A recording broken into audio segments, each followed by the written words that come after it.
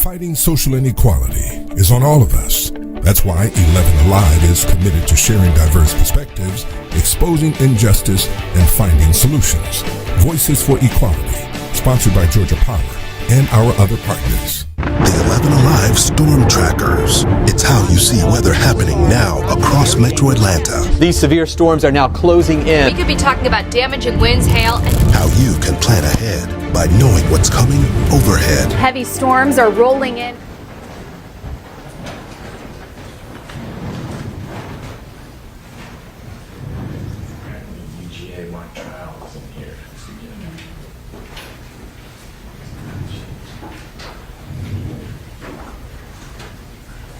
Just have to get some people in on Zoom and then we'll get started.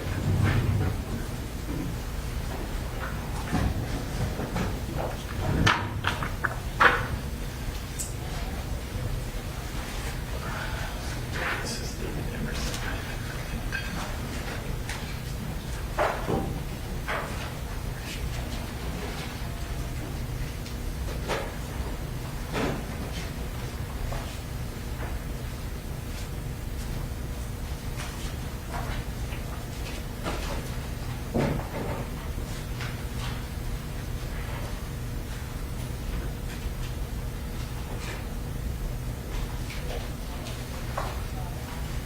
What do I put at the beginning? /CO. Then the slash. Nicole.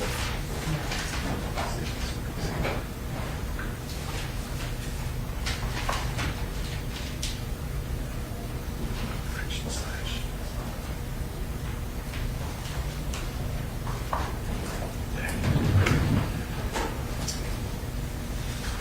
So our stenographer is virtual. Yes. All right, so nothing's on the record yet. I'll get this, just share this with folks. While you are in courtroom 8D, this is a mask optional space. It's pretty crowded in here, so be respectful of others. If you are going to be talking on a regular basis, then it would be helpful if you weren't wearing your mask and that you spoke into one of the microphones. The sound system will kick in and we'll make sure that our court reporter can hear us, but it will be key for him or her to hear what's being said. So if you're at counsel table and you are apt to interject because of an objection or you just had a flash of brilliance and you're going to interrupt, then let's have masks off. When you're out in the general public space, the Chief Judge's order still applies and you ought to have your masks on. All right, I'm in.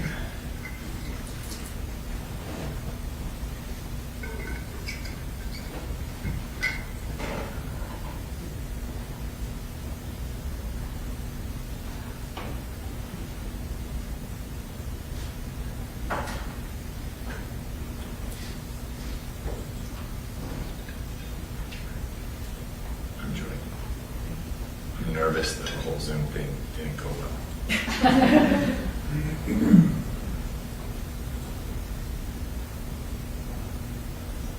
Oh, look at that, you had to let me in, that's a good sign. All right, good fortress.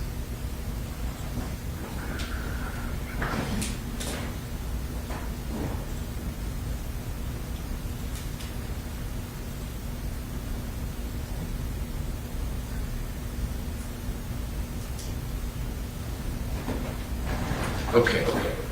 That's nice. There. All right. So Ms. Vincent is okay to let in from plaintiff's side? She's I'm not asking the peanut gallery, but a lot of people want Ms. Vincent in. All right.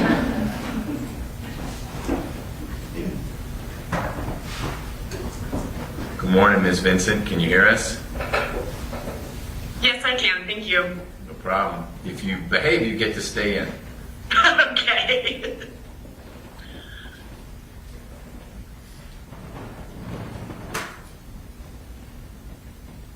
Good morning, stenographer April. How are you? I'm well. I hope all is well.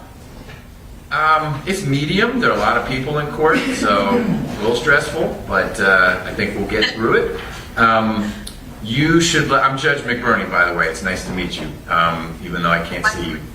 If you would please speak up if you have trouble hearing what's going on. I've told the lawyers that they need to be near a microphone, whether it's at counsel table or up at the lectern. So you just need to keep us honest if you have trouble hearing things, okay? I appreciate that, Your Honor. Thank you. No problem. So there are two more in the waiting room. BME, which I assume is Bondurant. I don't need to let the whole firm. Oh, that's you, person. Okay. All right. We'll let that in. And then there's one that says defendants exhibits. All right. Don't want to link your name to it. Just generic defendants exhibits. All right. Everyone's in. If there are others, one of your microphones is enough. Who need to be let in from either side, just let me know, let Ms. Niles know, and we can admit people. Real quickly, stenographer April, are you ready to go? Yes, sir. All right, well, let's get on the record. This is case 2022 CV 367796. It is Sister Song Women of Color Reproductive Justice Collective and a bunch of other plaintiffs versus the state of Georgia.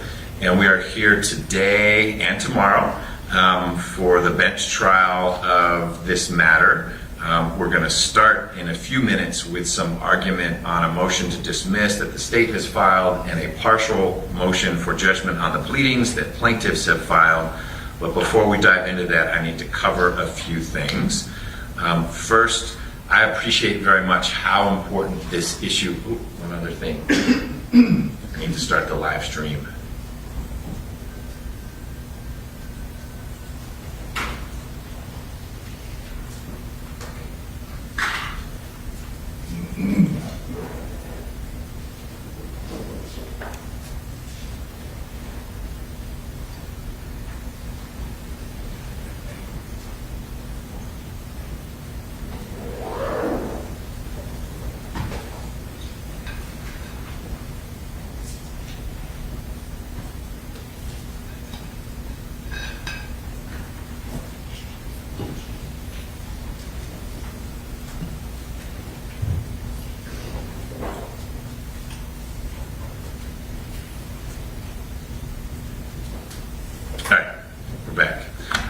I appreciate how important this issue is to many, many people, and that people are quite passionate about it.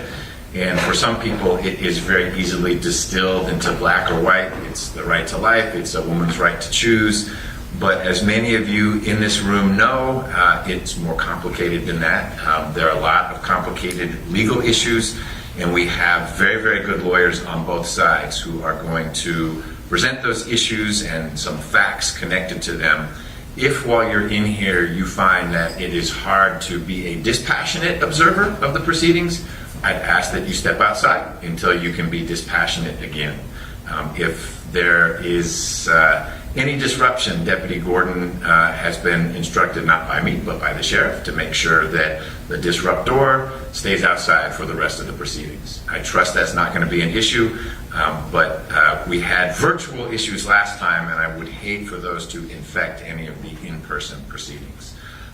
It is not a problem if anyone here, to include the many lawyers, as long as there is at least one lawyer from each side, for people to take breaks. We are going to have 2 long days, and we will move quickly and break infrequently and briefly when we break. But it is not a forced march, so if anyone needs to step outside, I can keep going as long as there is one lawyer at the bench, at the table for each side. We will break for lunch, I promise, but this will probably be a truncated lunch. I also want to thank both sides for their Herculean efforts. I set an aggressive schedule because this is an issue that needs attention now and not in 3 months. It probably needed attention 3 months ago, but here we are. And I appreciate that both sides are very busy, that there is a whole lot in particular on the Solicitor General's plate.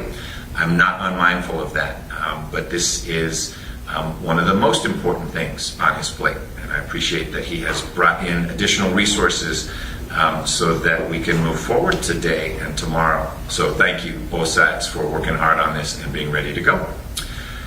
What we had discussed in a pretrial conference is that we would spend some time first to give both sides a little bit to address arguments on the state's motion to dismiss, as well as plaintiff's partial motion for judgment on the pleadings. And I'm happy to continue to do that. That's time away from the trial, but it's still time well spent. I do feel like the issues raised in particular on the motion for judgment on the pleadings have been discussed before, and not all of them, but discussed before and very, very thoroughly briefed. And I flagged that only to say it may be that the two sides want to spend a little less time with oral argument on that and rely more on their pleadings. But I'm not going back on my commitment to give you all about an hour across those two motions before we pivot to the trial itself. So what I'm going to do first is have both sides introduce their lawyers who are going to have speaking roles today. And then I will hear from one lawyer on each side as to what the plan is for those two motions before we get on into the trial. And I'll have my little countdown timer ready when it's time. So let's start first with counsel for plaintiff. Good morning, Your Honor. Julia Stone from Kaplan Cobb. I'm here with a lot of people who might be speaking today. So I've got Julia Kay from the ACLU. She'll be handling the argument portion of it. Tiana Mickelvet from Bondurant. And then in the next row, we've got Joanna Zacharias from the ACLU, Rebecca Chan from the ACLU, and Alice Wayne from the Centers for Reproductive Rights. And at different times, different of these many lawyers may be involved with what's going on. Yes, depending on the order of witnesses and how that all plays out. Got it. Okay.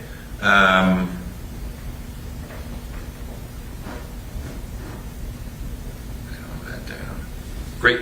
And Mr. Petrani, good morning, sir. Good morning, Your Honor. Stephen Petrani for the state, of course. I'm going to be handling the motions argument at the beginning. Then I'm going to let my co-counsel introduce themselves for who's going to be talking throughout the day. I think there's some question as to who might be, depending on witnesses, of course, but I'll let them address that. Sure. I'm Gene Scher, and with me here is Chris Bartolomucci and Brian Field and Ed Trent. Ed Trent is defendant's exhibits? No. Oh, no, back, further back. Okay. That's right. All right. I thought I might link a name to the... Okay. You can just call him Mr. Exhibits. Mr. All right, DE, defensive end. All right. Great. And I want to be clear, it is not an issue for people to be handing roles off. I just wanted to have some names to associate with faces, but if Mr. Bartolomucci is handling one witness and then Mr. Field is that's all good. I just wanted to know who all was here and who might be doing things. And it will help stenographer April know who is doing what. So, Ms. Stone, has anything changed from plaintiff's perspective as to how we're going to start out today? I don't believe so. Okay. Same, Mr. Petrani? Yeah. Okay, and I can't remember if we said let's do motion to dismiss first or the MJOP. I'm fine with either. And were we going to try to spend about a half hour on each, or had you discussed how we're allocating that? And I want to be clear, I'm not going to say sit down, time is up. I'm trying to give you some framework so that you maximize the remaining time through end of today and all of tomorrow for the trial piece.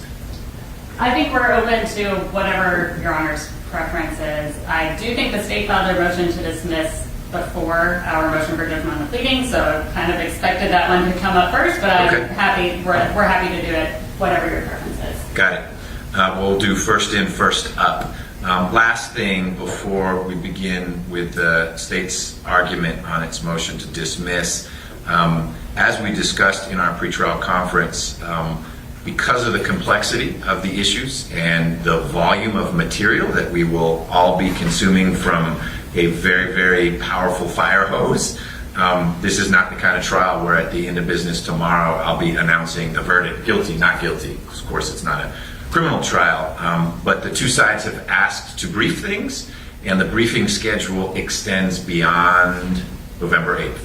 So I will not be in a position to rule on any of the many issues that have been presented and will be presented until after both sides have had a chance to brief, and we've agreed that some of the briefing will substitute to a certain extent for some of the examination that might have occurred during the course of a longer trial. So, with that, Mr. Petrani, why don't you, and podium is all yours. Also, if folks, for whatever reason, are more comfortable being at the council table, if you're talking to a microphone with a green light on it, then the court reporter can hear you.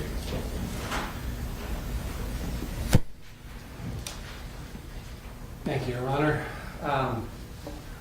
I'm, of course, happy to talk about the void ab initio argument.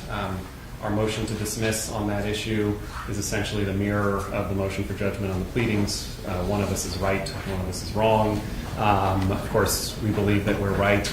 I don't want to spend too much time on it, given that, as Your Honor mentioned, we already discussed it a couple months ago. There's been a lot of briefing on it. The only thing I think it's worth adding at this point is I think that in plaintiff's reply brief, they really made stark the distinction between our positions. On page 11 of their brief, they admit that under their theory, if Georgia were to enact prior to Brown versus Board of Education some, segregation sort of rule, it would not be void ab initio because the court had not ruled on Brown yet. That is just not the way constitutional law works. It was unconstitutional when it would have been enacted because the Constitution says that it's unconstitutional, not because you have to wait for the Supreme Court to give its opinion. There is the law, and then there are courts' opinions as to the law. And of course, the parties are bound to follow the court's judgments. But when it comes to its opinions, legislatures and everybody else can disagree, and they can fulfill their constitutional laws differently. And they are not bound to avoid legislating in that area until the court undoes its rule. And in fact, it's not clear how they could ever undo that rule if legislatures like the General Assembly are precluded from even passing a statute that would conflict with it. But I want to turn to essentially the substantive issue here. And while I agree with Your Honor this is an important case, I have to disagree that it's complicated. There is no right to abortion under Georgia's Constitution. There's nothing that even hints at a right to abortion under Georgia's Constitution. So I agree. If you were to have a text of the Georgia Constitution and did a text search for the word abortion, it's not in there. There are a lot of words that aren't in there that are pretty firmly protected by the way due process, right to privacy, etc., have been defined by Georgia courts. So tell me why it's, I know you didn't mean simply because the word's not in there, the protection's not there, but of course the analysis isn't that easy to simply look in the Constitution and it doesn't say gun in there. So how do we work through firearm rights? It doesn't say abortion, but there is a right to privacy. And maybe you were going there. But yeah, Your Honor. So the right to privacy under Georgia law started in Pavasich in 1905, and that was very clearly a right to actual privacy, as that term is more colloquially understood, which is to say, my private affairs should not be exposed to the public. What plaintiffs are asking for is a much stronger and different version of privacy, which is not, I don't want my private affairs exposed to the public, it's what I do in private cannot be criminalized or cannot be prohibited. And the Georgia Supreme Court has only once in history issued a decision to that effect, saying that some conduct done in private cannot even be prohibited.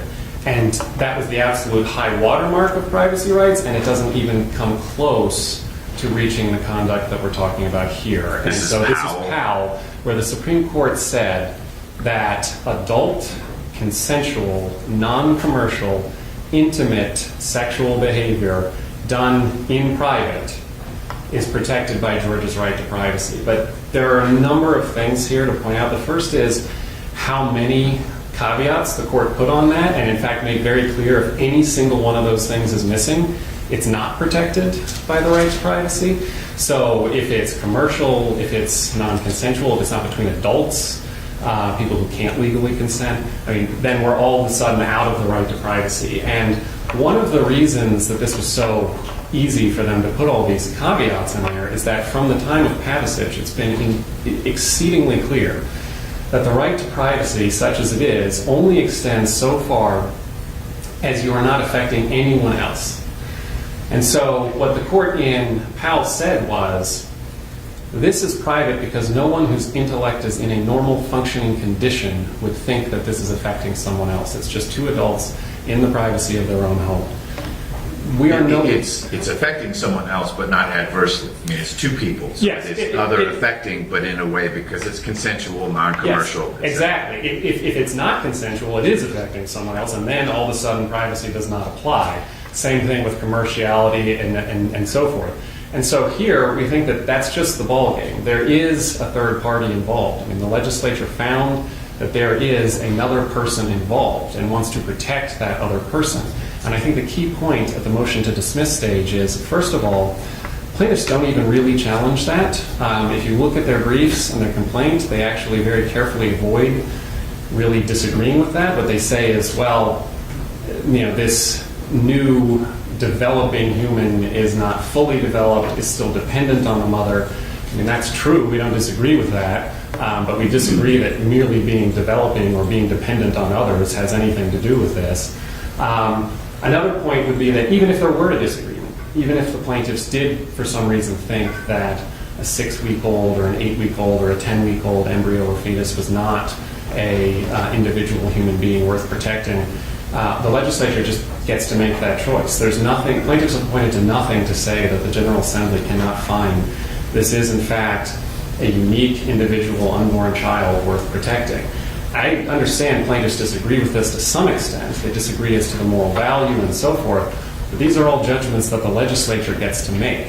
And the argument from privacy assumes, in all of their briefing, plaintiffs skip past whether this is private at all. They immediately go to, well, you have to establish some kind of interest or whatever, and I want to talk about that too. But the first step, and this was very clear in Powell, is that you have to decide whether there's some sort of privacy right implicated here in the first place. And the one thing, there are a lot of reasons why a privacy right might not be implicated, but the one that is absolutely clear is if it's affecting some third party. And that's what the General Assembly decided, was this is affecting a third party, and we want to protect that third party.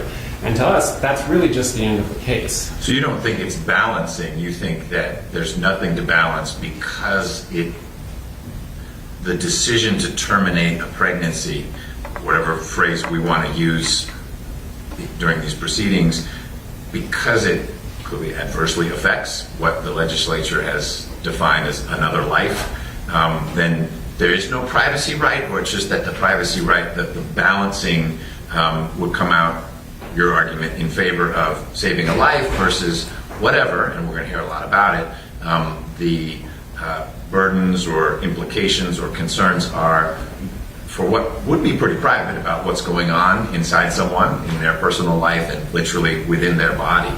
Are you saying it's just not a privacy right issue because it's other affecting, or? Yes, Your Honor. Yes, so both. I mean, we have an argument on the alternative that even if some sort of privacy right attached, this law would still be valid. And as I said, I do want to address that. But no, the first step is there a privacy right at all? And what the Supreme Court of Georgia has been clear, and essentially, I mean, there are essentially 4 cases, right? It's Pavasich, Zant, McAfee, and Powell.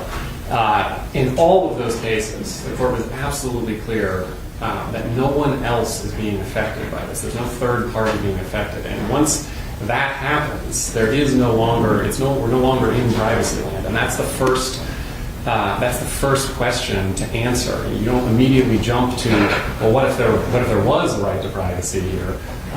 Because first you have to decide, do I need to do this analysis at all? Now, I do want to address the second point, which is, okay, let's assume for the sake of argument, and we disagree, of course, that there is a right to privacy that somehow affects this. Even there, I think that the law is clearly valid. I think there are two key points here. The first is plaintiffs assume that some sort of compelling interest standard applies, but actually, if you read Powell, it just says it needs to be have a public purpose that's not unduly oppressive of the individual. That really isn't a compelling interest standard. It's kind of, if you look at the cases, it's kind of a rational basis plus standard, a little more than a rational basis, but not an immense amount more. But even going a step beyond that, we do think that even if we had to show some sort of compelling interest that was narrowly tailored, that we would, because these are unborn children that the state wants to protect, and there is no way of protecting them except to keep people from aborting them, essentially. And the arguments from the other side are basically that, well, you could do it in a less restrictive means by not prohibiting it at heartbeat. You could prohibit it at 15 weeks or 20 weeks or whatever, but that just misses the point of narrow tailoring. You're not vindicating the state's interest if you allow a lot of abortions the state does not want to allow, but just stop some at the back end.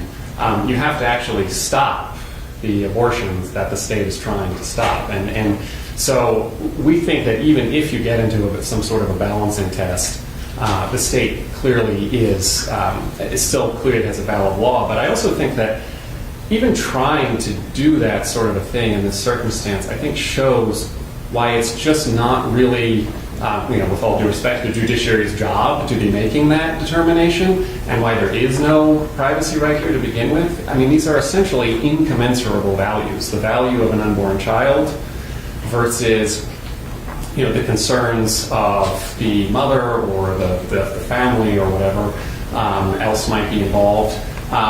The legislature... It's a little more than that. It's bodily autonomy. It's what I say the mother who would be required to carry this child to term if the mother had been raped but chose not to tell the police about it because the person who raped the mother was her stepfather, who said, I will beat your mother senseless if you talk to the police about it. So now, under the current law, this young lady can't abort, even though it was a rape, because she chooses not to go to she doesn't choose, she is coerced not to go to the police. And so it's not just, well, what are the family concerns? It's how does it change this person physically and emotionally and the rest of her life, because she's 14. Well, so, Your Honor, when I say interest, I meant that broadly. I wasn't trying to minimize anyone's concerns, but I think... But oughtn't that be weighed? I'm not accusing you of minimizing. You are a deep thinker about this, and so when I'm probing, it's to help me better understand it, because I know you don't want courts weighing things. That's not what they should be. The legislature, let the legislature weigh. We're asked to weigh things all the time. I'm not so sure that the right to privacy doesn't exist once something is other affecting, but it clearly is not all controlling. That's the law in probably all 50 states, but certainly in Georgia. It is no longer all controlling. It's what these cases say. But I don't know that the scale for weighing things goes to zero on the other side, because the act that the then mother would want to take would be other affecting. So Your Honor, of course, that is our first argument, and I disagree. I think that if you look at these four cases, the Supreme Court is very clear that once it's other affecting, there is no right to privacy at that point. But even if we take a step past that, there's no doubt that the scenario that Your Honor lays out is is a heart-wrenching one. And what the best way of going about resolving that is, I think is certainly something that the legislature took into account. So I think that that's why they came up with the rule that they did. I think that even if the court thought that in these extreme scenarios there was some sort of constitutional problem, and again, we don't think there is, but even if, that's not talking about the 98% of cases. And plaintiffs are filing a facial challenge. So if they have an issue with some very narrow circumstance, that might be something to deal with on a case-by-case basis, but that's not what we're talking about when we're talking about a facial challenge. I also, point out that in most of these scenarios, there's this assumption that, well, an abortion would just solve everything. That sounds like a pretty horrific scenario to me, where an abortion does not solve everything. And so I think that it's very plausible that the legislature would look at it and say, look, we just don't think abortion is the way to solve the problems in this area. I mean, if you have that kind of abusive, terrible situation, there are ways to go about legislating, providing support, police investigations, etc., that will actually help with these things, but we, the legislature, don't think that abortion is really the way to solve these particular points. But again, whether or not the legislature is correct on any given circumstance, the legal point is that because this affects another, privacy right doesn't apply in the first place. But even if we get past that and we say, okay, we're going to apply it anyway, we're in a scenario where the vast, vast majority of these cases are elective abortions that don't involve these kind of horrific facts that do, of course, make everyone sympathetic to basically every non-culpable party involved. And if you're going to challenge something facially as opposed to as applied, you really can't focus, as I think the plaintiffs really have done in their briefing, on all of the edge scenarios. And so I think that's one point. Another thing about some of these edge scenarios, by the way, is, again, we don't think they really matter here because this is a facial challenge, but we also think that plaintiffs are just wrong about some of them. So the most obvious one is plaintiffs try to assert that under the law it would be difficult for women to get miscarriage care or something like this. And we think that's just a plain misreading of the law. Okay, I thought that folks had sort of on the sidelines sorted that out. I'll let plaintiffs respond to that, but as I was reviewing the many pleadings, that seems to have been a position that plaintiffs have stepped back from a bit, from the language. I'm not committing them to that. I may have misread it. I want to be very clear, and they may want to come back full force on that, but that's not how I read the statute, and that might not be the edge scenario they're going to focus on quite as much. If that's the case, Your Honor, I don't need to belabor the point. I just wanted to make clear to everyone involved, anyone who happens to be watching this, if you are experiencing a miscarriage, go get care. There's going to be nothing stopping you from getting care in this act. But just to get more back to the kind of the more general point, even if there were some problematic scenario, in a facial challenge, you have to show that in all, or at least essentially all applications, it's invalid. And so looking at these edge cases really doesn't help with that in any way, shape, or form.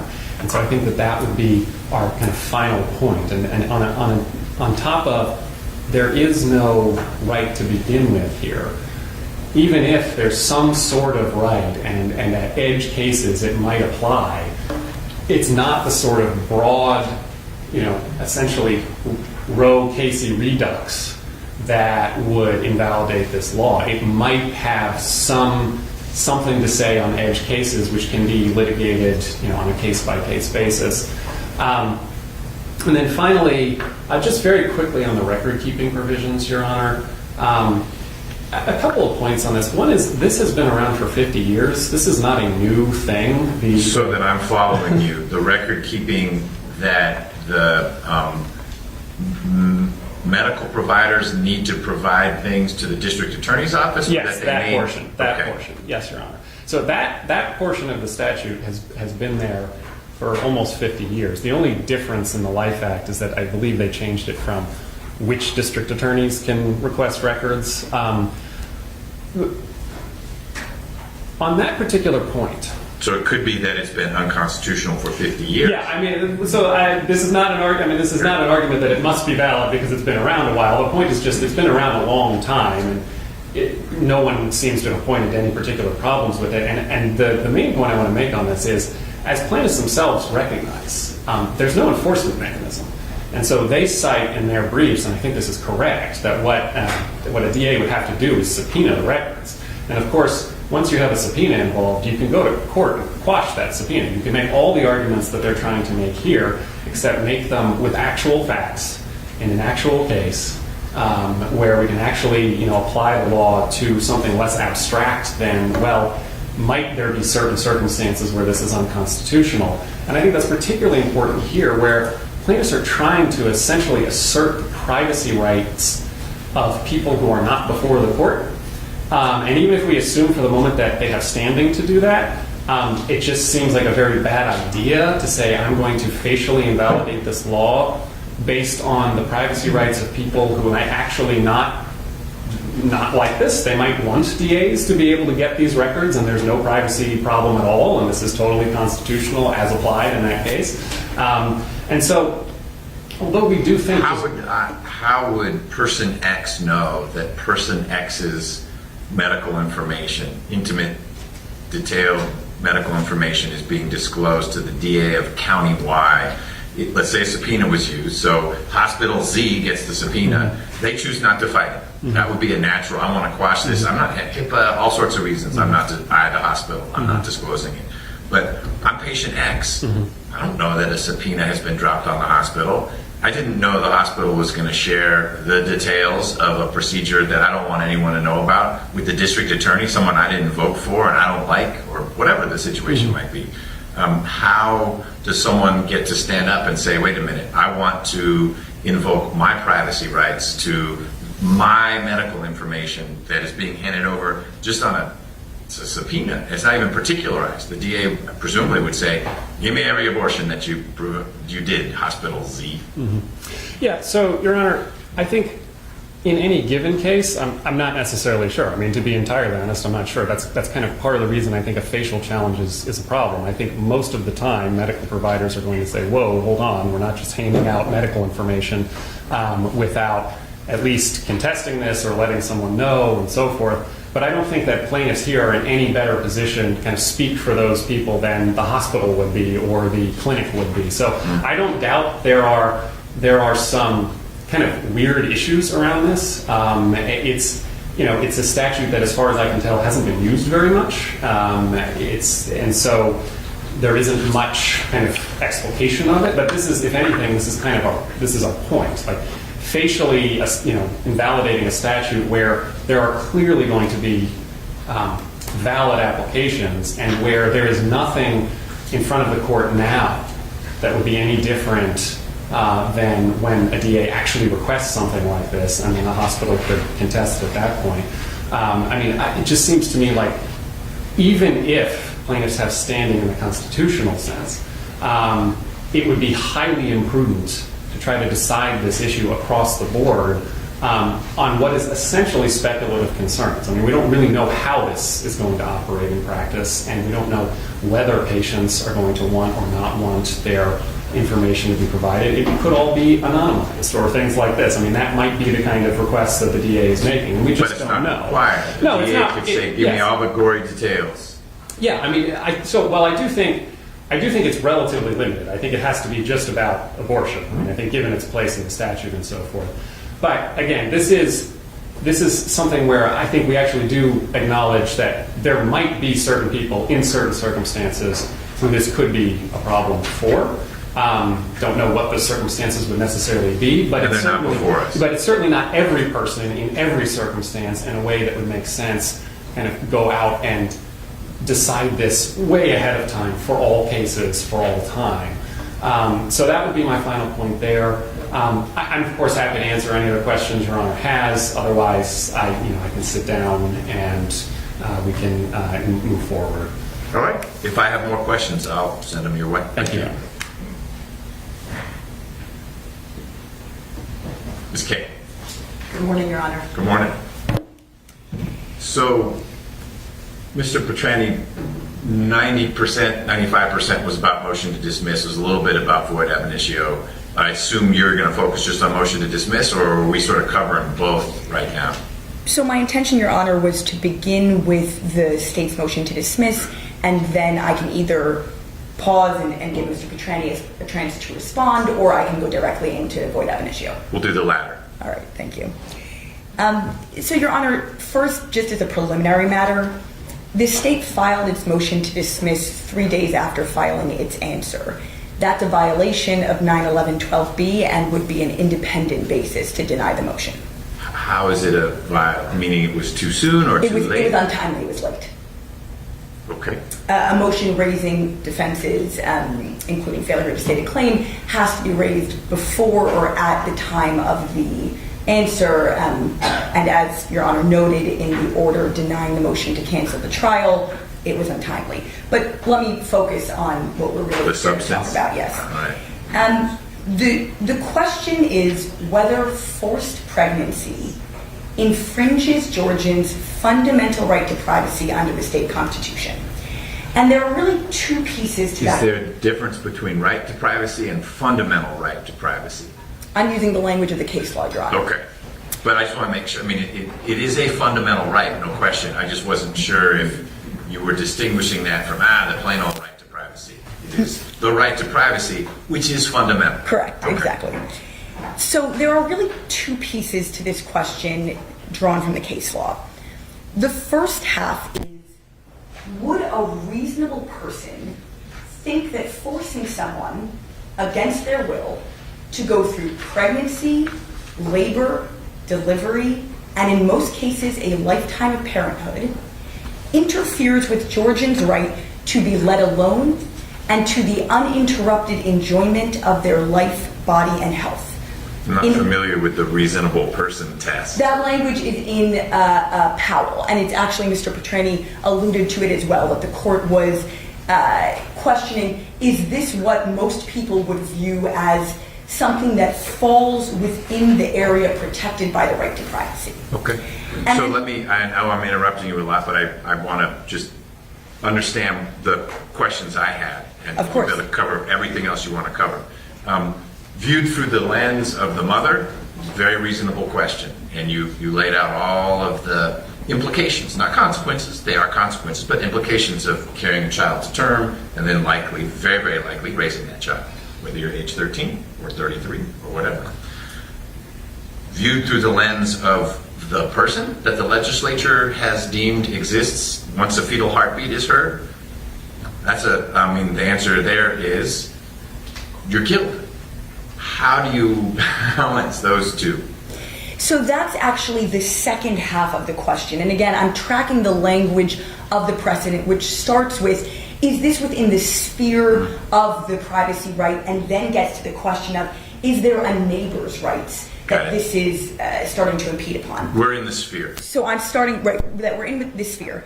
And let me just pause there and say, this is an easy question. First of all, for purposes of the motion, the allegations in plaintiff's complaint must be taken as true, and we detail how profoundly intrusive and medically dangerous it is to force pregnancy and childbirth upon someone.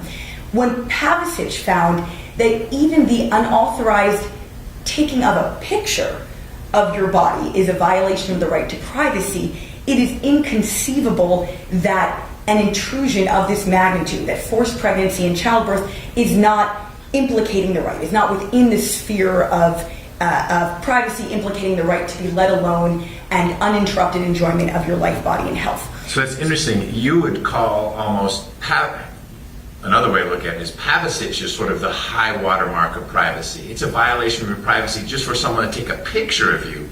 And here we're talking about all the other things you've described, which are clearly far more invasive and intrusive and life-altering than someone taking a picture. So if you are protected from someone taking a picture of you you don't authorize, certainly you are protected by the right to privacy from the many, many things that you've detailed. Yes, exactly, Your Honor. Although I take issue with the state's discussion of the high watermark of Georgia's constitutional right to privacy. Georgia has a rich, storied history of pioneering the right to privacy, and that is a thread that has been present throughout the case law for over a century. You say that, but there really are just so few cases. When Mr. Petrani ticked off the 4 cases, those are the 4 I'm aware of, and I assume if there were 100 others, you guys are very good with appendices and footnotes, and I didn't get that footnote of the 128 cases from the Georgia Supreme Court creating that rich body of right to privacy law. Yes, Your Honor, but I'm quoting virtually verbatim from Powell. Since Pavicic, the Georgia courts have developed a rich appellate jurisprudence in the right of privacy, which recognizes that the right of privacy is a fundamental constitutional right. It always sounds good when judges write it. It doesn't always mean it's so, but got it. But so let me turn to the second question, which is really where the dispute is. The state argues that it doesn't matter how grave of an intrusion this is. Once there is a fertilized egg, in the words of the state, that's the ballgame. You don't do any balancing. That means that the state has a free pass to impose this tremendous intrusion onto Georgians' lives, bodies, and health without having to show that what it is doing, that the particular means of serving its compelling interest is the least restrictive means of doing so. Based on the allegations in the complaint and Georgia Supreme Court precedent, that is simply wrong. Now, the state relies on Pavicich's language that my privacy rights end where my neighbor's rights begin. This language about neighbor. And Pavicich and Powell both refer to other individuals as being the outer limits of the privacy right, and Zant uses the phrase third party. So let me just start with the allegations in the complaint, paragraphs 59 to 62, which talk about the process of a pregnancy developing.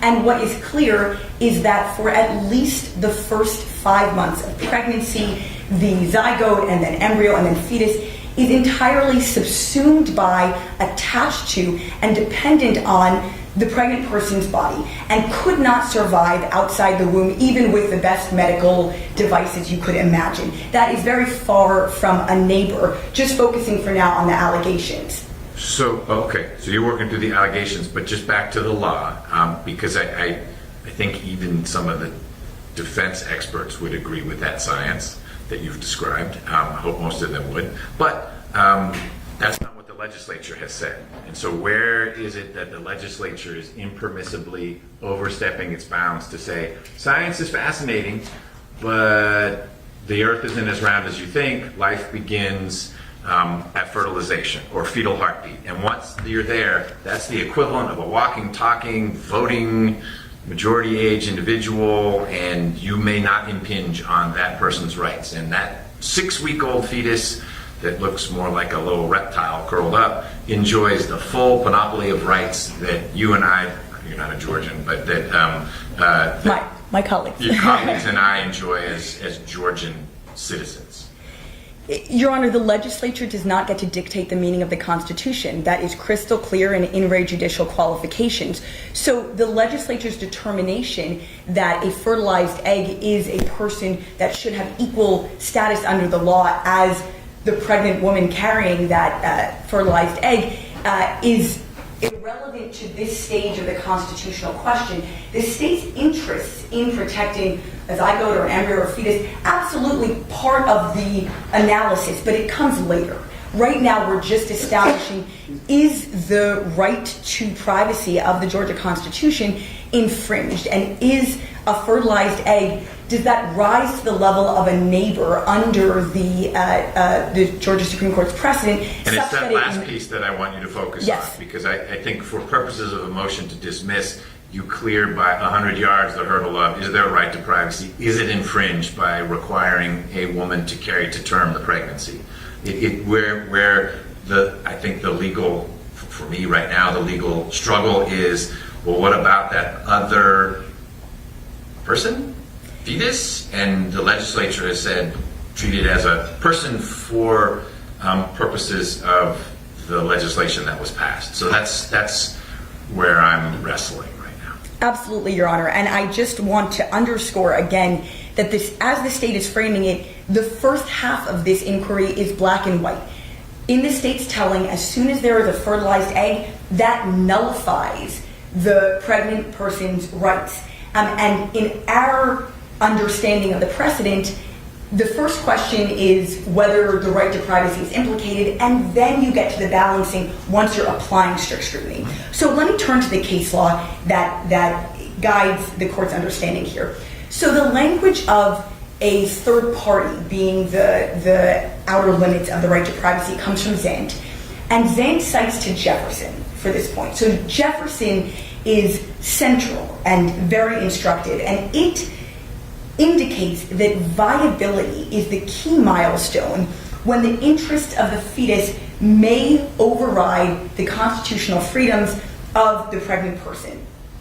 Nothing in precedent suggests that as soon as a woman becomes pregnant, that her rights disappear. So let me focus on Jefferson. Jefferson involved a Jehovah's Witness who was in her 39th week of pregnancy, full-term pregnancy, 39 weeks. And because of her religion, she objected to undergoing a C-section delivery. There was no dispute that if she did not undergo the C-section, there was a virtually 100% chance that this full-term fetus would not survive. And there was a 50% chance that she herself would die. And so the hospital went to court to say, can we force this woman to go through the C-section delivery to save really both her life and the life of the fetus? And the court recited the fact findings of the trial court, the Supreme Court recited the fact findings of the trial court, which emphasized repeatedly that this was a 39th week pregnancy. This was well beyond the point of viability and the point of being able to survive outside the pregnant woman's body. And then critically, in holding that the hospital could require this surgery, the Supreme Court cited to 3 cases. First, the court cited to Roe v. Wade, which of course held that up to the point of viability, you could not override a pregnant woman's right to privacy, but after that you could do so, although there had to be an exception for her health. It cited to a case out of the New Jersey Supreme Court, which emphasizes in the very first paragraph that it was a similar fact pattern that emphasized in the very first paragraph that the pregnancy was in its 32nd week. And it cited to a case involving a medical dispute between adults. So you look at the cases that the Supreme Court was relying on, and you have to draw from that viability, or something closer to the very end of pregnancy, that is the critical point when the balance of interest might shift. So when Zant talks about a third party and cites to Jefferson, there's nothing in Georgia precedent that would suggest that a fertilized egg or an embryo at 6 weeks is that neighbor or is that third party.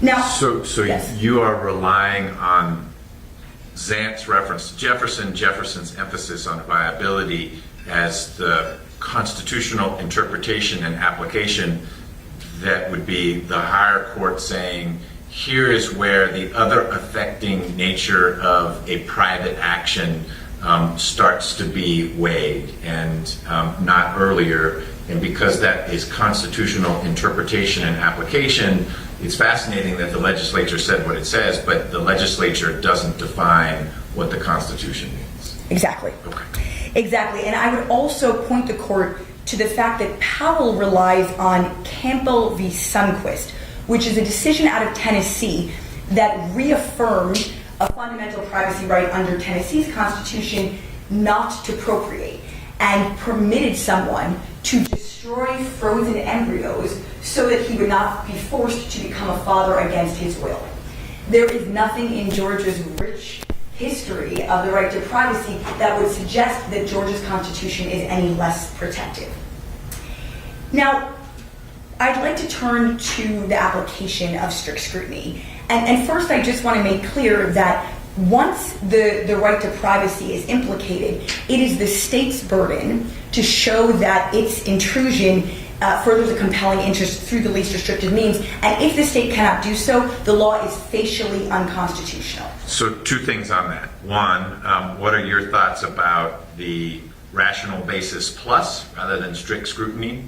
In the language of Powell that Mr. Petrani was talking about, do you think that he was mischaracterizing, and I don't mean that in a pejorative way, but his interpretation of Powell and the level of scrutiny that is to be applied was that it's not strict scrutiny, that it is something less. It's more than rational basis. It's one of those like clear and convincing evidence, whatever the heck that means. It's not by preponderance. It's not beyond a reasonable doubt. It's in between. The state is wrong. At page 333 of Powell, the court says, this court has concluded that the right of privacy is a fundamental right and that a government-imposed limitation on the right to privacy will pass constitutional muster if the limitation is shown to serve a compelling state interest and to be narrowly tailored to effectuate only that compelling interest. The state cannot meet that heavy burden. The Georgia Supreme Court has been clear that the state can't just assert an interest in human life in the abstract and that ends the matter. We saw that in Zant, we saw that in McAfee. Instead, the interest must be sufficiently compelling under the circumstances of the case to override competing rights. And this is where Jefferson again is instructive.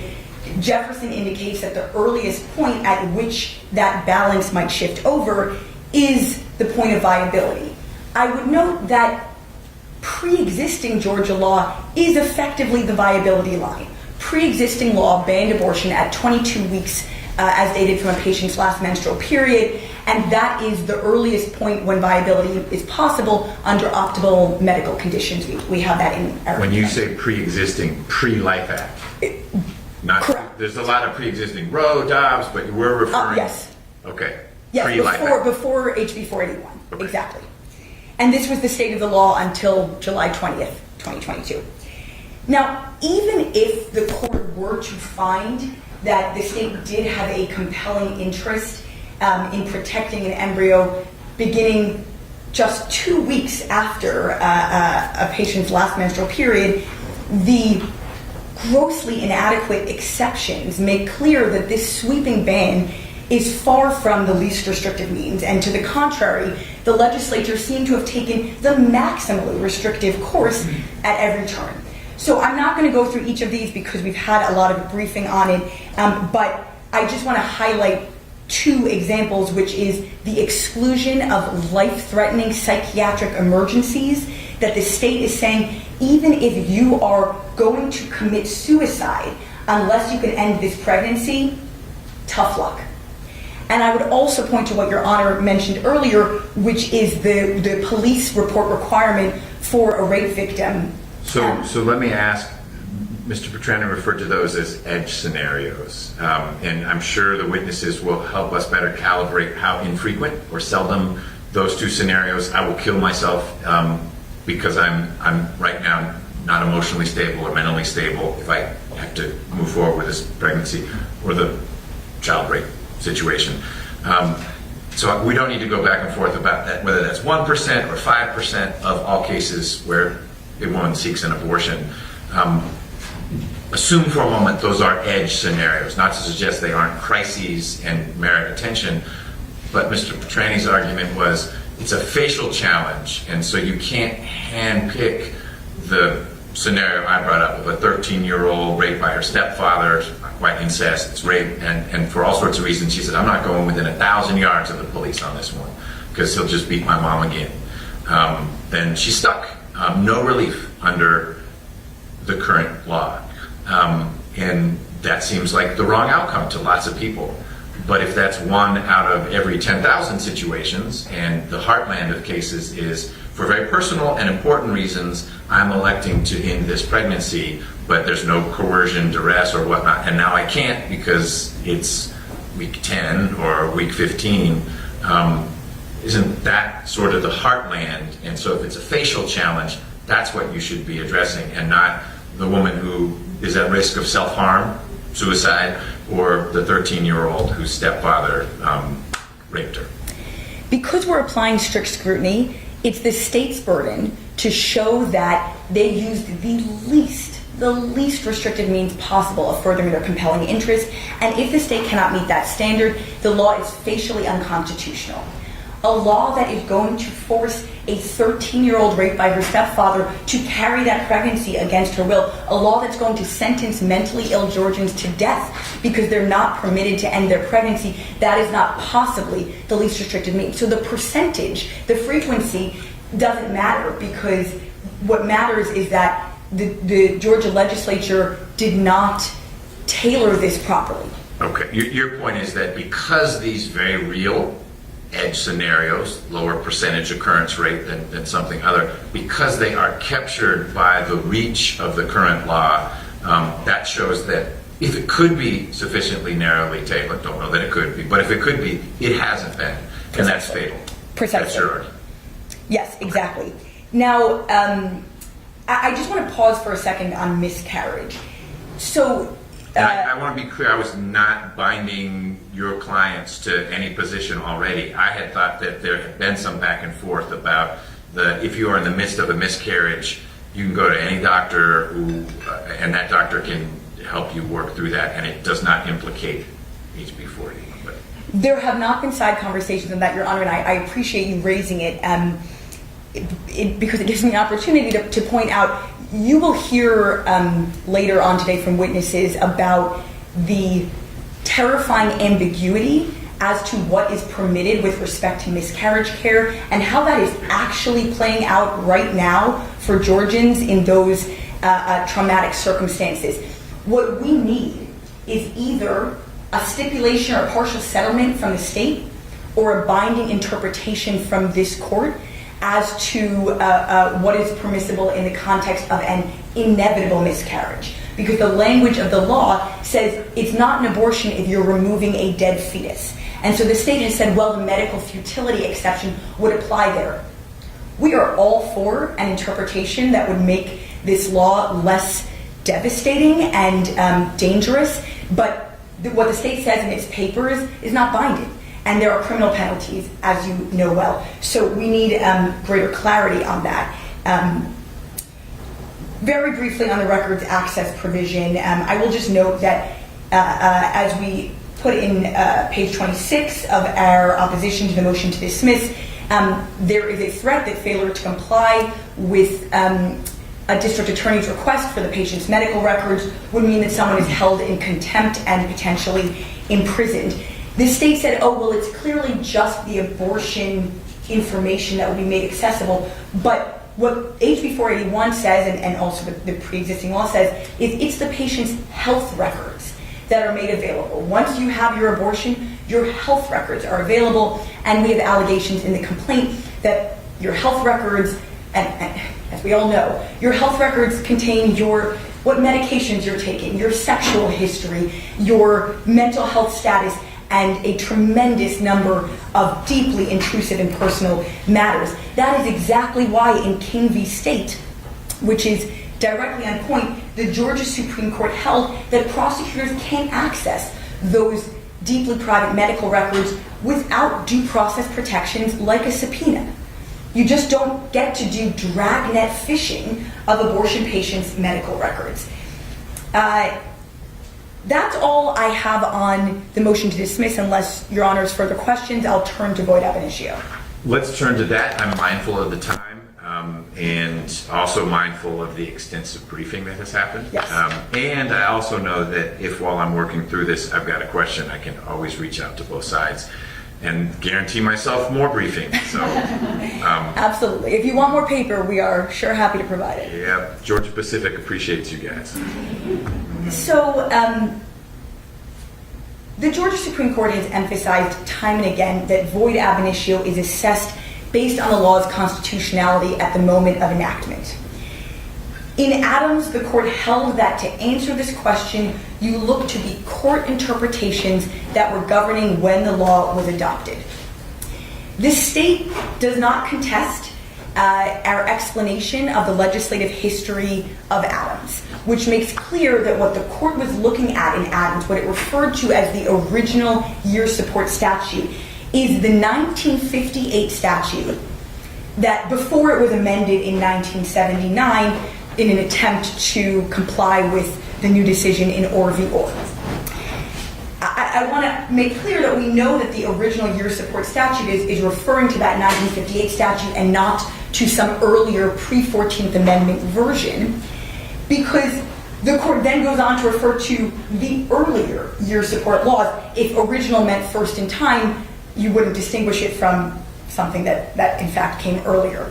So what's critical is that the court is saying, in 1958, the 14th Amendment existed, but it hadn't yet been interpreted to prohibit sex discrimination, so we're not going to say that the legislature did anything wrong. We're stepping into the minds of what did the legislators know about the state of the law when they adopted this, and they did nothing wrong because at that time the law did not prohibit these kinds of gendered spousal support laws. More importantly, what the court in Adams didn't say was, well, the law is always the law and it's never changed, and we've had the vision now to tell you what it means, and so retroactively it means what we say now it means. Exactly.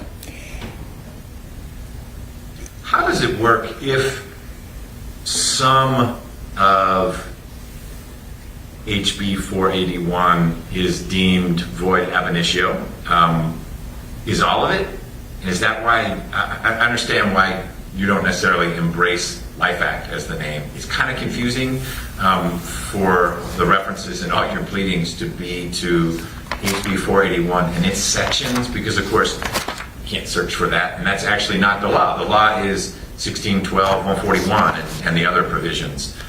So twofold question. One is just procedural. I'm curious why, other than you may not like the nomenclature, why your pleadings focus on the sections of HB 481. Of course, that's the act, and if something's void ab initio, that's what would have been void, the thing that was passed. So explain that, but more fundamentally, I'm curious to know your view as to what happens if a court finds that, and I'm making the section numbers up, section 4 of HB 481 is void ab initio, but the other things aren't, because at the time, passing that didn't violate any understanding that we had at the time of the federal or the state constitution. So I would point the court to the citation at the top of page 15 in plaintiff's motion for judgment on the pleadings, which cites to in the interest of RAS, where the Georgia Supreme Court explained where a statute is held to be unconstitutional and void in part, a subsequent constitutional amendment cannot revive the void portion. So the court can simply hold that the provisions within HB 481, the 3 sections that we point to, which are all related to the 6-week ban, that those were void ab initio, but the rest of the statute is fine. Okay. So there can be sort of that blue pencil surgical, here's the part that at the time this law was passed was plainly unconstitutional under everyone's understanding at the time, meaning the Supreme Court of Georgia and the United States, if that's how this plays out, but other provisions would persist. Exactly. Okay. The state is raising in its briefing and in earlier argument 5 alarm bells about applying void ab initio here. Meaning 5 different bells or a really, really, really loud alarm? A really, really, really loud alarm. Okay. The state's parade of horribles is unfounded, and let me articulate briefly why. The Georgia Supreme Court has not hesitated to require reenactment, even when it might seem harsh or perfunctory. So in Jones and in Wilkins, the legislature passed a law that was void at that time, realized their mistake, one day later went through the whole rigmarole to cure the constitutional defect, and the Georgia Supreme Court said, sorry, you can't revive it because it was void from the start, you have to reenact it. So the state, you saw in the state's briefing, this reference to plaintiff's contrived rule. This comes from the Georgia Constitution and the Georgia Supreme Court's application of the voidness provision in the Georgia Constitution. The second reason why the state's concerns are overwrought is that this is a very unique fact pattern. It's not like the General Assembly frequently passes laws that are an effort to test the U.S. Supreme Court's clearly established precedent in a given area, and it is even much less frequent that the Supreme Court would then go on to overrule that very precedent. So requiring reenactment under these circumstances is no great burden on the legislature, and as noted, it is required by binding precedent. Now, I'd just like to close by highlighting language in Sherman v. Atlanta Independent School System, which is 293 Georgia 268. And this is just from 2013, which I think well illustrates the democratic accountability principle that's animating this doctrine.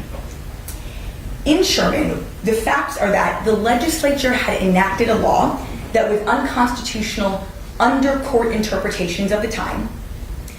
The people of Georgia then ratified an amendment to the Constitution to not only permit those kinds of laws moving forward, but also to specifically give that once unconstitutional law retroactive effect. In explaining why the void ab initio doctrine does not apply to prevent such retroactive effect, the Georgia Supreme Court emphasized that there is a key distinction between, on the one hand, the legislature's power to pass laws which are limited by the Georgia Constitution, and on the other hand, the power of the people of Georgia to ratify changes to the Constitution, including a specific exception to the void ab initio constitutional provision applied to a particular set of facts. And what's really key is Sherman explained that it is, and I'm quoting, an essential aspect of our system of government that the people, not the judges, have ultimate control over the law under which they live.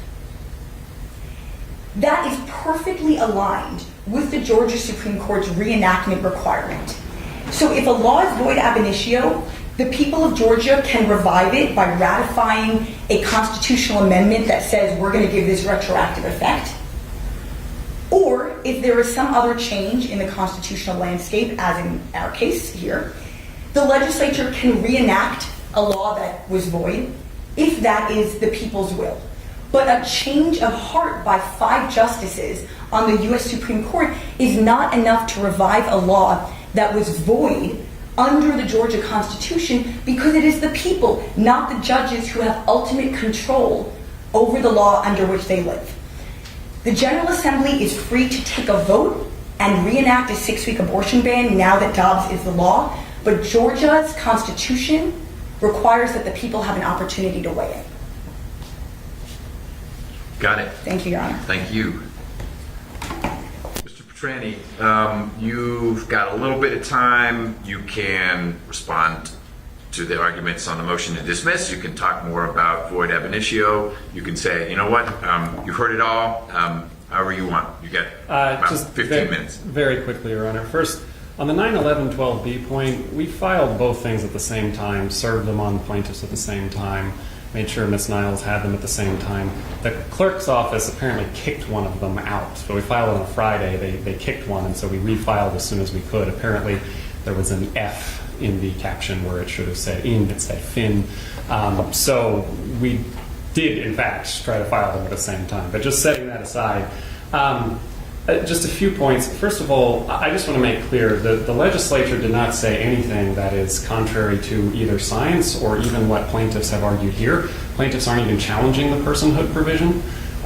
They elected not to. So this notion that somehow that what the legislature found is different from what we believe or experts are going to say, I think is just wrong. I mean, they basically said, look, this is a unique, separate individual. Granted, pregnancy is a unique human condition, and it's dependent on the mother, of course, as it's going to be throughout pregnancy, and it's only, advances in modern science that allow some babies to survive, from 22 and a half-ish weeks on in certain circumstances with very, intensive care. So I don't think that there's any differentiation between what the legislature found and what we're arguing, or what is essentially, as far as I can tell, undisputed. The argument seems to be that because embryos and fetuses are small and dependent, that somehow this changes their moral status. And we disagree on that, but the key point is that the legislature gets to make that determination. And by and large, it's just a tautological argument from the other side, which says, well, there is this right to abortion, therefore the legislature doesn't get to make that determination. But I don't think that really gets you anywhere. On Pavicic being somehow just about taking a picture, the point in Pavicic was not simply that someone took a picture, is that they then used that picture and that likeness without this person's consent. And the difference between, of course, Pavicic and here is that no one else was implicated in Pavicic. There was no third party, no neighbor, no one else that was being affected by this. On miscarriage, I think the statute is very clear. Our primary point on this is that you are not intending to end the pregnancy if you're dealing with a miscarriage. I mean, that is our view of the statute. I don't really know what other view you could have of the statute, but so I don't actually think we disagree with the plaintiffs on this point. So I won't spend too much time on that. I also want to push back on this notion of least restrictive means or narrow tailoring. It is true that in one portion of PAL it uses that language, but it doesn't say that's the only test that applies. And in fact, it cites two cases with both tests. And earlier in the opinion, it uses the very language that I said, not unduly oppressive. I figured your language is in there as well. It just leaves a poor little Superior Court judge wondering, well, what text am I supposed to use? I mean, I don't think it ultimately matters, because I think that either way, the interest of the state in protecting unborn children is a compelling interest, and I think that the fundamental disconnect between us and the plaintiffs on what's the least restrictive means is it is not narrowly tailored, or the least restrictive means, to just not prohibit the thing that you're trying to prohibit. It's no more narrowly tailored to say we're going to let you do this in certain circumstances up to 20 weeks than to just stop it at 6 or 8 weeks. You're just talking about, well, how, at which point are we protecting our interest? It's not like you're still protecting it if you're letting this happen for months on end. And then on the psychiatric point, again, this is really a question for the legislature, but again, the plaintiffs have never even responded to our basic point that the legislature, of course, can determine that certain things you cannot do in order to deal with psychiatric emergencies. It's not to denigrate the seriousness of them or to say that they're somehow not relevant. It's just that in the same way that we wouldn't let someone commit a crime of some other sort in order to deal with their psychiatric issues, we're not going to let them commit this particular crime because we think that there are much better and other ways of solving that problem. And again, that's what legislatures do. They regulate in this area all the time. Finally, I think one of the things that, on the motion to dismiss, one of the things the plaintiffs raise is this sort of, it's not clear what doctors can do and what they can't. We, of course, disagree with that, but also they didn't bring a vagueness challenge. This isn't a vagueness case, so I don't really see how that's relevant. And then I'm a little confused on the notion that if in one circumstance this law were invalid as applied, somehow the entire law is invalid. I confess I don't entirely understand this argument. Normally what the judiciary tries to do is keep as much of a statute around as it can, not look for reasons to sort of like, got you, you didn't quite get that one point, so we're going to get rid of the rest of the statute.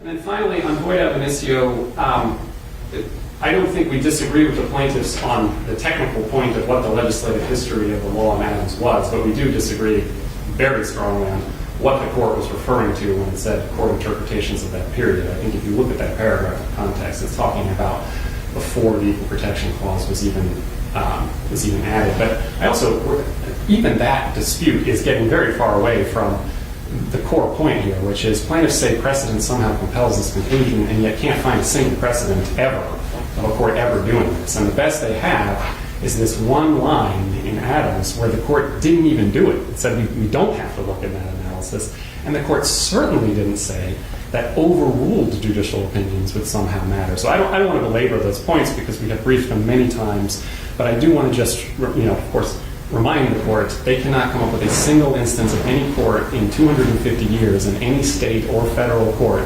doing this, and it's because it's just fundamentally at odds with the way that legal proceedings work.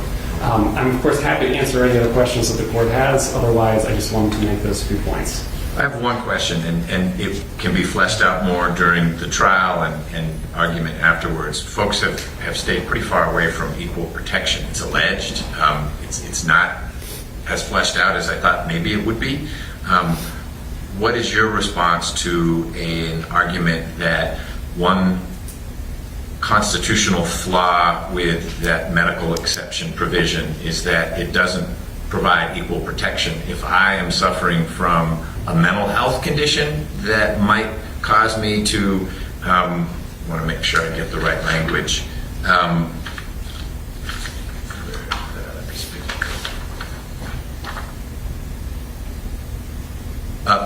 I might harm one of my major bodily functions through self-harm because of the mental or emotional impact of moving forward with a pregnancy, and that's too bad for me. But if for physical health reasons a major bodily function of mine would be irreversibly, permanently impaired, whatever the magic language is, that is an exception. How is that not an equal protection violation of that particular provision. So we don't need to get to privacy right. There are some exceptions built into it, but they don't seem to apply equally. Yeah, so Your Honor, on equal protection more generally, the reason I think that neither side has really gotten into it is their only argument seems to be, well, this is a fundamental right, therefore it violates equal protection. But if it's a fundamental right, we don't really need to get to equal protection. But on your specific question, so the way equal protection analysis works is that there are several steps. First, you have to prove you're similarly situated. Then, to get anything beyond rational basis review, you have to establish that there's a fundamental right at issue or that you're part of a suspect class. I don't think either of those could apply here, and so we're at rational basis review at most, but we're not even there because they're not similarly situated. There are numerous circumstances where we allow someone, in fact, it's the prescribed treatment for a particular physical ailment is medical intervention, surgery, or something like that. But we wouldn't let you do the same thing just because you have a psychiatric issue. So if you have some sort of problem with one of your organs that needs surgery, you can get surgery. If you just think you have a problem with one of your organs, but you don't, it's entirely appropriate for the legislature to say, you doctor cannot do that. That's not the appropriate way of responding to that. So I think, again, not diminishing the real seriousness of mental health problems, they're just not the same as physical problems. They're not worse or better, they're just different. And so you're not similarly situated in those circumstances. Okay, we'll explore it more. Thank you. All right. My thought was that I guess I need to know from counsel for plaintiff how you wanted to start. I don't need to take a break yet. We can because we're transitioning to doing the trial if you want to do a short break. Otherwise, I figured we'd go closer to 11 before we break. I've got timers here I can use. I wasn't sure if we should do 6 hours or 7. I don't know that there are 14 hours of business time between now and when I kick everyone out tomorrow. I'm happy to do 7 so that we don't run out of timer time, but we still have clock time. So I don't know how you all discussed that. I know I had sent through Ms. Niles a little bit of pushback when I did the math. We will take some breaks during both days, so I didn't quite get to 14 business hours. Your Honor, we are fine to not take a break now and just dive into it, and I think we had planned, given your instructions, to be aiming for 6 hours. Okay. Well, if we have extra time, that'll just be a bonus for everyone. And one preliminary thing that we have conferred with the state beforehand in an attempt, and a lot of things, to try to streamline the next 2 days. And one of the things that we agreed was that each side was not going to have any objections to the other's exhibits. So if it's okay with you, we would go ahead and move to admit all of plaintiff's exhibits, and I believe the state's going to do the same on their side. So no objections to disclosed exhibits. If something comes up, now that this witness has said this, we have bonus exhibit. We were at like 500 on the state side. So bonus exhibit 501, that may be subject to an objection because neither side has had a chance, the opposing side hasn't had a chance to vet it. Correct. This applies to everything on our disclosed exhibit list. Okay, so I have a handy-dandy binder you provided that has for plaintiffs a very short witness list, a very long exhibit list, although not as long. 148 plaintiffs exhibits. Yes. Okay, let me.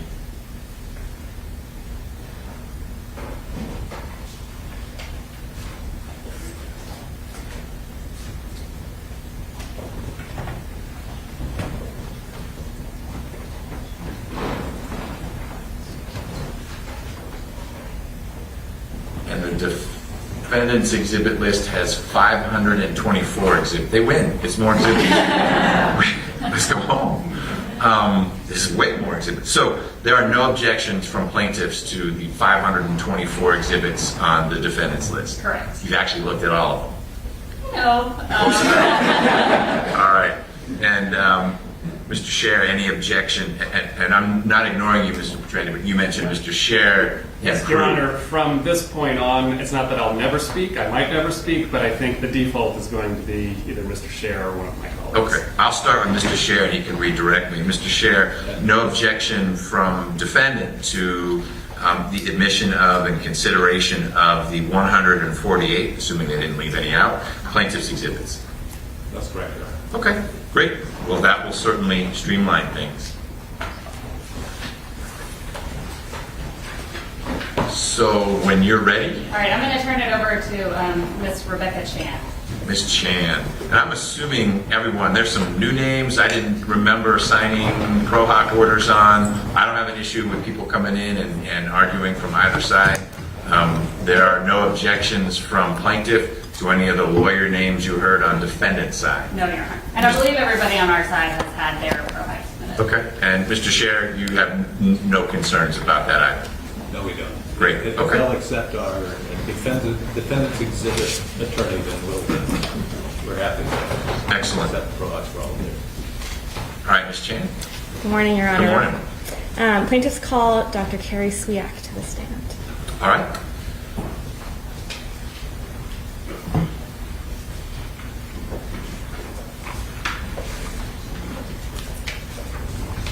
And before we get started, your clock hasn't begun running yet.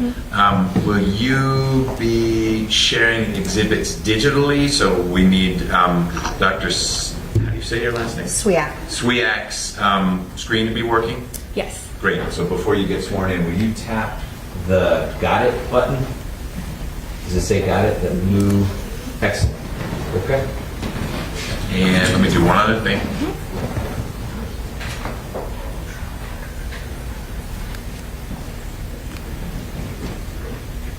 There we go. Okay.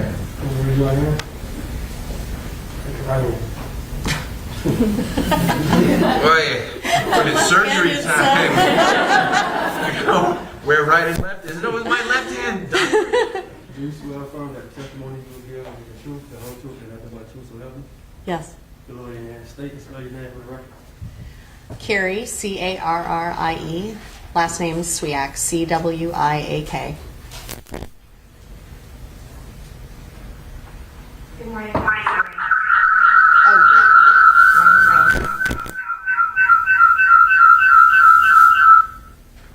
Very good. A good start. Should we try again? Good morning, Dr. Swiak. Good morning. As you're aware, the court has previously admitted into evidence your two affidavits that you submitted in this case on July 26th and October 14th, 2022, respectively, as well as a current copy of your CV. So I'd like to just briefly go through some of your credentials now. What's your current profession? So I am a professor of obstetrics and gynecology, as well as a professor of epidemiology. The second one was epidemiology? Yes. Could you briefly describe your educational history for the court? I received my medical degree from St. Louis University School of Medicine.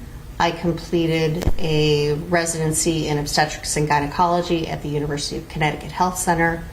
I completed my fellowship in complex family planning at Emory University and also completed my master's in public health in epidemiology at Emory University. Are you board certified in any particular field of medicine? Yes, I'm board certified in obstetrics and gynecology and board eligible in complex family planning. And how long have you been certified in obstetrics and gynecology? Well, I've been practicing obstetrics and gynecology for over 21 years now. In terms of when I was actually certified, it was probably 20 years since then. And are you currently licensed to practice medicine then? Yes, In which state? in the state of Georgia, And where are you currently employed? at Emory University. How long have you worked? Miss Jan, I need you to speak up or get closer to the microphone. Sorry about You're that. like behind it. Is this better? Can you speak again? Hold on one sec. What color? Now it's on. Is this better? Okay. Yes, much better. Thank you so much. Sorry for the interruption, Your Honor. Not at all. Okay. No, that's exactly what you're supposed to do, stenographer April. Why don't you bend the... There you go. Excellent. Okay. Is this still okay? This should be better. Much better. Thank you. Great. And how long have you worked at Emory? So again, 21 years. And you briefly mentioned a little bit, but could you state the positions that you hold at Emory? So I am the Chief of Obstetrics and Gynecology at Emory University Hospital Midtown. I am the Chief for our Obstetrics and Gynecology inpatient service line for Emory Healthcare for our 3 obstetric hospitals. I am the Director of the Division of Complex Family Planning and the Fellowship of Complex Family Planning. And when you mentioned earlier that you're a professor of obstetrics and gynecology and of epidemiology, is that also at Emory? Yes. What does your work as a professor of obstetrics and gynecology entail? So for me, that does include seeing patients. I also teach a variety of learners, students, residents, fellows. I do research, clinical research, as well as public health research, and teach, so provide lectures, as well as administrative tasks, like in clinical operations, in my duties as Chief of Service. And what topics do you teach? So my focus, my expertise is contraception and abortion care, and especially those areas of care for complex patients. And do you train students, residents, and fellows in the provision of abortion care and miscarriage care? Yes, certainly. They are, we teach them in a didactic situation where, we may be providing a lecture, perhaps a simulated situation where we're doing hands-on training where they get to practice the skills, whether that be counseling or providing a surgery. They get to shadow us when we are taking care of patients, and then as their competency progresses, they get to engage in that care of taking care of patients. What is a complex patient?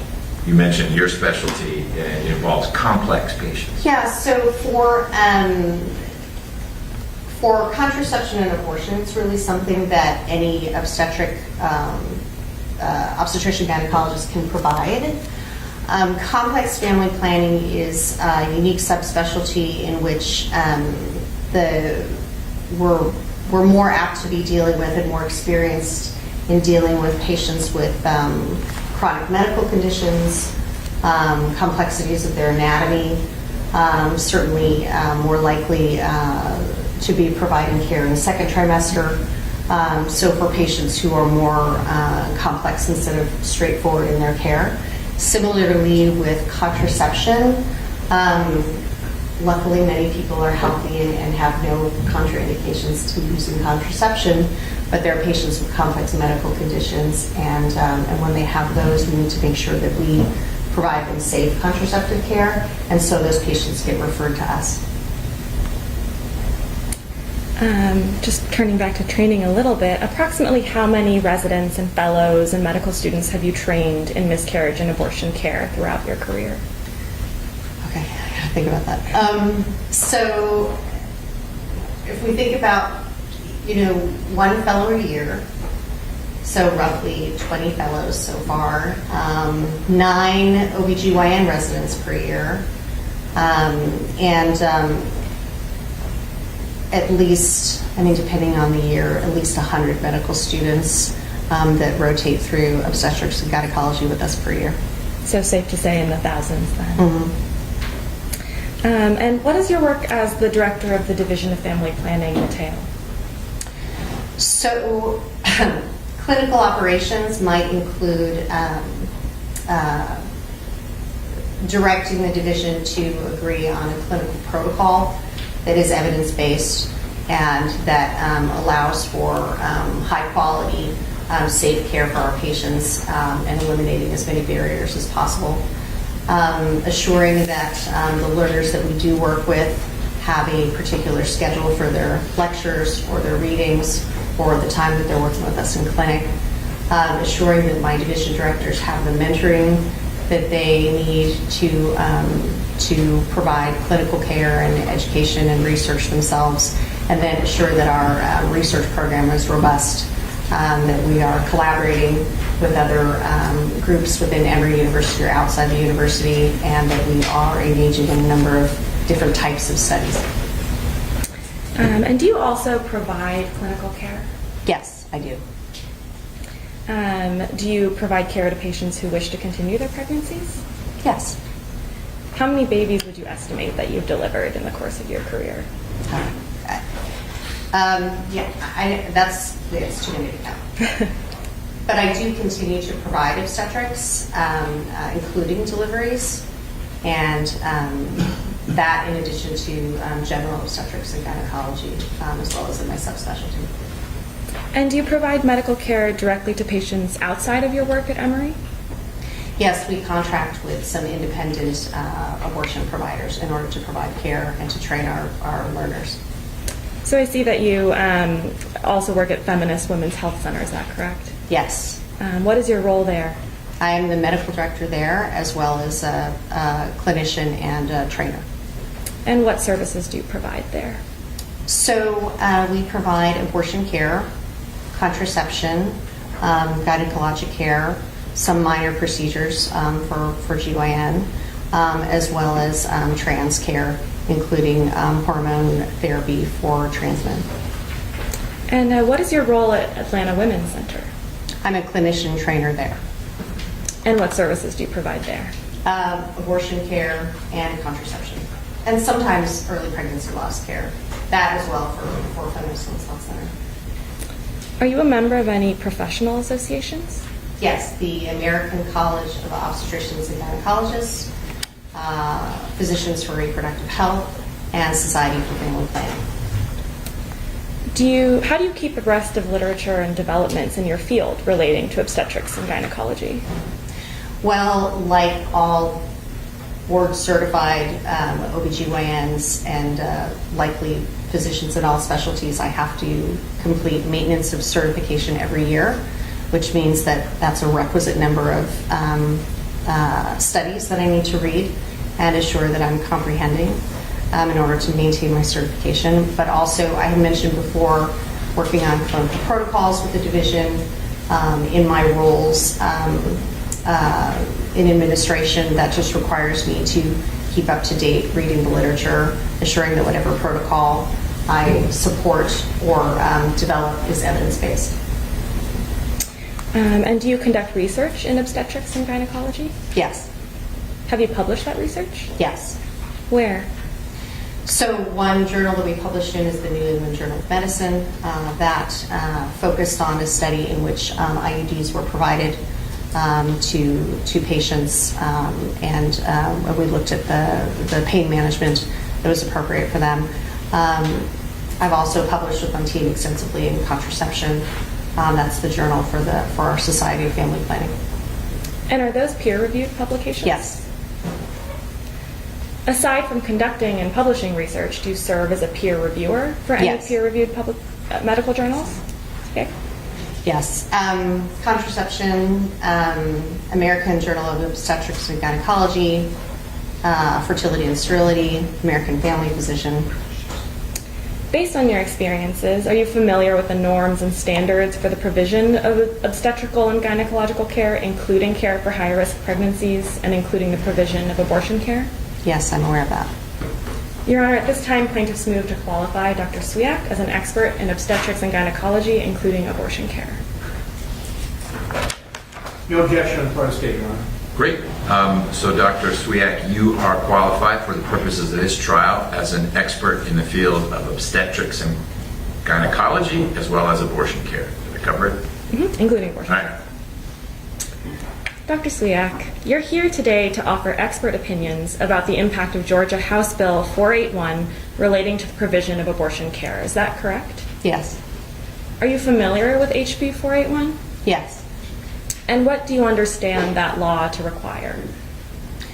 So HB 481 states that when fetal cardiac activity, that once fetal cardiac activity is present, that abortion is not permissible unless 3 legal exceptions apply, and that is the case of a medical emergency, medical futility, or rape or incest where the police report is filed. And when during pregnancy is fetal cardiac activity generally detectable? Typically by 6 weeks. And when you say 6 weeks, how are you measuring that? So the way that pregnancies are typically measured is from LMP, or last menstrual period. And so when we say 6 weeks LMP, that is 6 weeks from your last menstrual period that you were aware of. And it's really 2 weeks from when you would have expected your next period, if it was a regular period. So it's not 6 from your first missed MP. It would be 6 from a non-missed one. Exactly. So is it correct to say that it's roughly 2 weeks from your first missed period? Yes. So again, if you have a typical monthly menstrual period, then by the time you have missed your menstrual period and recognize that, then you're already 4 weeks from LMP.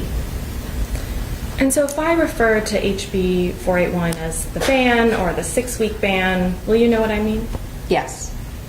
How typical is it that a woman has a fairly regular menstrual period every 4 weeks, as opposed to, sometimes it's 4, sometimes it's 6, so that 6 weeks could actually be before you even were worried you had missed something? Well, there is a range of normalcy, so it is more than 28 days. It really could be considered up to every 35 days can still be considered regular. And so that is the norm, but there are a number of people who have irregular menstrual periods, either because of a chronic medical condition, obesity, current use of contraception, previous use of contraception, or they have bleeding that occurs with implantation and they think it's the last menstrual period.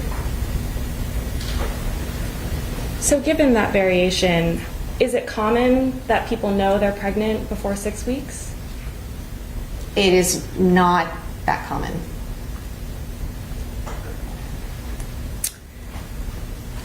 What is the basis for your opinions in this case as to the necessity for an impact of the ban? Can you clarify? Sure. I'm curious what you're basing your opinions on in this case about the impact of the ban. Oh, okay. Well, it's really based on my over 2 decades of experience, clinical experience, as well as study in this area in the medical literature, and not only in obstetrics and gynecology, and specifically for abortion care, but also in public health. And do you offer your opinions today to a reasonable degree of medical certainty? Yes, as much as I can. You'll help me understand when your opinions are particularly anchored in medical certainty versus, look, I've been doing this for a long time, I've got strong feelings about it. Yes, certainly. I really try to make that a point, especially when I'm working with learners or other faculty, that if it's clear cut from the evidence, then I'll say so. If it's not, if it's a data-free zone, I'll say so. Data-free zone. Okay. Thank you. Did you review any materials for this litigation? Well, certainly. I looked at my prior affidavit. I looked at the most recent morbidity and mortality statistics to see what had changed since we last really looked at the issue. Did you review any of the affidavits from the state's experts? Oh, yes, I did. And based on your review of the literature, research, analysis, and your firsthand experience and expertise, do you believe that the ban improves health outcomes for Georgians? Unfortunately, no. I think a restrictive ban such as this only harms the health of Georgians and their families. I'm going to pause you for 1 second. I'll pause your clock. If folks could slide to my right, your left. We do have a few people trickling in, and if you've got extra real estate to your left, put your bottom on it. Thank you. I don't mean no one needs to sit in laps or anything like that, but I'm seeing people come in and like, there's no room, and then I see person-sized gaps between some people. So let's try to accommodate. All right, restarting the clock. Okay. I'd like to ask you some questions about pregnancy. If a patient carries a pregnancy to term, what is the duration of that pregnancy? So again, thinking about the standard that we use from LMP, we say that 40 weeks from LMP is the estimated delivery date, and that's because that, again, is the norm on average. So that means that could be a couple weeks earlier, that could be a couple weeks later, and then certainly there could be complications with any pregnancy that require delivery sooner than that. And how does pregnancy affect a person's body? Well, it depends That could on... be like a 4-day answer. Briefly. So really it's a continuum. Because as you progress in pregnancy, the level of estrogen in your body increases, the level of progesterone increases, the placental action increases, and its hormone that it secretes increases, the size of the uterus increases, and the placenta and the fetus, and therefore more blood flow needs to go to the uterus. And so all of the physiologic changes of pregnancy will therefore just increase as you move further along. And one of the effects is increased cardiac output. So your plasma volume increases. Again, you have to get all the blood flow to the uterus and the placenta and the fetus. And so your cardiac output has to increase to compensate. So that could be why people feel, flushed or their heart rate goes up even after like climbing one flight of stairs when they're pregnant. As you move further along in pregnancy, you have more oxygen requirements because again, you are delivering oxygen to the uterus and the placenta and the fetus again. And so your lungs need to work harder, plus as the uterus gets bigger, it's going to impinge on the ability of the lungs, for you to take in a full breath. And so again, thinking about the person climbing the set of stairs is why you might be a little short breath, or just like walking across your room, you might feel short breath. The increase in progesterone impacts the GI tract, the gastrointestinal tract. So everything kind of relaxes. And that's when you tend to have more gastric reflux and nausea and vomiting and constipation and things like that. So it increases again over time with the development of pregnancy. And what impact, if any, can pregnancy have on any underlying health conditions? So if you have already pre-existing conditions, hypertension, diabetes, pregnancy can adversely impact those conditions because it really changes how your vascularity works, how your blood vessels constrict, and how active they are, how reactive they are, and how likely they are to constrict. The placenta also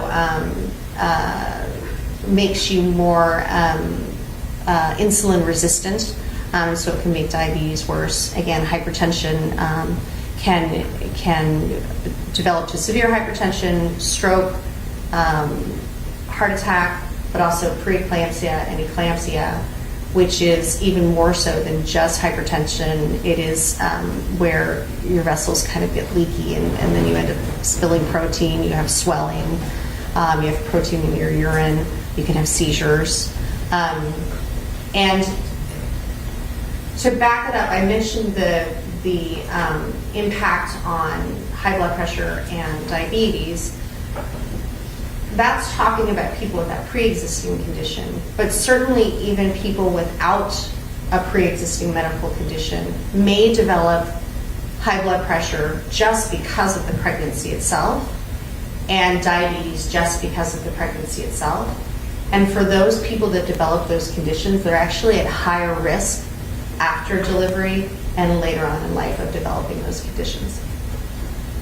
So, in this era where we read all the time that Americans are getting more and more overweight and obese and diabetes is spreading, do you see more complex patients because they have these pre-existing conditions? The average American is overweight and is out of shape and all that. You've just described how that can make being pregnant, set aside age before 81, just pregnancy in general is getting more complicated because we have fewer fit and healthy people.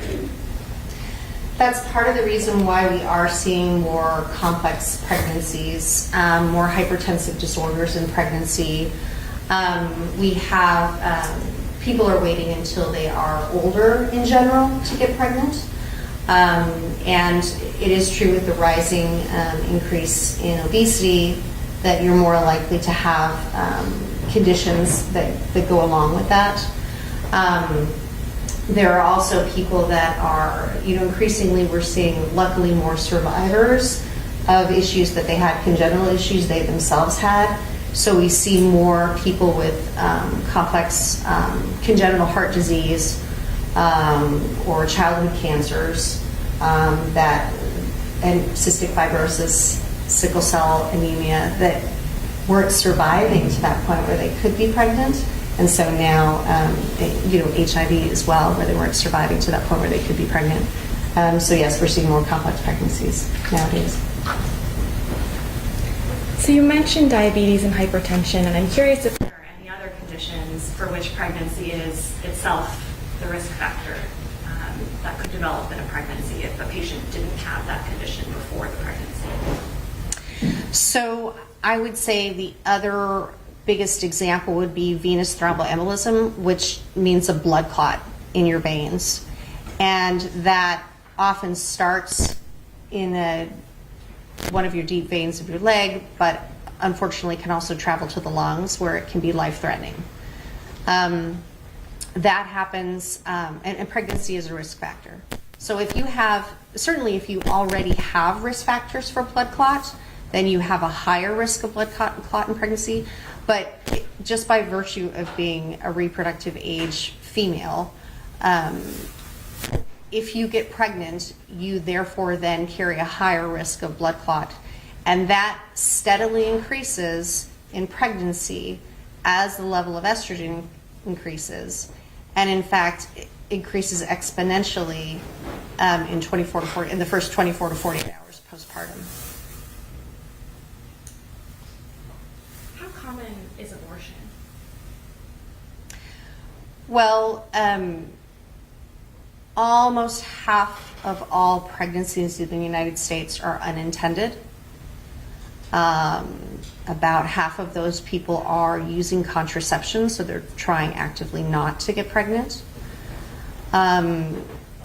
Of those unintended pregnancies, about half lead to abortion. And then there are the cases where the pregnancy was intended, but then there's a complication that leads them to make that decision. And so if you look at the incidence among U.S. women, it's about 1 in 4 women of reproductive age have had an abortion. And when during pregnancy do most people have abortions? Over 90% occur in the first trimester. And in Georgia, do you know roughly what portion of abortions occur during the first 6 weeks? It's less than half. And does that percentage of abortions that occur before 6 weeks, can we safely say that those fetuses would not have had fetal cardiac activity? So the majority of pregnancies before 6 weeks won't have fetal cardiac activity detectable on ultrasound. Again, there's a little bit of variability, and so you might have a pregnancy measuring 5 and 6 that shows fetal cardiac activity. You might have a pregnancy measuring 6 and 1 that shows no fetal cardiac activity. But in general, by 6 weeks, most of them show fetal cardiac activity. And so the majority of them before 6 weeks would not be showing that. 5 and 6 means 5 weeks, 6 days? Yes, 5 weeks, 6 days. And so when you say that roughly half of abortions in Georgia occur during the first 6 weeks, does that include that 6th week, or does that run up until 6.0 and stop? Well, it's important to look at the statistics and know, that is the important point, to know where the cutoff is, because if you are looking at the ITOPS data that is collected in the state of Georgia, they collect the gestational weeks by just a solid integer, no decimal points. And so when the abortion is reported as 6 weeks, it's actually 6 and 0 to 6.6. And so anything less than 6 weeks has to really be reported as 5 and less. So you need to make sure whatever report that you look at is truly looking at less than 6 weeks instead of 6 and less, in order to reflect the number of abortions that could occur under this ban. And so the roughly half that occur that you referred to, that's 6 and less weeks. Is that correct? Yes. Okay. And when you said ITOPS earlier, did you mean induced termination of pregnancy reports? Yes, that's the system that Georgia uses to report abortions. In your experience, why do people have abortions? That's a complex question. It's not a decision that they take lightly. It typically involves more than one reason. Could be for their own health, could be for the children that they already have. They're concerned about their economic stability or other ability to care for them and the needs that they have. It could be a number of familial, financial, social situations that lead someone to determine that it's best for them to pursue abortion. And in fact, that's why we increasingly are not using the term elective, because elective is a bit of a pejorative term that suggests that, like, I could do whatever. I could go either way. And really, there are compelling reasons why typically a person chooses to have an abortion. You mentioned in your rebuttal affidavit that you counsel patients before you provide abortion, or before you do the procedure. What types of factors do you counsel patients about as they're deciding or before the procedure? So I really strive to make sure that I'm providing patient-centered counseling, and that is to engage in shared decision-making with them, where I provide the scaffolding of medical information about the benefits and the risks, and then they can use that to insert their own preferences, values, beliefs, all of those myriad factors that I talked about before that impact how they need to live their lives in the setting that they're in. And so with that information together, the information I provide them, and trying to understand where they're coming from, trying to meet them where they're at, even what point are they in the process of deciding, then I can help guide them in making the decision that's best for them. What different methods of abortion are commonly used in the United States? So there's medication and there's surgery. And are these abortion methods, medication and surgery, comparable to other types of clinical care you provide? So we do use the same medications and surgical techniques for care of early pregnancy loss or miscarriage. How often do patients experience serious complications from any kind of abortion care? So a serious complication would be very rare, less than 1%. And the risk of death is, it's like half of 1%. What do you mean by serious complication? There are a bunch of phrases that get bandied about, and it helps to try to define. I'm going to ask you about a couple that appear in the statute to see if that's a medical term or if that was a lawyer legislative term. But you, as a medical person, said serious complications. The lawyer said serious complications. But you answered it. What does serious complication mean to you? Yeah, so if you look at the literature, they often talk about complications overall and then talk about serious complications. And that tends to be, whether you're looking at abortion literature or other literature, it tends to be complications that require surgery or some invasive intervention like blood transfusion or hospitalization. So excessive bleeding such that there need to be a transfusion, that would be a serious complication. Yes. Complication could be, I'm still in a lot of pain 2 days later, but you examine the patient and it's pain, and that's unfortunate. Here's a pill to help with the pain, but it's nothing more serious than it still hurts. Yes. Okay.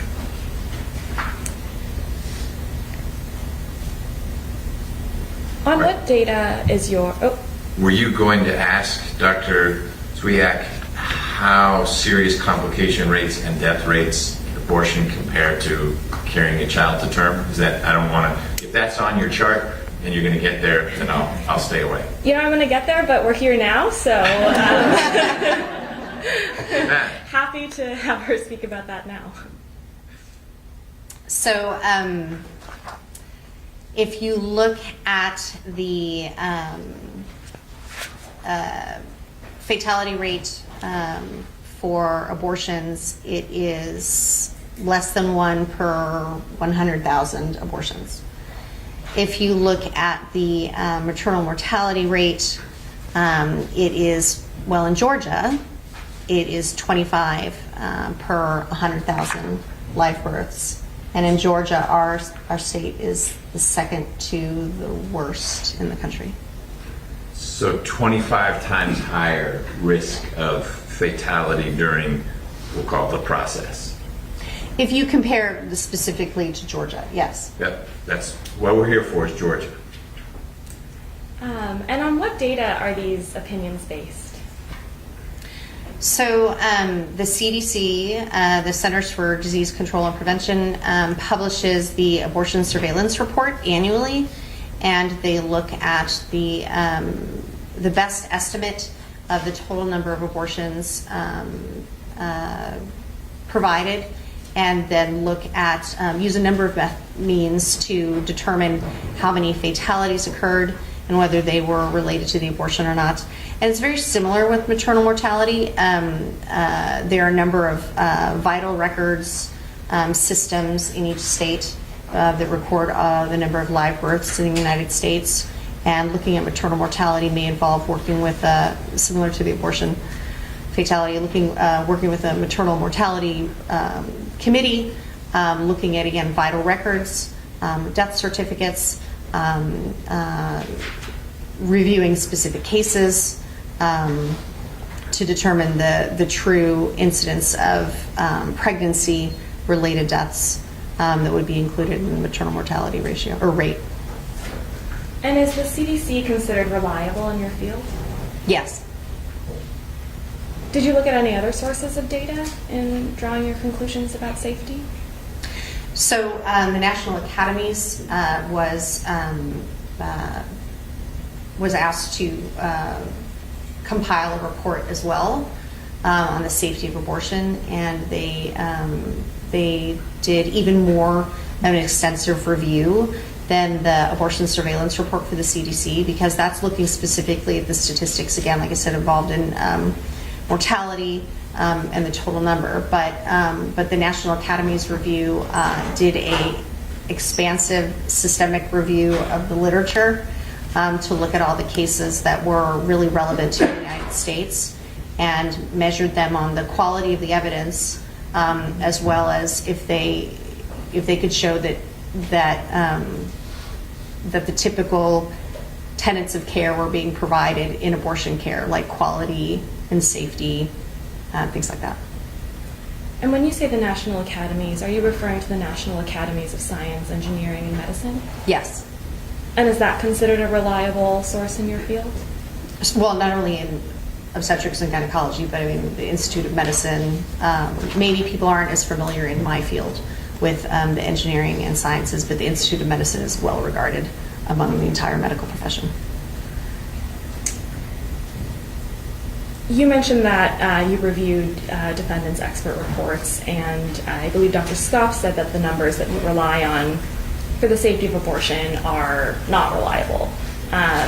Do you have a response to that? Well, I understand that you are talking about two different events. One is the number of abortions and one is the number of live births, but truly that is what we are talking about, is what is the mortality related to each. And I think it's the closest you can get to estimating what has the impact of pregnancy been to that point. And in fact, that's what abortion mortality includes, those statistics.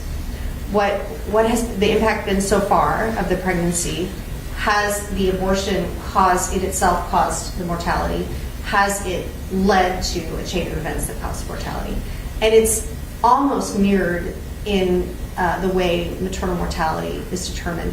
Did the pregnancy lead to a course of events that led to the mortality? Was it the delivery in and of itself? Did the delivery bring upon a chain of events that occurred at that time or later? And so it's, in that sense, it is as comparable as you can get when you're talking about two different medical events.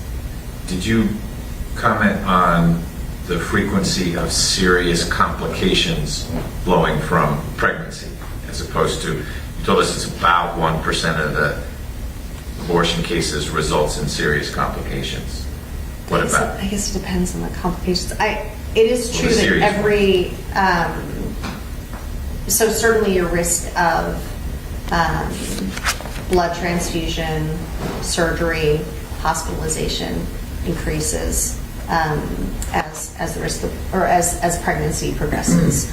Even if you think about something that is an intended surgery, so for about 30% of people in this country who are pregnant, they more or less, they end up with a cesarean delivery instead of a vaginal delivery.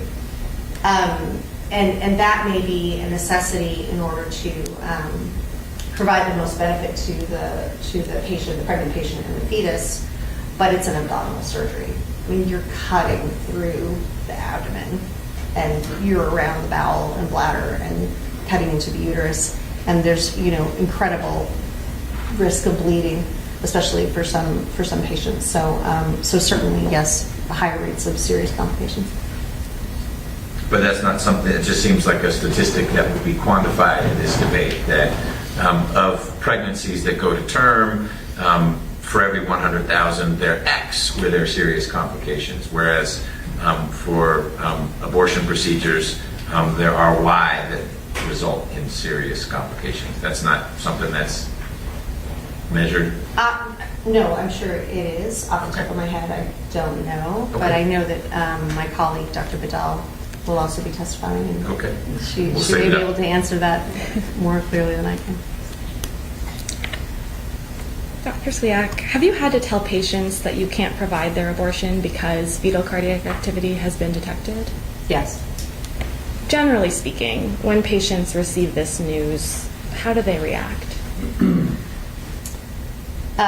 It's upsetting. It's emotional. They get mad. It's hard for them to understand why I can't provide medical care to them when they're coming to me for medical care, and if it was any other situation, I'd be able to.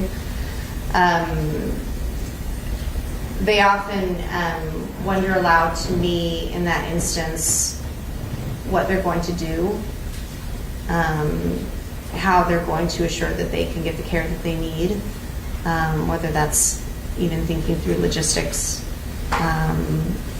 like transportation, arranging for childcare, arranging for time off from their job.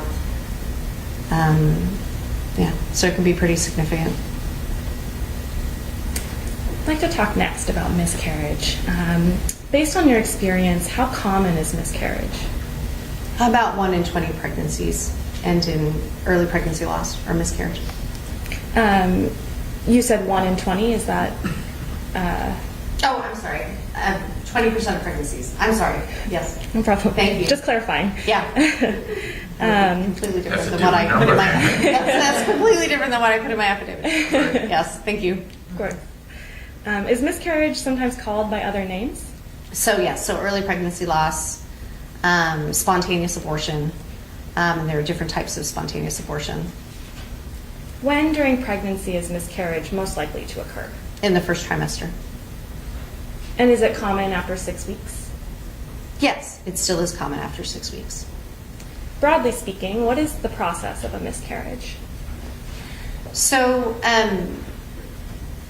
it depends on, obviously, the underlying etiology could be a number of things. And that word means the etiology. The cause of the pregnancy loss.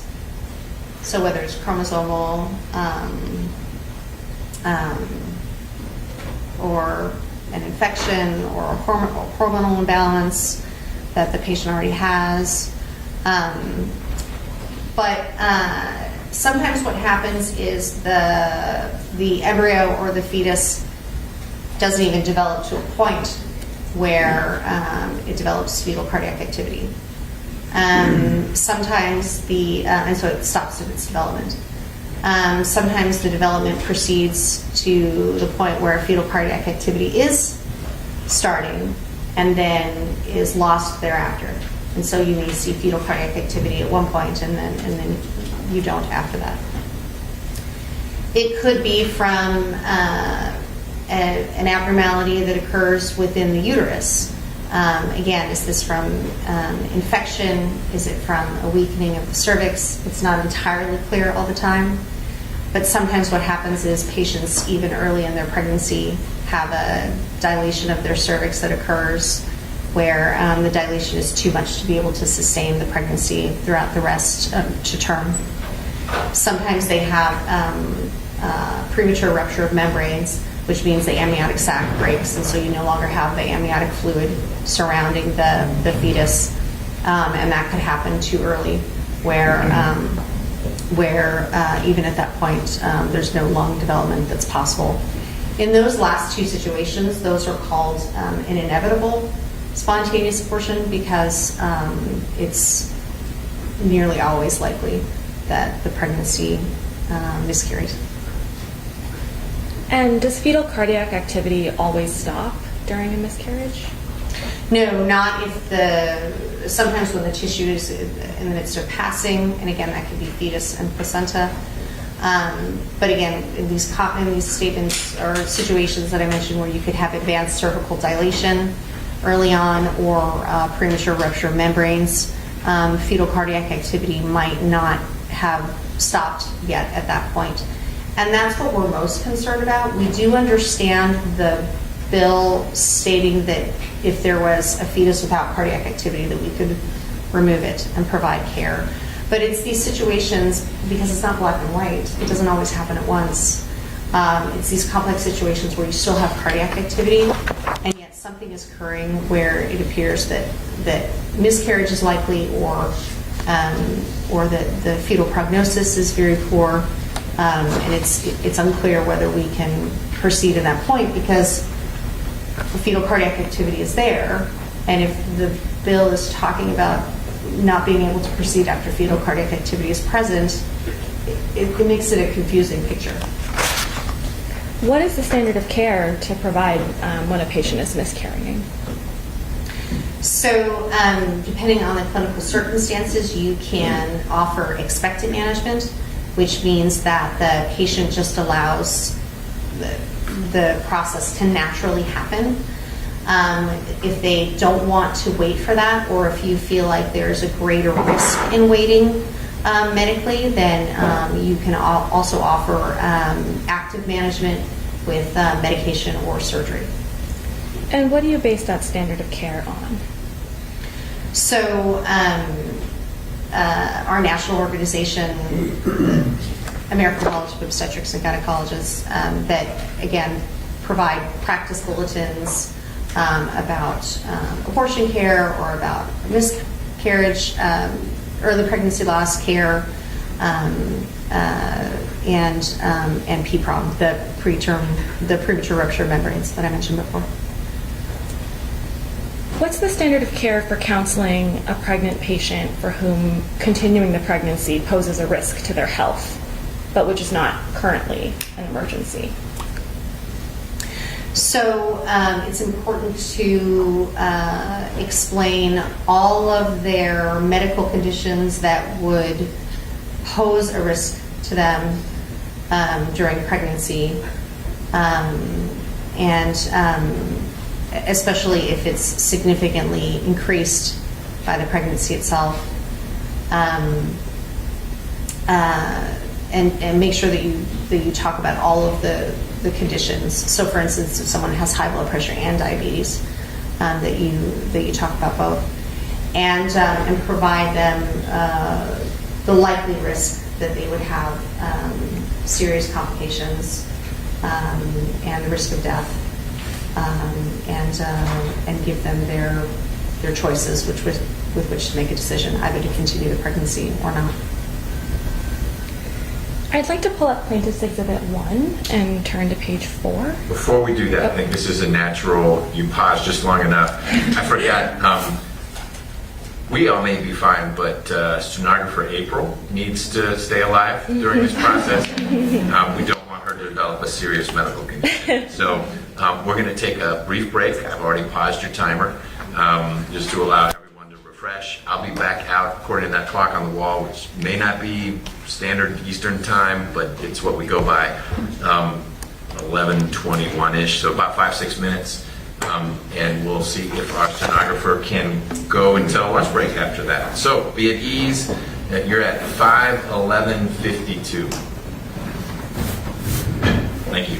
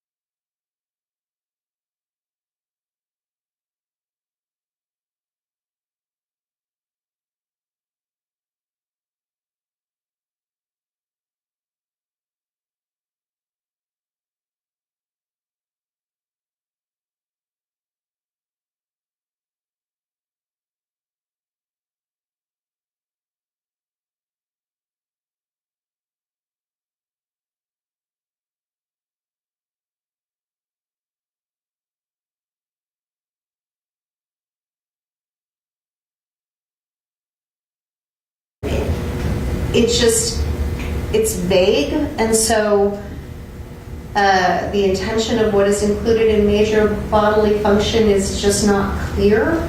It's not, they don't teach in medical school. There are 5 major bodily functions. Everything else is minor. No, Okay. it's not like that. No. Right. I mean, I know you have lots of lists, but that's not one of it. No. Okay. And I'd actually like to focus on some of this language as well. Are you aware, Dr. Swiak, of any clinical guidelines as to what conditions would make an abortion necessary to prevent substantial and irreversible impairment of a major bodily function? Can you ask the question again? Sure. Are you aware of any clinical guidelines that would sort of elucidate what this means or how doctors are supposed to act in accordance with it? Well, the clinical guidelines that I follow and the people in my profession follow from the Society for Family Planning, the Society for Maternal Fetal Medicine, from ACOG, they again don't put lists, and so it's never presented as so black and white, especially when we understand that this is happening on a continuum where a person is impacted as the pregnancy progresses and after delivery and for the next year after pregnancy and potentially longer than that.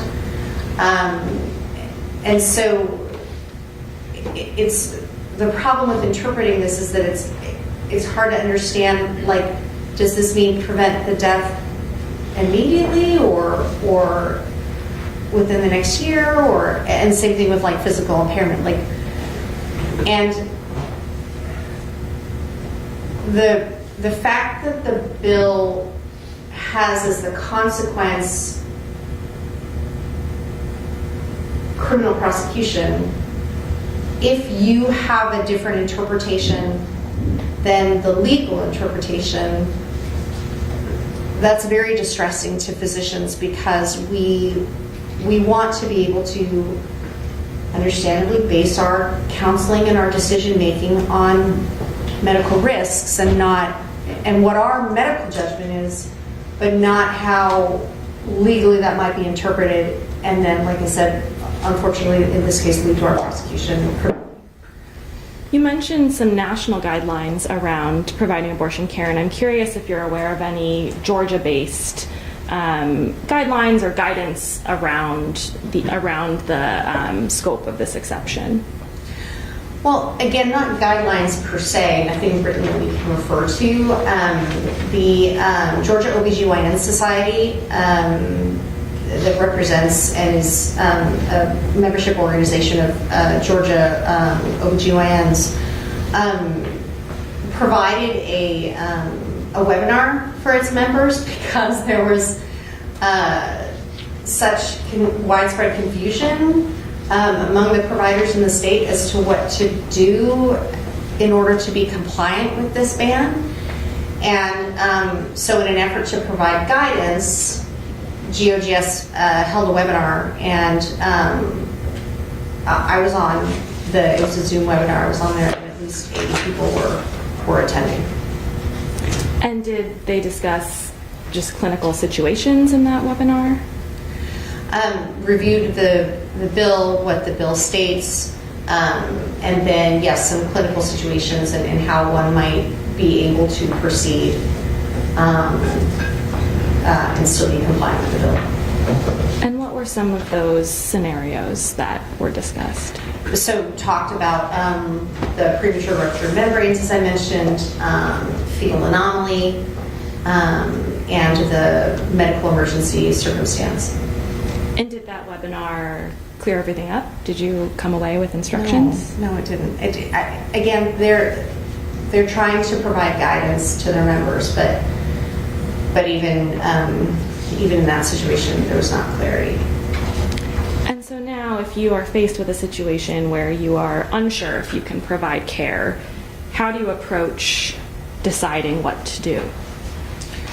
So, if there's another primary provider that's been involved primarily in the prenatal care for the patient, then I certainly work with them to make sure that I have all the information. we work with maternal fetal medicine, again, the specialists, those that specialize in high-risk pregnancy. We might work with the neonatologist if there's a question about the survival of the fetus or the prognosis for the fetus. If needed, then we consult our Office of General Counsel to determine, again, are we legally compliant and going to avoid the risk of criminal prosecution? And then if there are ethical questions involved, then we involve the ethics committee. And you mentioned that you talk through the prognosis for the fetus. Do you talk through the status of the pregnant person? Certainly. Do you consult any literature? Yes. So, again, trying to parse out what constitutes a medical emergency, what is more likely to be interpreted that way rather than not, medical futility, which, again, not a medical term, so like trying to figure out like what is more likely to be considered a medically futile condition or not. Then we consult the literature to see what the risk of mortality with that particular condition is. So whether it's a maternal condition, and we're looking specifically at maternal mortality and morbidity. Morbidity being the serious complications that we talked about before, or whether it has to do with the chance for neonatal survival. And while you're having these conversations, talking to the GC, talking to other providers, what's happening with the patient? So certainly if it's a medical emergency, the way that we in the medical profession typically see that, like a patient is in distress in front of us and it's an urgent or emergent situation, we're going to act. So a patient is, again, I'm going to go back to the ruptured membranes. A patient has that ruptured membranes and then develops sepsis, significant, infection. A patient has pre-existing hypertension. Now they have a hypertensive emergency where they're at great risk of stroke. Then we proceed in those situations if the termination of the pregnancy is going to alleviate the emergency.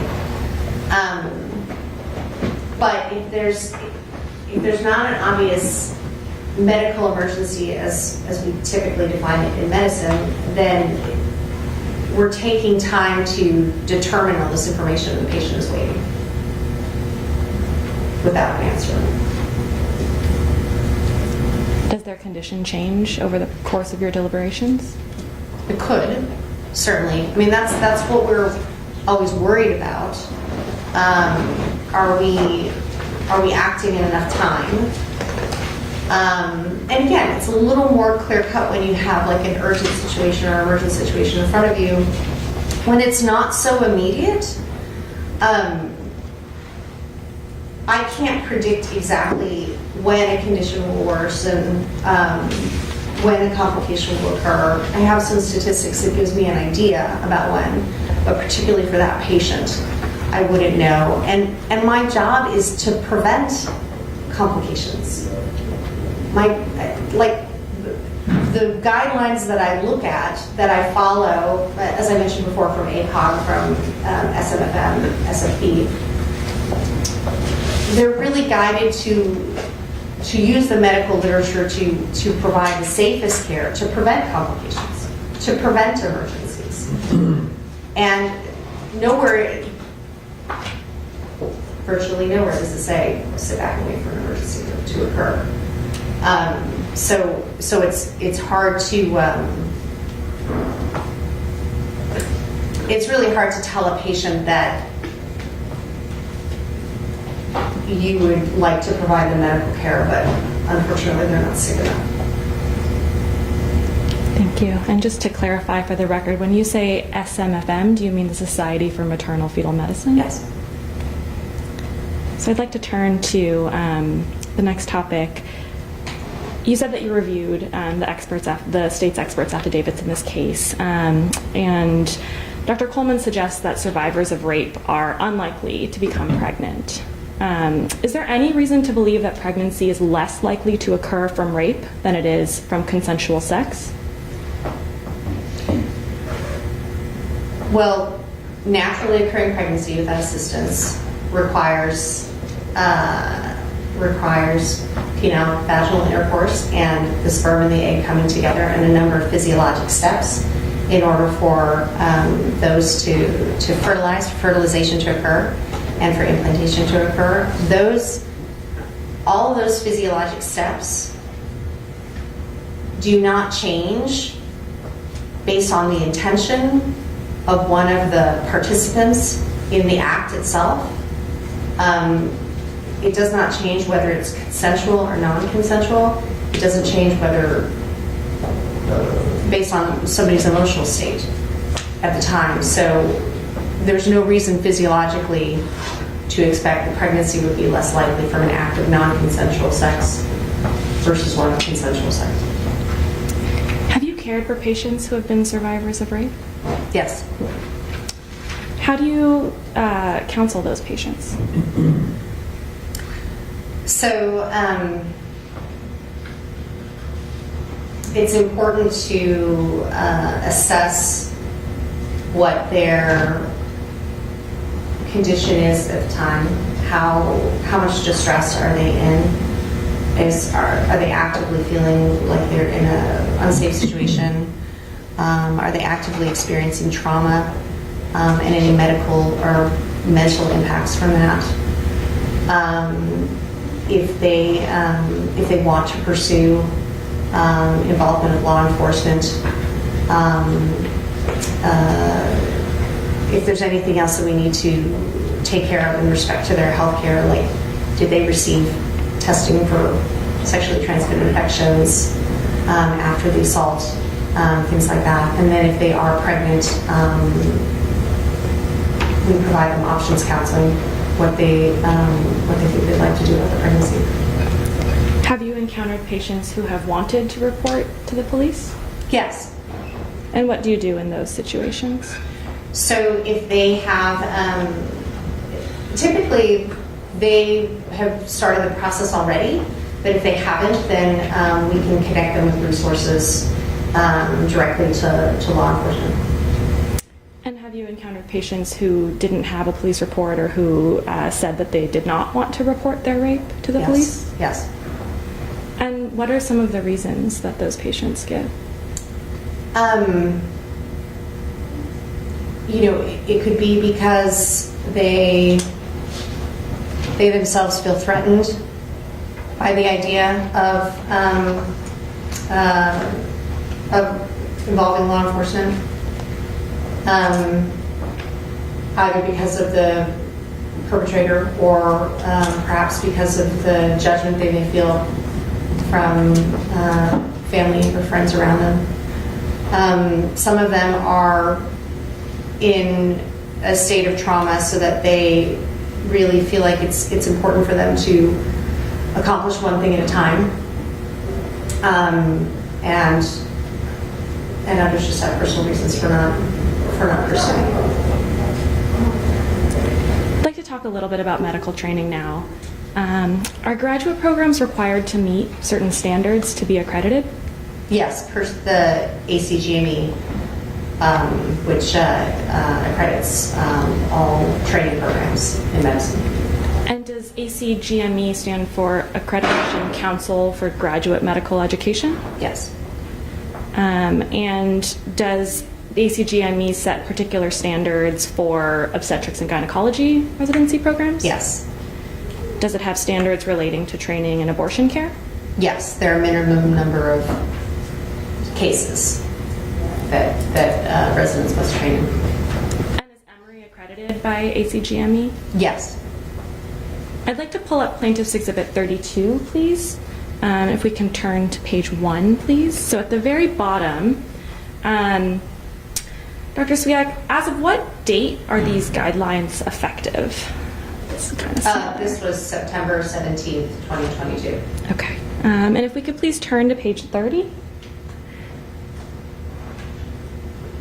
Thank you. So in that top box, the very last paragraph there, beginning obstetrics and gynecology residency programs, could you please just read that aloud, Dr. Swiak? Obstetrics and gynecology residency programs may be located in jurisdictions where induced abortions are unlawful. Residents who do not opt out of clinical training in induced abortion must receive support to obtain clinical experience in induced abortion in another jurisdiction. Depending on the circumstances, support may require financial, logistical, educational, and/or other resources. If a program, in partnership with its sponsoring institution, fails to provide support for this clinical experience or penalizes residents who receive such support, the program will be considered non-compliant with the requirement. What does this mean for the OBGYN residency program at Emory or such programs in Georgia if abortion is unlawful after approximately 6 weeks?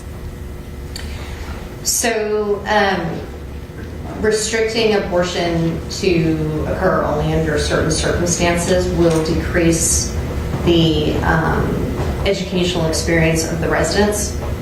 And if they cannot, for any program in Georgia, if they cannot meet the minimum requirements, then that means you need to provide the out-of-state training for that resident. And on a practical level, what does that look like for the residency program? We'll start there. So if you're a resident, like I mentioned, there are 9 residents a year in our program, you have a job. And so your job is with your 9 colleagues in your year to cover the schedule and to ensure that you get the training that you need over your 4 years of obstetrics and gynecology training. And the hospital, or the several hospitals that you work at, pay your salary for you to be able to provide clinical care under those circumstances. So if you then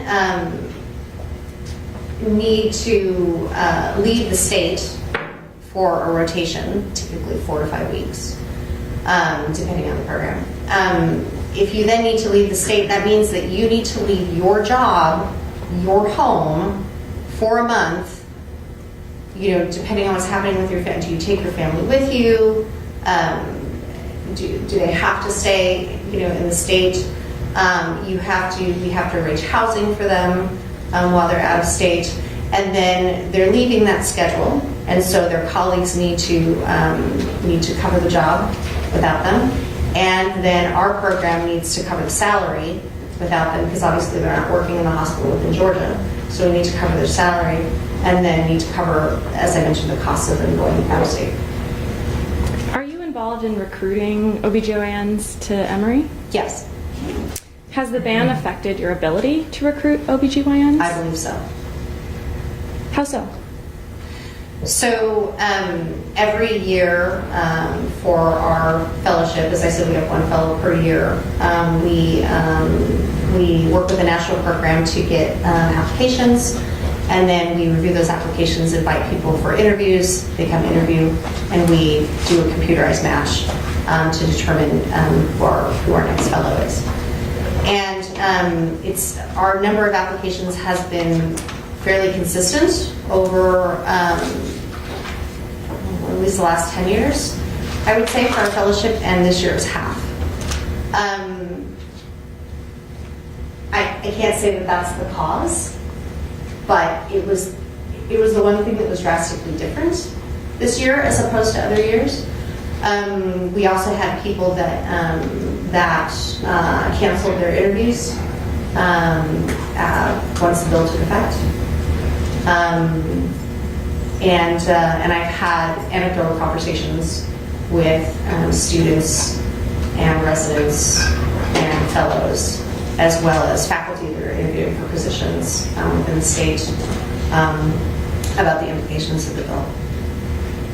And in your opinion, if Emory and other Georgia schools are not able to recruit OBGYNs, how will that affect, if at all, healthcare in Georgia? Well, the majority of practicing physicians in Georgia do training within Georgia. And for OBGYN, right now about 50% of counties in Georgia don't have an OBGYN at all. And so anything that impacts our ability to recruit competitive applicants to Georgia is likely to impact the number of physicians we have practicing in Georgia.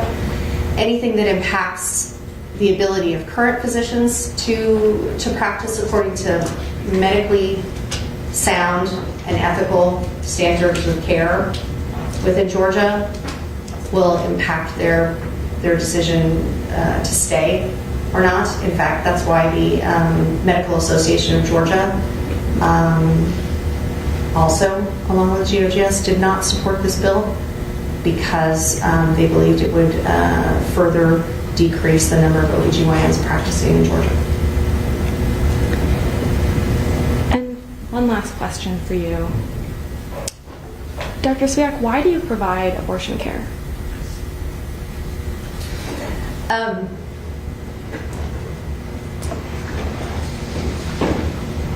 You know, pregnancy is a significant life event in someone's life, and the decision whether to be a parent, to give birth to a child, or not, is a deeply personal decision, and it really is best made by a person that can incorporate their own beliefs and their values into that decision, into that life decision. Because it is also a medical decision, it's best to be guided by a physician or a healthcare provider. And so I want to be able to guide people in that decision so that I can assure that they're able to make a fully autonomous decision, and one that, whether it's for medical indications as we talked about or for social indications as I talked about, one that will significantly impact their lives. And what continues to sustain me in providing abortion care is just the tremendous gratitude that people have when they tell you how much you changed their life and saved their life. And so that's why I continue to do that. Thank you. If I could just have a moment with co-counsel. Sure. Well, Stan's telling the council, I have a quick question for you after you freshen up. Me too.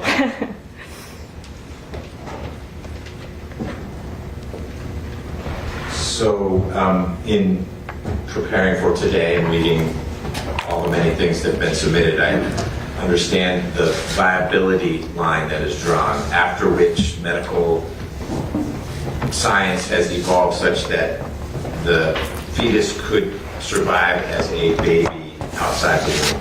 So whatever number of weeks it is, well past 6. Is it ever studied, is this crazy science, about whether before the viability date the fetus could survive in a different womb? Sort of like, you could take my kidney if you needed a kidney, and my kidney would survive in you. In fact, you might need it if your 2 kidneys stop working. So we do kidney transplants. Is there any ever research about whether the line for viability could actually be lower because there is a fetal transplant? So there's been research about uterine transplants. So if you lost your uterus for some reason and wanted to carry a pregnancy, that they could provide a uterine transplant. I don't really know the data on that, like where they are in that science. It's certainly not to the level where we can offer it to our patients. So the sole measure of viability would be, could through incubators and breathing tubes and all the other things, could doctors keep the child alive after removed from the mother? There's not we could put it somewhere else. The mother dies in a car accident, but we can save the fetus, but only if we could put it in the mother's best friend's womb. Yeah, not at this time. And when you think about that line of viability, I think it is hard to put a specific number of weeks on there because, again, you are talking about the totality of the pregnant person and their fetus. So not only what the gestational age is, what's the underlying medical condition, what is the underlying fetal condition if there is one, what's their growth been like what's the prognosis, and then you have to think about, is survival possible and at what cost? What survives and in what condition? Yes. Understood. But I'm not missing some advancement in science in thinking about viability as the line that scientists, medical professionals have drawn up. We think we could keep this child alive after it is removed from the mother for whatever reason, emergency, the mother passes, whatnot, at a certain point. And you're helping me understand it's a variable. It's not 21 weeks, and every kid is the same. Every fetus is the same at that point. I appreciate that there's always going to be gradations, but there isn't some line of inquiry where people think actually it's many weeks lower. It really is up to tubes and doctors keeping the child alive after it's removed from the womb. That's what we've got. So currently, no. But let's just think about what if it were? I mean, what if we were in a situation years from now, right? Hypothetical situation that were the case. We're still going to talk about what are the benefits, what are your options? What are the benefits of each option available to you? What are the risks of each option available to you?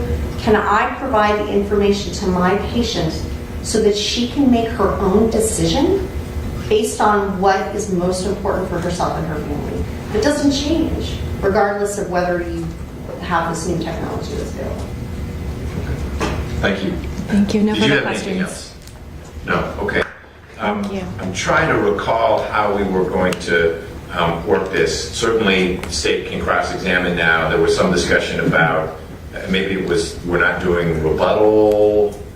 There was something that you all were going to handle in written submissions later. Let me stop your timer while we do that. Your Honor, I think the understanding was that our witnesses would only be called once, so that they could address, and I heard Dr. Swiak address part of Dr. Coleman's report.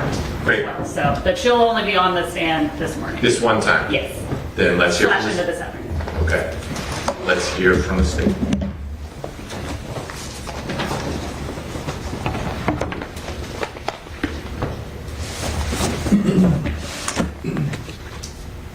Counsel, will you please identify yourself for me before you start? I sure will, I promise. He's just getting situated. Brought up a lot of pieces of paper.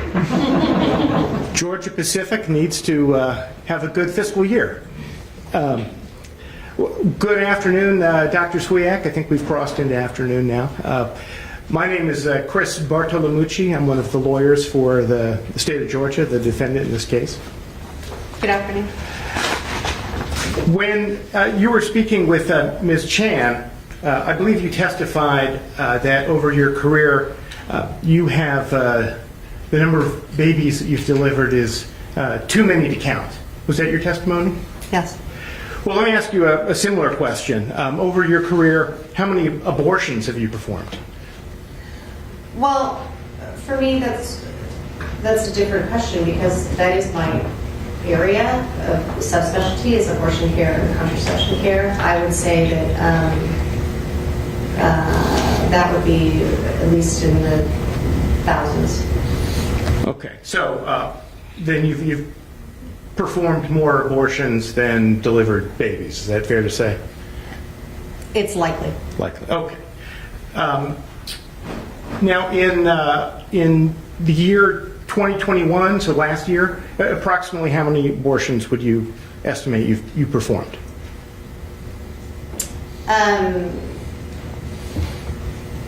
Probably like 500.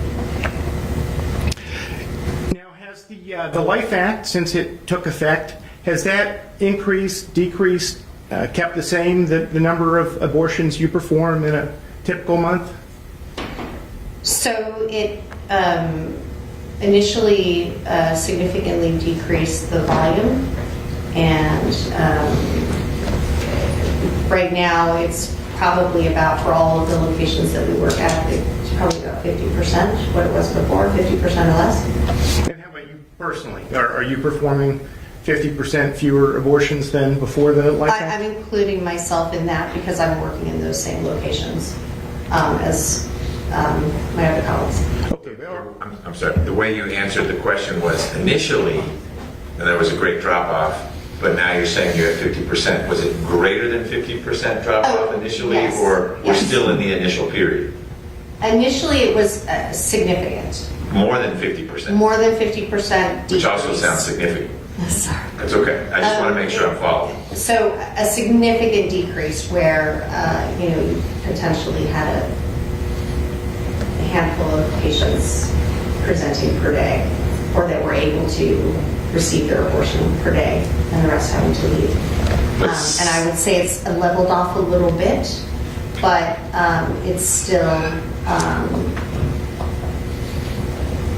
maybe it's back to 15%, but I don't think so. So steep cliff drop off, but it's begun to climb back up, and you're sensing that it's sort of stabilizing. I understand it's still early, and basically a 50% reduction from what volume you saw before.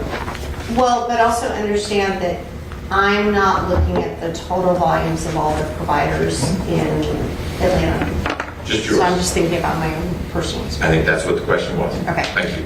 Now, the Life Act went into effect in late July, is that right? Yes. So when you say initially, are you talking about a period of weeks or a month? What did you mean by initially? So we were told immediately that all abortions needed to cease. And who told you that? We were informed by... Objection. I'd like to just make sure, remind Dr. Swiak not to disclose anything, that our conversations are privileged, so just a reminder there before we delve too deeply into this conversation about who said what to who on that day. Okay. Mindful that you want to refer. Question's fine as long as we aren't reaching into privilege. Without piercing any protected attorney-client privilege, can you tell me who told you that you had to stop performing abortions? So we were already working with our Office of General Counsel to assure that we were compliant with this bill. And so I believe it was primarily from their office, as well as my boss. Now, is that instruction the reason or part of the reason why there was a sharp drop-off in the initial period in the number of abortions? I don't know the reason for that. That's part of it, yes. I mean, you were told not to perform abortions, correct? You have to give a verbal answer. Oh, yes. And so you didn't perform abortions, correct? Yes. But at some point, you resumed the performance of abortions. So on that day, we were told that the bill went into effect. And therefore, even patients that already were on the schedule to be seen could not be seen if fetal cardiac activity was detectable. So there were a significant number of people that were told that either their procedure was canceled, or that once they got to the clinic that they would not be able to have their procedure.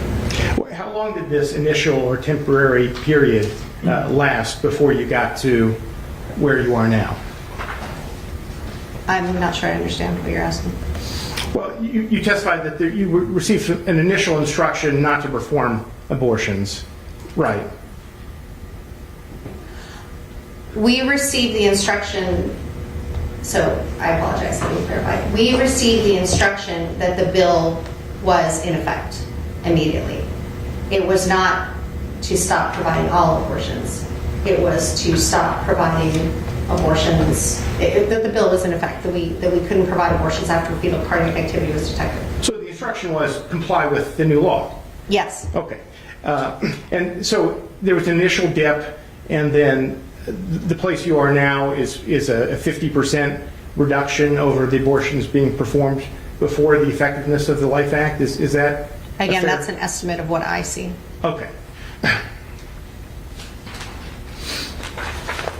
All right. Now, when you as a doctor are caring for a pregnant woman who is seeking to give birth, she is your patient, correct?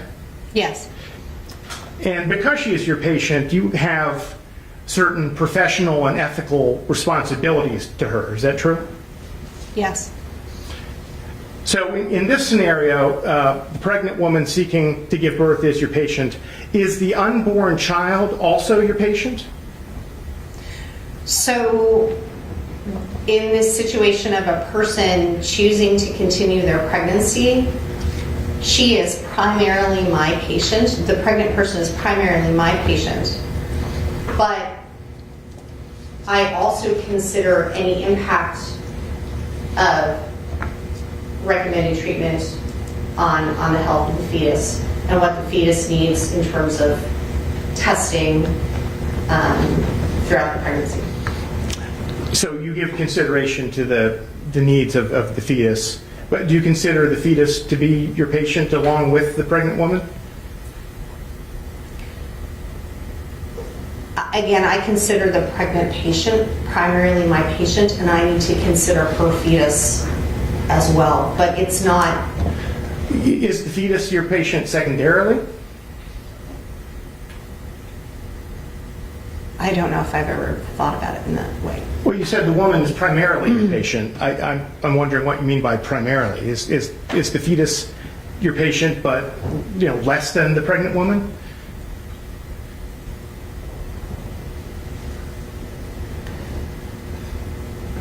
Again, because of her intention to continue the pregnancy, I recognize that the development in the uterus of her fetus is going to impact that fetus and their health once they're delivered. And so, yes, secondarily, I would consider the needs of the fetus.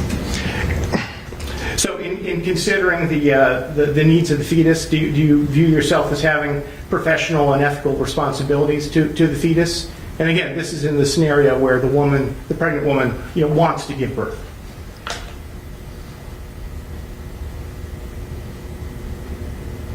When I consider my ethical responsibilities, again, that is primarily focused on the pregnant patient.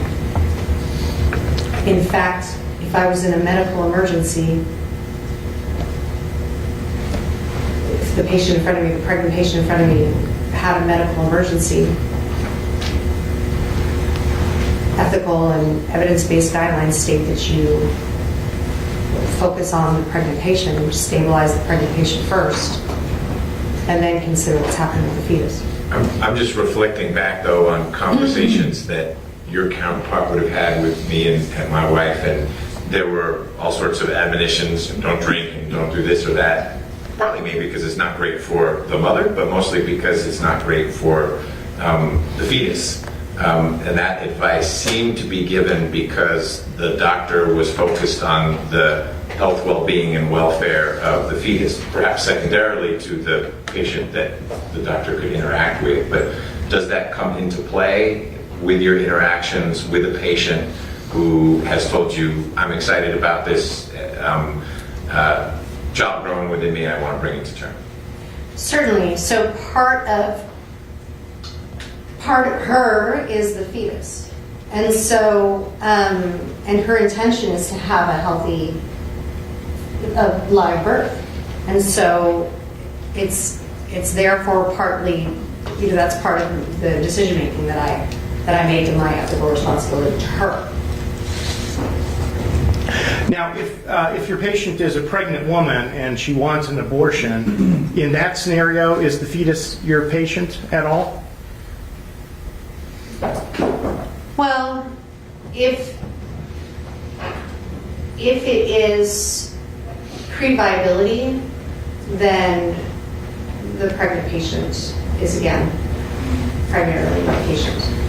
And if it's post, then I will counsel based on the benefits and the risks of each option as it applies to her and the fetus. So pre-viability, if a pregnant woman wants to abort the fetus, you don't view yourself as having any ethical or professional responsibilities to the fetus. Is that true? Again, the pregnant patient is primarily my patient, and I focus my counseling on the benefits and the risks of the pregnancy and what it's doing to her. Okay, so you submitted 2 affidavits in this case, right? Well, yes. Okay, and in your first affidavit, which I believe is DX5, you said in paragraph 16 that according to the Centers for Disease Control, there were 20.4 maternal deaths per 100,000 live births in the United States between 2018 and 2020. Is that what you wrote in your affidavit? Can you bring up my affidavit? You're allowed to object and interrupt. That's not an interruption if you've got a concern. I just didn't want to interrupt Dr. Swiak, Your Honor. I was going to ask that the exhibit be brought up, but I believe she was asking the same thing. And there it is. Defense exhibit in action. So Dr. Swiak, in paragraph 16, you wrote that according to the CDC, there were 20.4 maternal deaths per 100,000 live births in the United States between 2018 and 2020. Is that correct? Yes.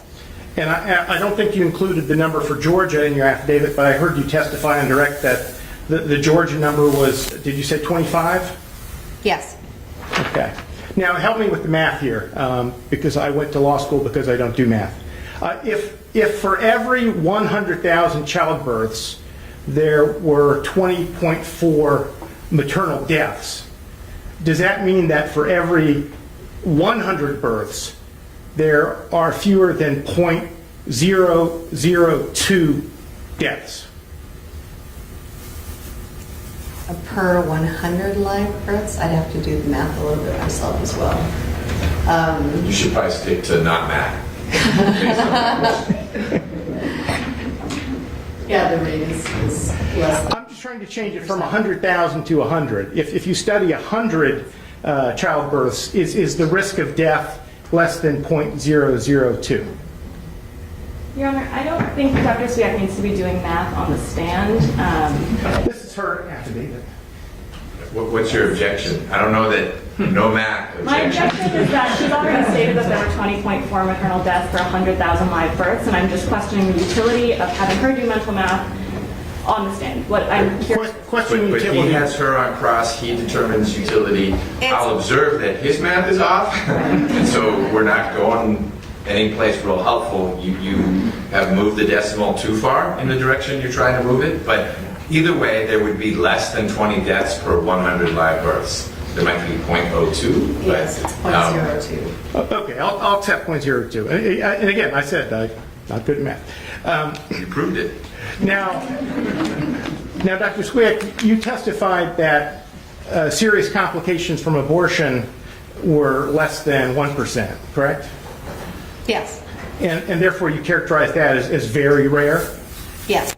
Now, would you also characterize the number of maternal deaths from childbirth to be very rare? Yes. Now, in September of 2020, you were interviewed by Mina Kim on National Public Radio, right? I don't recall if that's exactly when it was. Yes. Do you recall being interviewed on National Public Radio? Yes. And the topic was abortion, correct? Yes. Now, do you recall saying in that interview that, quote, it is infinitely safer to have an abortion than to have a live birth, end quote. Do you remember saying that? So right now, without a transcript in front of me, I can't say that that was my exact quote, but it is many times safer to have an abortion abortion than to have a live birth. And we've shown the statistics here. Well, I think we're going to be able to play a clip from that interview. We're going to try. This may or may not work, but Mr. Prince, can we try to play that? Is it an exhibit so that the record shows what exhibit you're? This is impeachment. It doesn't need to have an exhibit number. It's not an existing exhibit, okay. No, Your Honor.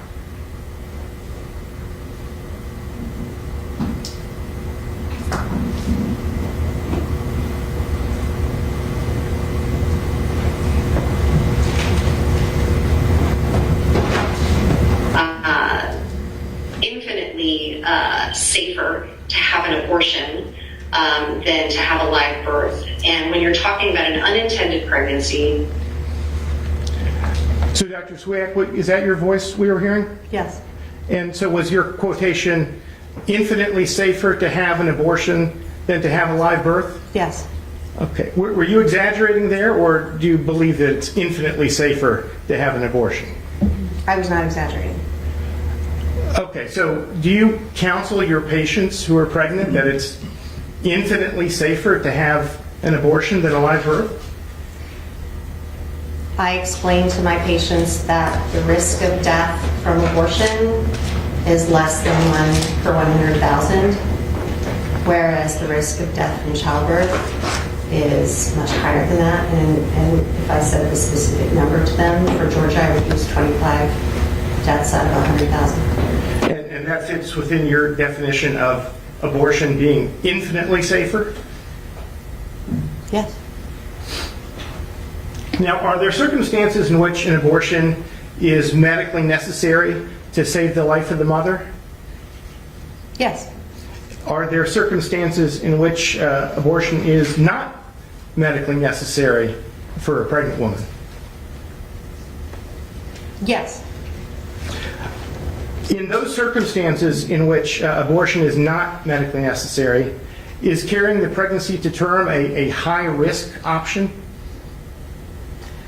Well, as I mentioned, there are conditions that develop only because of pregnancy, or the risk factor is increased only because the person is pregnant.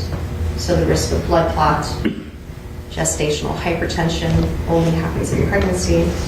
Gestational diabetes only happens in pregnancy. And so even without a medical necessity related to the abortion, specifically, that person has a higher medical risk with an unintended pregnancy if they carry the pregnancy to term. Did you just say higher or high risk? Higher. Okay. When abortion is not medically necessary, is carrying the pregnancy to term considered a low-risk option? I would not consider it a low-risk option. No. Let's bring up your affidavit at paragraph 22.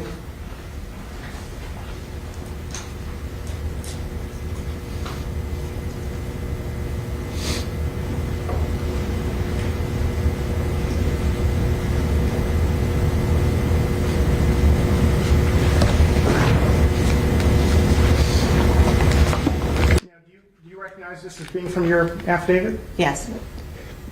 And you said that embryonic cardiac activity is generally detectable via ultrasound starting at approximately 6.0 weeks LMP. Is that right? Yes. All right, let's move down to paragraph 23.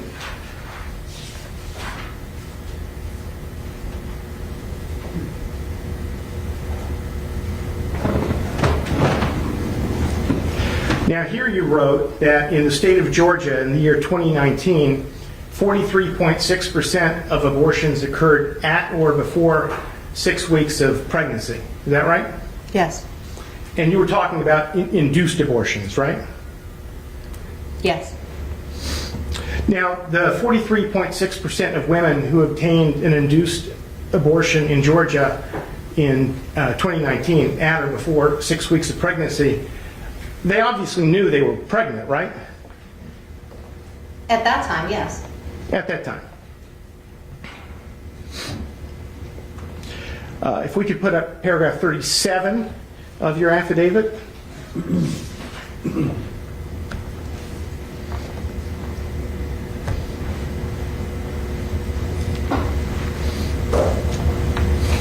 Now here you wrote in part that the risks associated with abortion increase as pregnancy advances. Is that a true statement? Yes. So abortions are safer the earlier they are performed. Is that true? Yes. Do the risks of abortion include infection? Yes. Do the risks of abortion include excessive bleeding? Yes. Do the risks of abortion include incomplete abortion? Yes. What is incomplete abortion? That is when some of the tissue is removed, but not all of it is removed. And how is an incomplete abortion treated? Either with medication or surgery. Do the risks of abortion include the possible death of the mother? Yes. Do you advise your pregnant patients that serious injury or death is a risk of abortion? Yes. Have you advised abortion patients to return to see you for a post-abortion follow-up visit? If necessary, yes. In cases in which you have provided that advice, do some of your patients fail to return for a follow-up visit? Yes. Do you know approximately what percentage or what rate of your patients don't come back? No. For the almost 44% in 2019 who had abortions before 6 weeks, would that procedure have been taking Plan B, some kind of medication, or is there actual surgical intervention? I don't know when that cutoff occurs, when it is medication-induced versus, you said there are two types, medication-induced and surgical intervention. So week 4, week 5, up until week 6, 44%. What would the procedure be that the woman would have undergone? So that 43% is at or less than 6 weeks. Okay. So when we talked about before, it could be up to 6 weeks. So at that point, you can provide either medication abortion or surgical abortion safely. Okay. And Plan B is not an abortion. Okay. And I don't mean to muddy the waters. It's the patient's choice. If it's 5 weeks, the patient comes in and you can take medication, or we can do this procedure, or it's dictated by the patient's condition. Most of the time, they are able to make that choice. And sometimes there are certain medical conditions that they have that contraindicate, so make it a very risky choice for them to choose one versus the other. And sometimes it's relative. So we may encourage them to choose the safer option, but they perhaps still could choose the other option. Sure. And in your experience, do most women choose a medication-based procedure or a surgical procedure? Again, we're talking about 6 weeks or earlier. Or is it 50-50? I'm not sure about 6 weeks or earlier, but in general, if you look nationally at all people who have the optional, they're eligible for one or the other, then it's about 50-50. Your Honor, I have an impeachment exhibit that, may I approach the bench to pass a copy to you and the witness?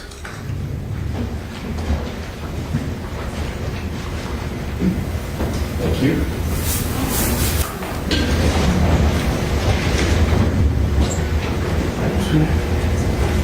Okay, thank you.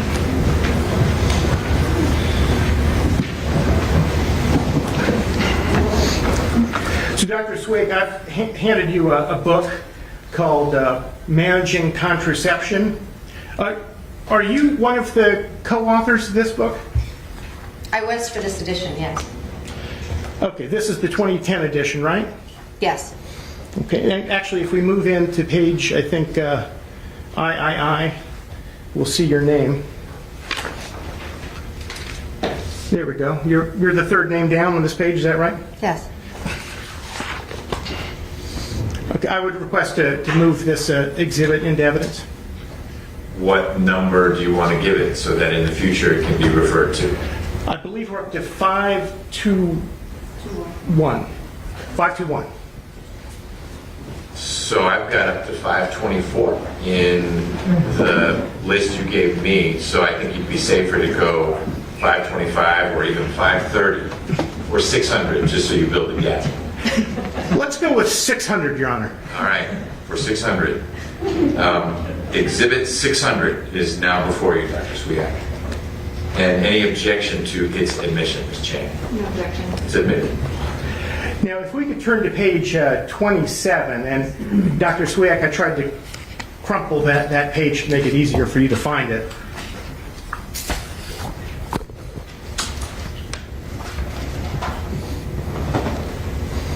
And we're going to bring up page 27. There it is.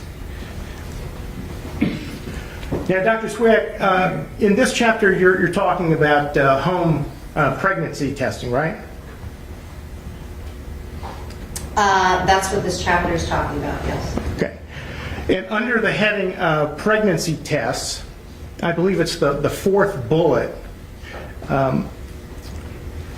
you've indicated that home pregnancy tests can detect pregnancy 7 to 10 days after conception. Is that right? After implantation.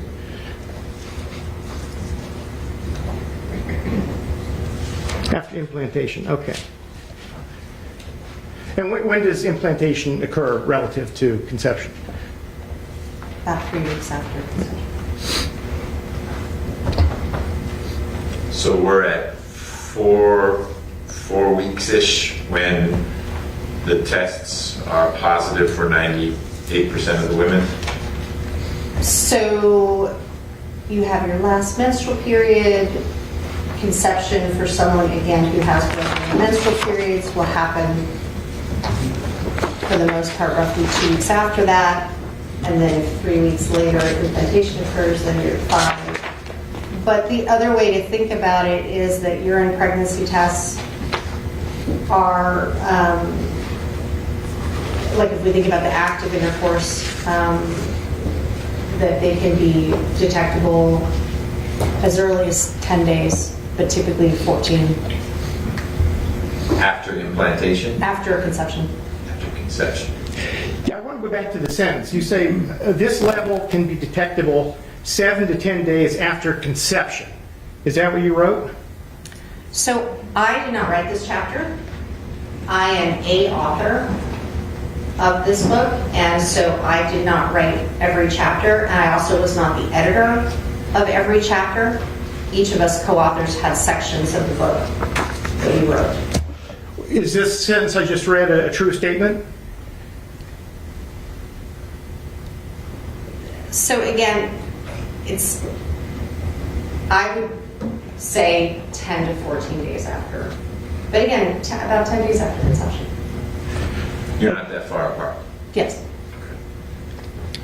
And the next bullet indicates that home pregnancy tests are 98% accurate 7 days after implantation. Is that right? Yes. Now, since this is the 2010-2012 edition of the book, have home pregnancy tests become better in the last decade? It's about the same in terms of their accuracy, their sensitivity. Okay, we can take down that exhibit.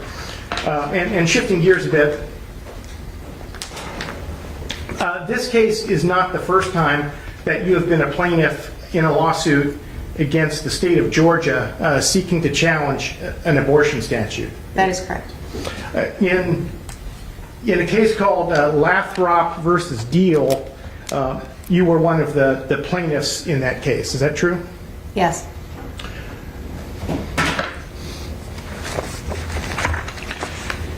Your Honor, may I approach to hand out another impeachment exhibit? Sure. If you've got a host of them, if you could just bring them all up at once, that way we don't have to have the back and forth.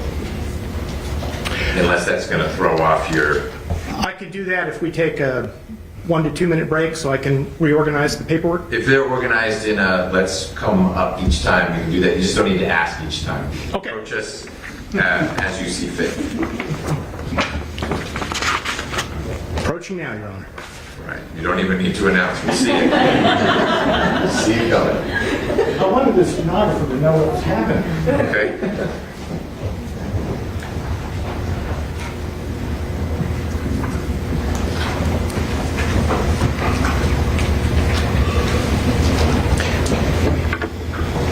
Now, do you recognize this document, Dr. Sweat? Yes. And what is it? This is the our statements from our complaint from the 2019 case. And you're listed as one of the plaintiffs in this case, correct? Yes. Okay, I would move this into evidence as 601, I think. Any objection? No objection. 601 is admitted. Now, the other two plaintiffs in this case were Ava Lathrop and Lisa Hadid, doctors, is that right? Yes. And they are also plaintiffs in this case with you today, correct? Yes. And in the Lathrop case, you and your co-plaintiffs sought to challenge HB 954, a statute enacted by the Georgia legislature, is that right? Yes.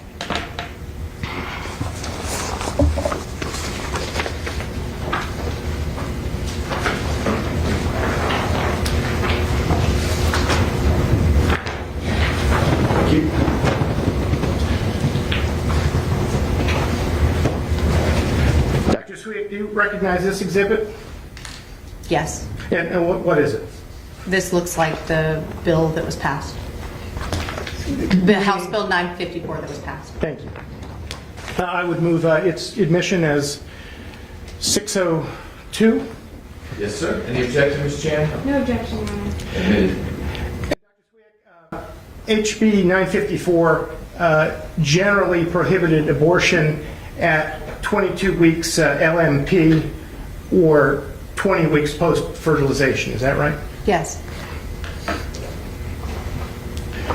Now, the plaintiffs in the Lathrop case took the case all the way to the Georgia Supreme Court. Is that right? Yes. And do you remember what the Georgia Supreme Court's decision was? So I don't remember the specific sequence of events. Well, let me rephrase it. Did you win or did you lose? There was an injunction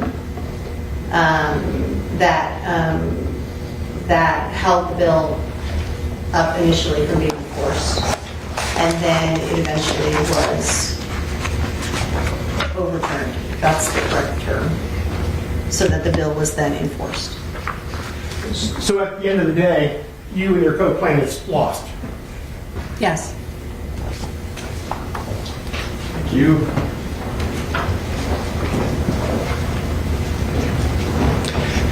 Dr. Swick, do you recognize this document?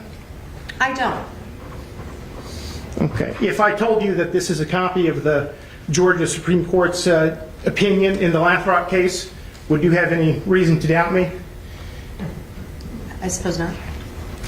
Your Honor, I would request to move this into evidence as Exhibit 603. Any objection to Lathrop versus Deal, the Supreme Court opinion being made part of the record? Ms. Chan. No objection. I don't know that it's necessary to admit a case from Georgia, but... Let's do it. Thank you, Your Honor. Exhibit 603. You are one name away from being on a case that gets cited all the time for sovereign immunity. Could have been Swiak versus Deal. Need to renegotiate. And then everyone would have been mispronouncing it. Yep. Okay, so let's talk about the Life Act. The Life Act contains certain definitions, does it not? Yes. And why don't we bring this up as DX 001?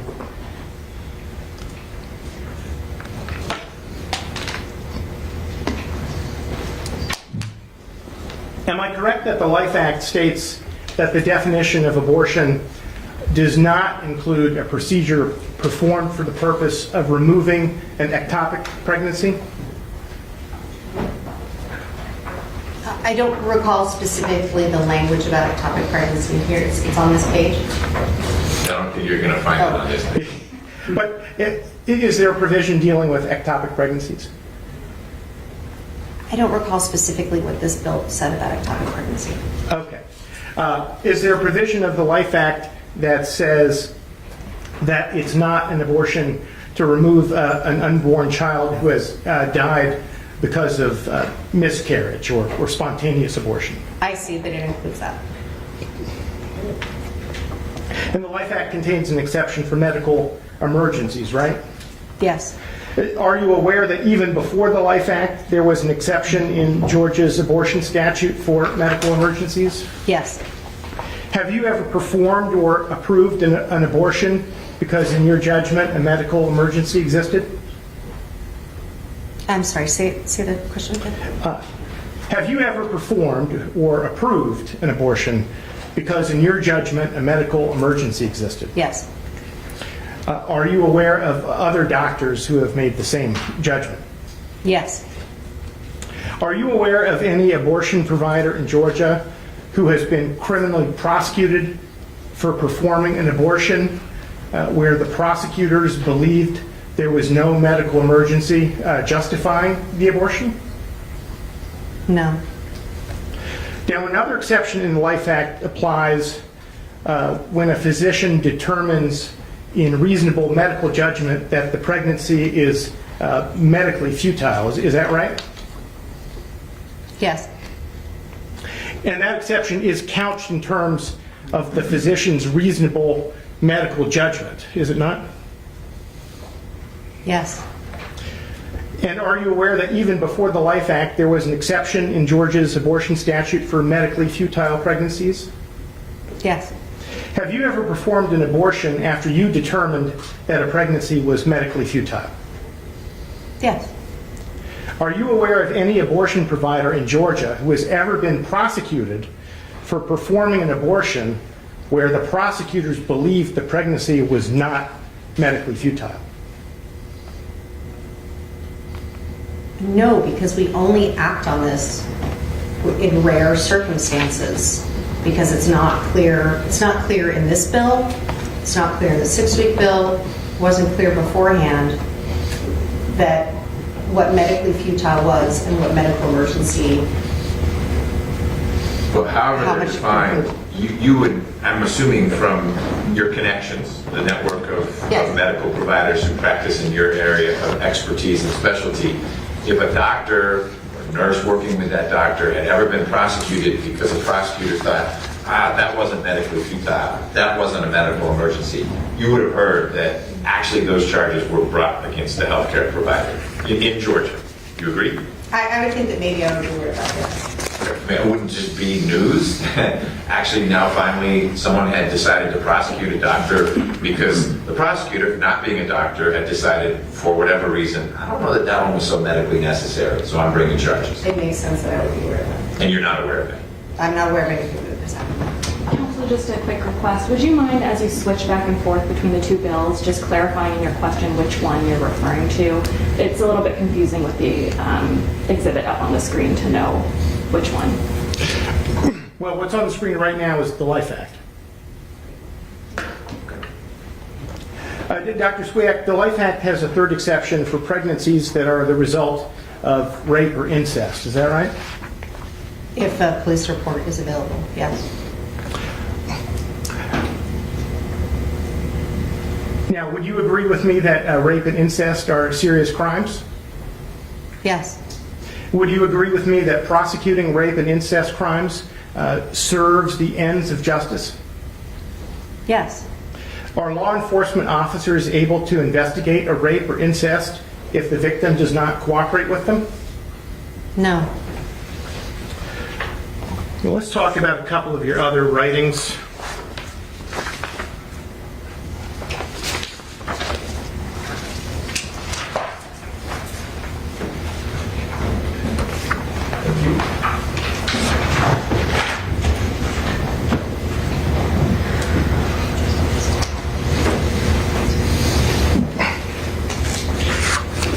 So, Dr. Swiak, I've just handed you an article titled Abortion Trends in Georgia Following Enactment of the 22-Week Gestational Age Limit, 2007 to 2017.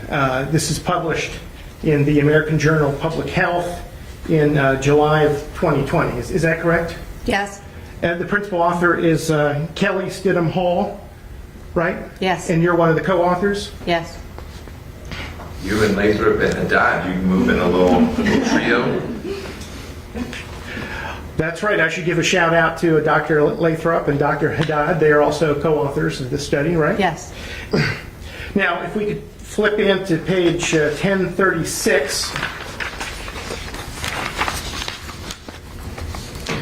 Under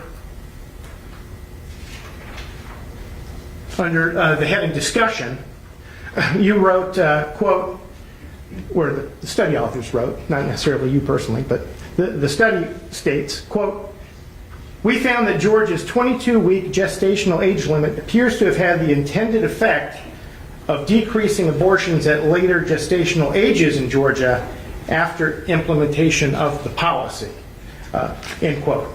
Is that what the article says? Yes. And on that same page, the article also states, quote, the number of abortions at less than 21 weeks from LMP remained stable, and there was a marked decrease in abortions in Georgia at more than 21 weeks from LMP, following both the partial and full implementation of HB 954, end quote. Yes. Was that one of the findings? Yes. Now, based on your study of HB 954, do you believe that the Life Act will decrease the number of abortions in Georgia at more than 6 weeks LMP? Yes. If we could go back to the first page of the article.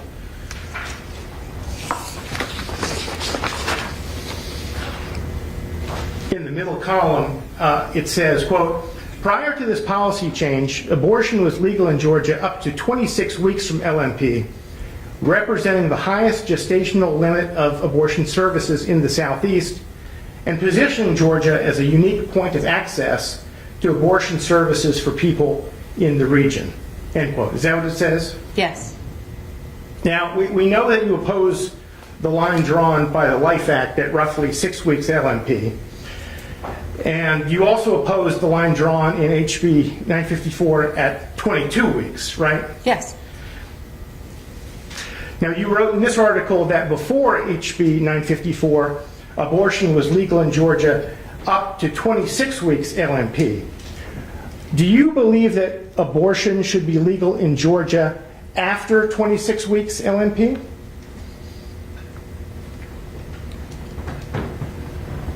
I think that any policy that applies to abortion needs to include all of the factors that we think about when we consider delivering safe health care. And there are other things that impact the soundness of that decision rather than just gestational age. So I have a hard time with saying there should be a specific limit because medical practice is complex. So was there a medical significance to 26 weeks? The 22 or 21 I understood to be loosely the viability line. And that's what 954, that's the right number, was pulling things back to viability.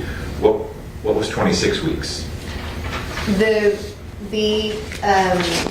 That cutoff was based on Georgia's definition of trimesters. Okay. And so they said for the first 2 trimesters, and they defined trimester as 13 okay, weeks. So 13 plus 13. And then 954 pulled it back to viability, give or take, at 21 or 22 weeks.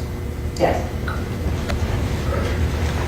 So, Dr. Sweat, do you believe that abortion should be legal in Georgia during the 3rd trimester of pregnancy? For rare circumstances, yes. If it was medically sound, yes. And what do you mean by medically sound?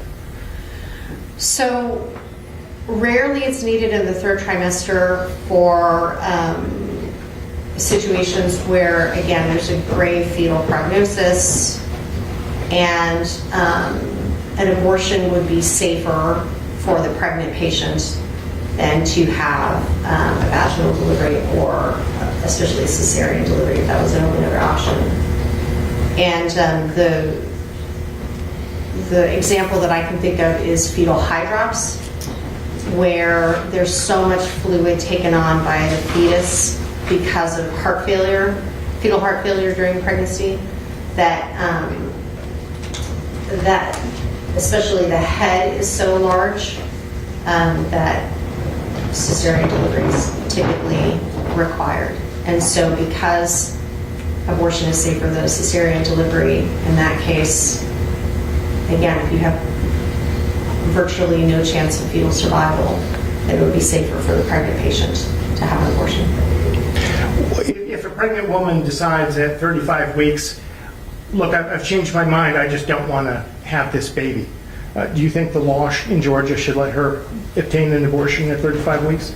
You know, I've never seen someone say that. But that wasn't his question. I don't think that that would reflect the sound medical practice that is practiced throughout healthcare in Georgia, meaning that talk about the risks and the benefits, and in the context of the gestational age, that fetus can survive at 35 weeks, but also there would be no benefit to delivery at that time, or ending the pregnancy at that time. So does that mean that you would draw the line at viability? If a woman just says just prior to or just after viability, the viability line, I've decided I don't want to have a baby. Do you think the Georgia law should allow abortion in that circumstance? Again, I have a hard time setting a law with a particular limit that doesn't take into account all of the factors that could be impacting that person's medical care.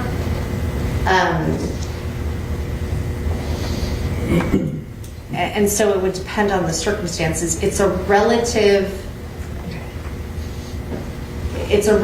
weighting of benefits and risks.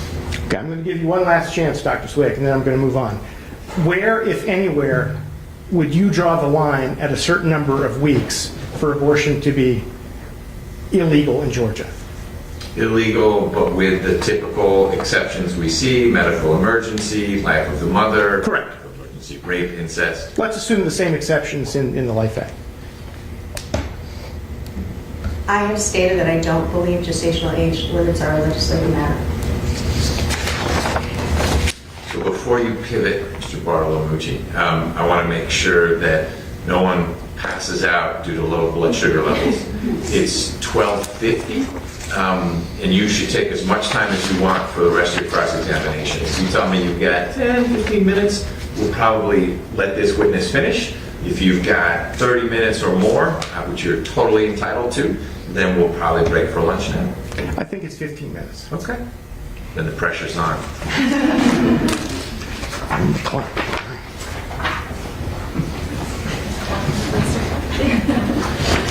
Thank you.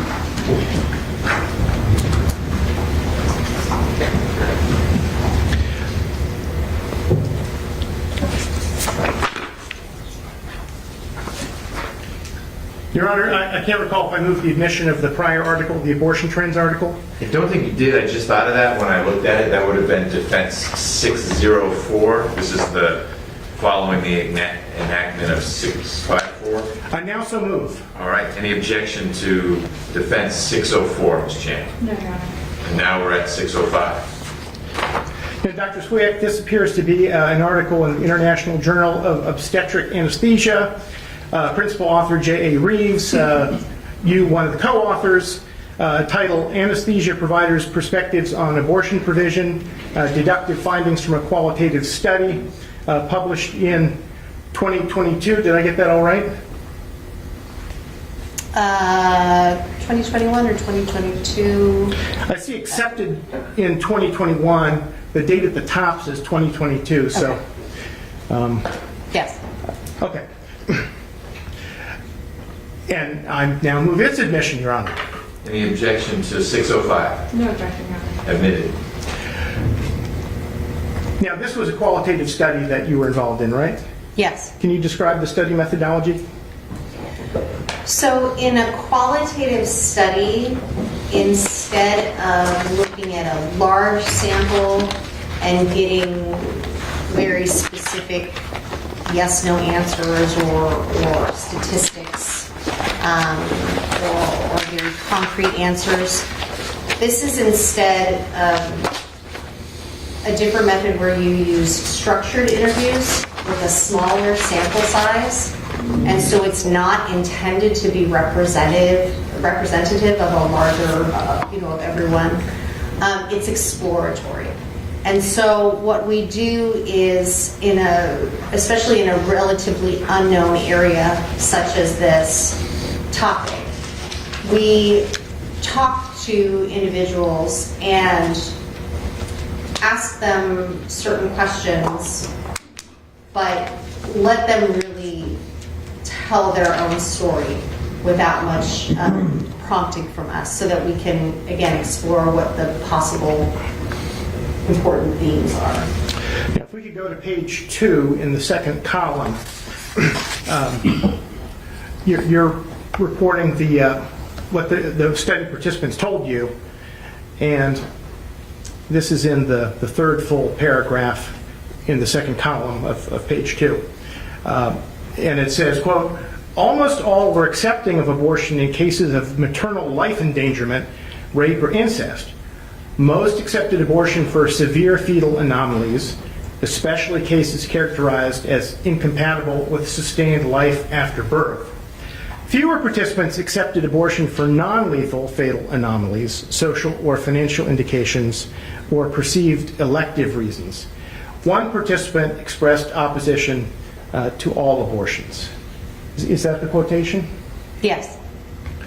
Now, would it be fair to say that, as you've described them, your study participants probably would be pretty comfortable with the Life Act? We didn't ask them about the Life Act. I understand that, but reading what was written in this study, it sounds like your participants' views line up pretty well with the Life Act, don't they? Your Honor, I feel like this is still calling for speculation, and Dr. Swiak has already said that they were not asked about this. Your response? You are free to argue from this, and it may be that Dr. Swiak has more personal knowledge because of her assessment of the survey, but she can't climb inside their minds, other than that they've spoken their opinions. I'll move on, Your Honor, since time is short. Now, you included, I think, exactly two exact direct quotations from study participants. Is that right? I'm not sure how many. And if the number's 2, did you include quotations because these were views representative of study participants? So again, it's qualitative research, and so we can't say that this is representative of either the entire sample we talked to or representative of the entire sample of, in this case, anesthesia providers. We typically provide, in a manuscript like this, quotes specifically if we thought that the quotes themselves were illustrative. So one of the quotes, which is attributed to a female anesthesia provider, is, quote, I do believe in a woman's right to choose, On the other hand, I believe that life begins at conception, and I think it's a conflicting issue for a lot of people. And I'd say that I'm somewhere in the middle, end quote. Is that what one of the study participants said? Yes. And 2 paragraphs down, there's another quotation from a different anesthesia provider, an anesthesiologist, and he said, quote, if you're pregnant and want an abortion, you got to decide early. I'm not saying you have to decide in 2 weeks before you know you're pregnant, but I think you got to decide early, end quote. Is that what that study participant told you? That's what that person said, yes. And just one last paragraph that I think is relevant, right above that. This is not a quotation from a study participant, but it's part of your study. It says, quote, gestational age at the time of abortion also resonated with participants. Many participants thought abortion at an earlier EGA was more acceptable than at a later EGA. Is that the quotation? Yes, among these anesthesia providers, yes. And what does EGA stand for? Estimated gestational age.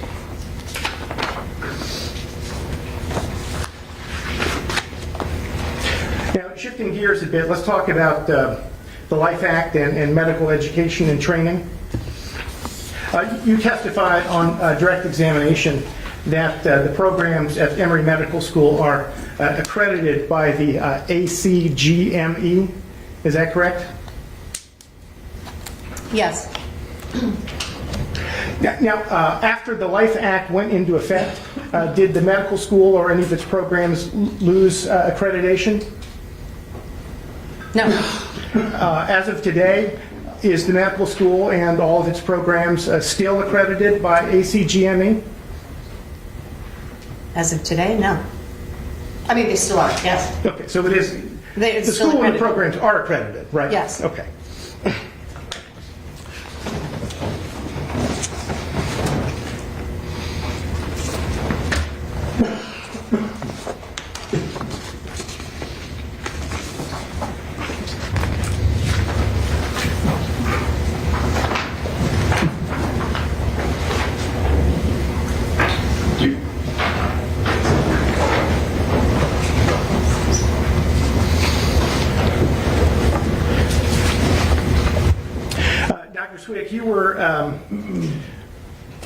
Were you interviewed by the author of this article I've just handed you?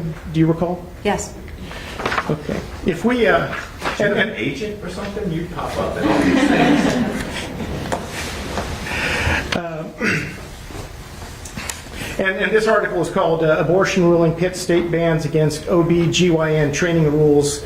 Author Christopher Brown, June 27, 2022, published in BloombergLaw.com. Is that right? Yes. Now, if we could go to the last page of the article.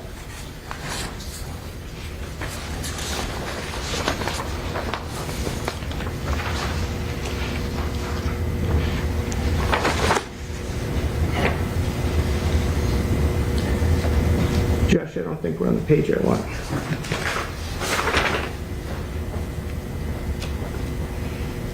Can you go down one more?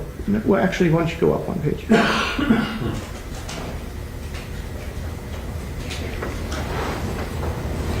Okay, so we're under routine training.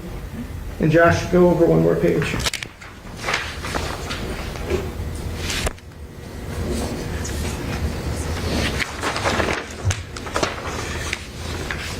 Well, Dr. Swick, here it is. We've blown it up. The quotation attributed to you, and I want to know if you said this, is the procedures and techniques I teach related to abortion care are the same procedures and techniques used for patients who have early pregnancy loss or are dealing with obstetric complications. Yes. So you said that to the author? Yes. And it's a true statement? Yes. Okay, Your Honor, I'd like to move the admission of this article. As Defense Exhibit 606? Yes, sir. All right. Ms. Chan, any objection? No objection. Admitted. And 3 paragraphs down from where you gave a quotation, there's a different doctor who said, quote, OBGYNs are trained to empty a uterus at any gestational age as part of their normal training. Do you see that? Yes. Is that a true statement?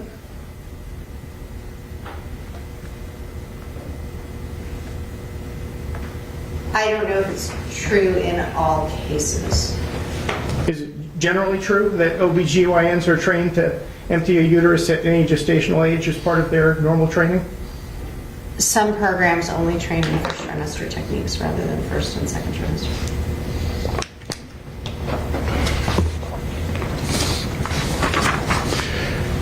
Do you have a Twitter account, Dr. Swack? Yes.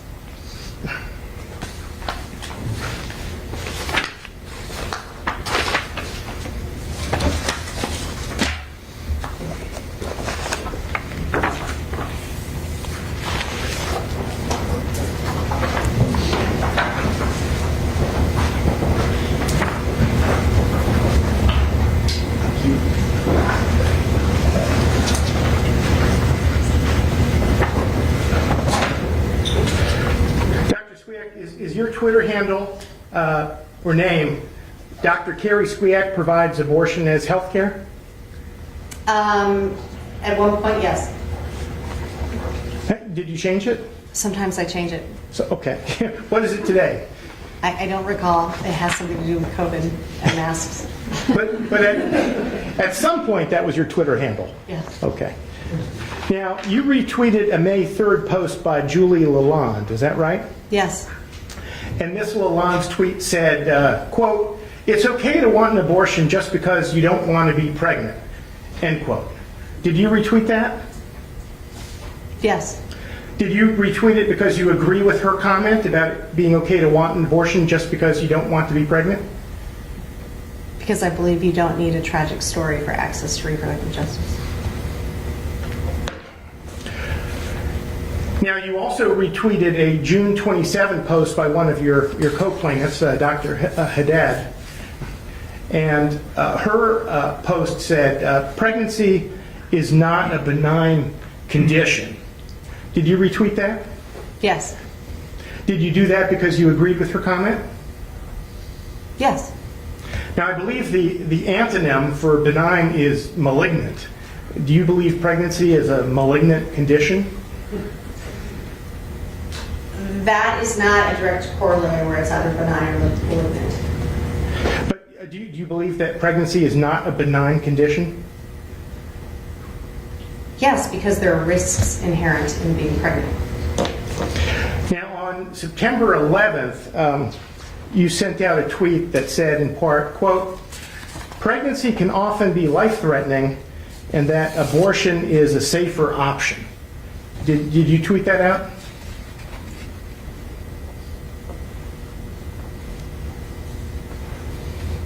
Yes. You also retweeted a September 19 post by the Orlando Women's Center. Do you remember doing that? Yes. And the Women's Center's quote was, "The signs that you are pregnant may appear before you miss your period. If you aren't sure what these signs are, there are commonplace symptoms that may suggest one is pregnant." Is that what you retweeted? Yes. And is the Orlando Women's Center right about what it said? Yes. Now, on August 30th, you tweeted out some advice for justices on the U.S. Supreme Court. Do you remember that? Yes. And could you, Josh, can we put that up? Now, Dr. Swiak, could you please read for the record your advice for the Supreme Court justices? Yes, the conservative Supreme Court justices should go F themselves. Now, were you talking about the justices in the majority in Dobbs? Yes. So, Justice Thomas, Justice Alito, Justice Gorsuch, Justice Kavanaugh? This is a state case. This is a tweet, and we're going through a long series of questions about the federal Supreme Court, which is really not of any issue in this case. So objection as to relevance. Goes to bias and credibility, Your Honor. Overruled. It's his clock running. So were those the justices that you were advising to go F themselves? Yes. Oh, actually, I missed one. Amy Coney Barrett. Were you advising her to go F herself as well? Yes, those in the majority opinion, yes. Now, you also tweeted on July 9 in regard to Justice Kavanaugh that, quote, "Karma's a bitch." Is that what you tweeted? Yes. And was that in relation to an incident in which Justice Kavanaugh and his family were harassed at a restaurant? Yes. Okay, just a few more questions, Dr. Swiak. Are you an attorney? No. Are you offering any opinion in this case on the proper legal interpretation of the Georgia Constitution? No. Did you set forth all of the opinions that you're offering in this case in your two affidavits? As much as I could possibly put forward in affidavits, yes. Okay, no further questions, Your Honor. Did you want to make the tweets an exhibit? Yes, I do. Thank you, Your Honor. I hereby move the admission of the tweets. That would be 607.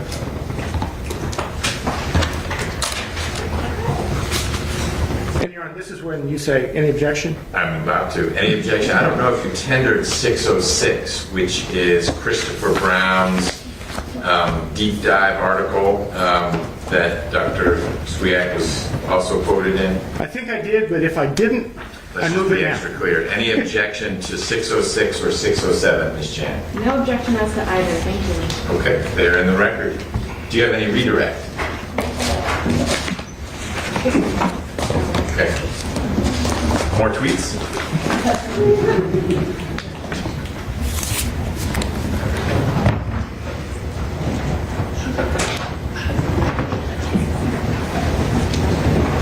No redirect, Your Honor. Hi, Dr. Swiak, thank you for your time, for the important work you do. You are free to step down.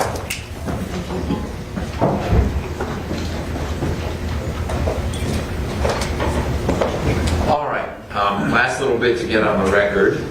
So everyone knows, Ms. Chan, your side is at 4:41:30.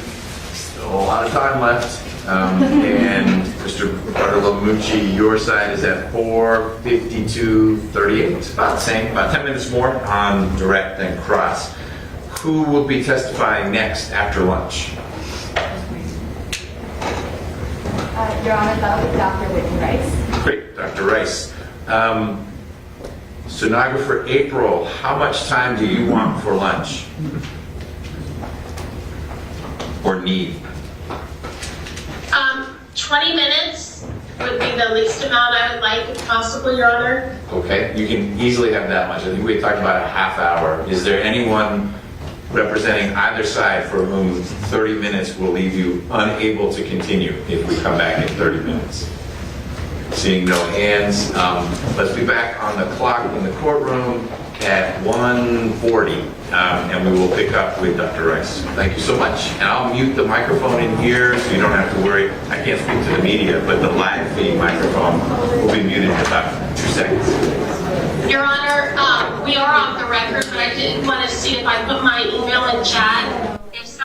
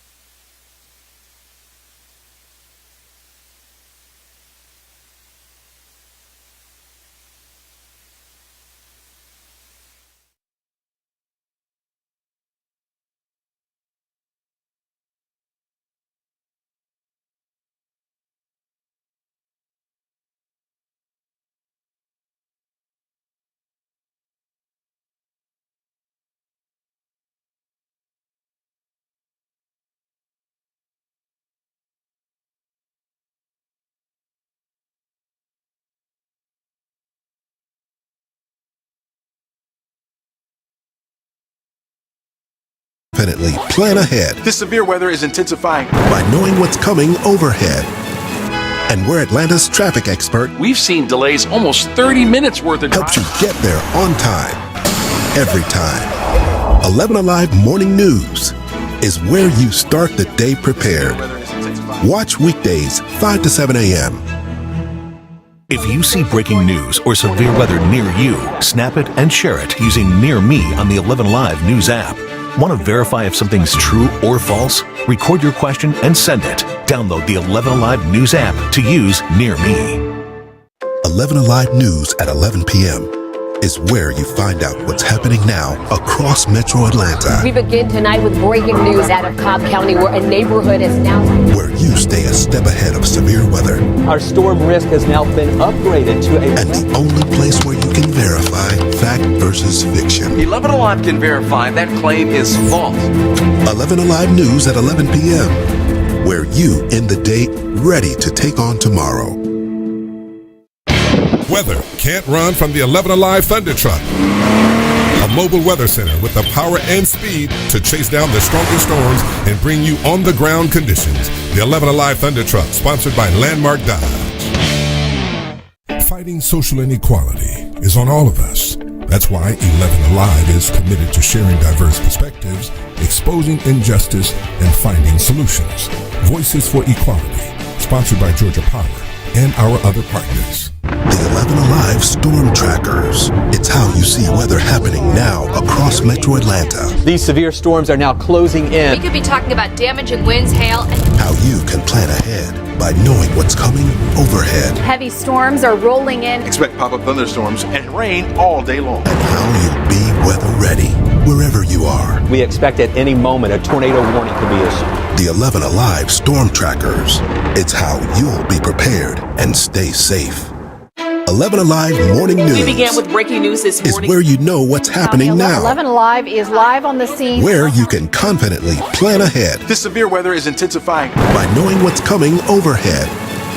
And we're Atlanta's traffic expert. We've seen delays almost 30 minutes worth of helps you get there on time. Every time. 11 Alive Morning News is where you start the day prepared. Watch weekdays 5 to 7 a.m. If you see breaking news or severe weather near you, snap it and share it using Near Me on the 11 Alive News app. Want to verify if something's true or false? Record your question and send it. Download the 11 Alive News app to use Near Me. 11 Alive News at 11 p.m.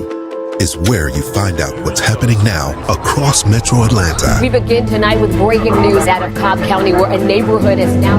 Where you stay a step ahead of severe weather. Our storm risk has now been upgraded to a... And the only place where you can verify fact versus fiction. 11 Alive can verify that claim is false. 11 Alive News at 11 p.m. Where you end the day ready to take on tomorrow. Weather can't run from the 11 Alive Thunder Truck. A mobile weather center with the power and speed to chase down the strongest storms and bring you on-the-ground conditions. The 11 Alive Thunder Truck, sponsored by Landmark Dodge. Fighting social inequality is on all of us. That's why 11 Alive is committed to sharing diverse perspectives, exposing injustice, and finding solutions. Voices for Equality, sponsored by Georgia Power and our other partners. The 11 Alive Storm Trackers. It's how you see weather happening now across Metro Atlanta. These severe storms are now closing in. We could be talking about damaging winds, hail, and... How you can plan ahead by knowing what's coming overhead. Heavy storms are rolling in. Expect pop-up thunderstorms and rain all day long. And how you'll be weather ready wherever you are. We expect at any moment a tornado warning could be issued. The 11 Alive Storm Trackers. It's how you'll be prepared and stay safe. 11 Alive Morning News. We began with breaking news this morning. Is where you know what's happening now. 11 Alive is live on the scene. Where you can confidently plan ahead. This severe weather is intensifying. By knowing what's coming overhead. And we're Atlanta's traffic expert. We've seen delays almost 30 minutes worth of helps you get there on time. Every time. 11 Alive Morning News is where you start the day prepared. Watch weekdays 5 to 7 a.m. If you see breaking news or severe weather near you, snap it and share it using Near Me on the 11 Alive News app. Want to verify if something's true or false? Record your question and send it. Download the 11 Alive News app to use Near Me. 11 Alive News at 11 p.m. is where you find out what's happening now across Metro Atlanta. We begin tonight with breaking news out of Cobb County, where a neighborhood is now... Where you stay a step ahead of severe weather. Our storm risk has now been upgraded to a... And the only place where you can verify fact versus fiction. 11 Alive can verify that claim is false. 11 Alive News at 11 p.m.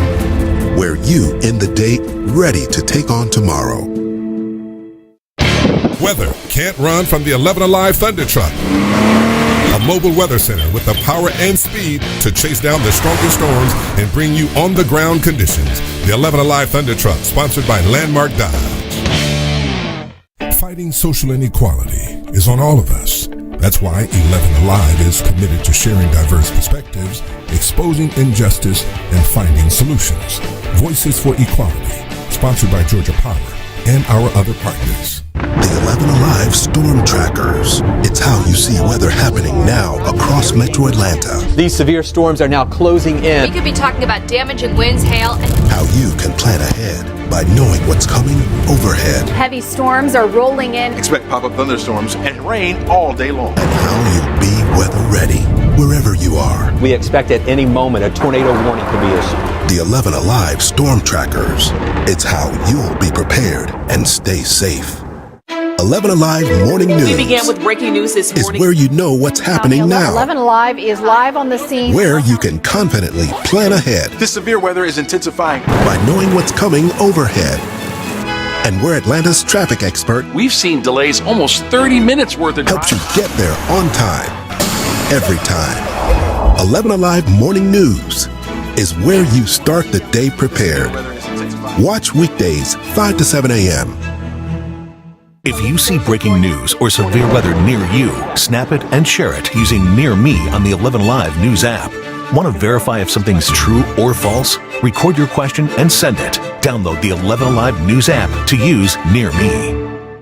11 Alive News at 11 p.m. is where you find out what's happening now across Metro Atlanta. We begin tonight with breaking news out of Cobb County, where a neighborhood is now... Where you stay a step ahead of severe weather.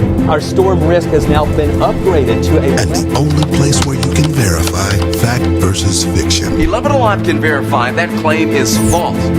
11 Alive News at 11 p.m. Where you end the day ready to take on tomorrow. Weather can't run from the 11 Alive Thunder Truck. A mobile weather center with the power and speed to chase down the strongest storms and bring you on-the-ground conditions. The 11 Alive Thunder Truck, sponsored by Landmark Dodge. Fighting social inequality is on all of us. That's why 11 Alive is committed to sharing diverse perspectives, exposing injustice, and finding solutions.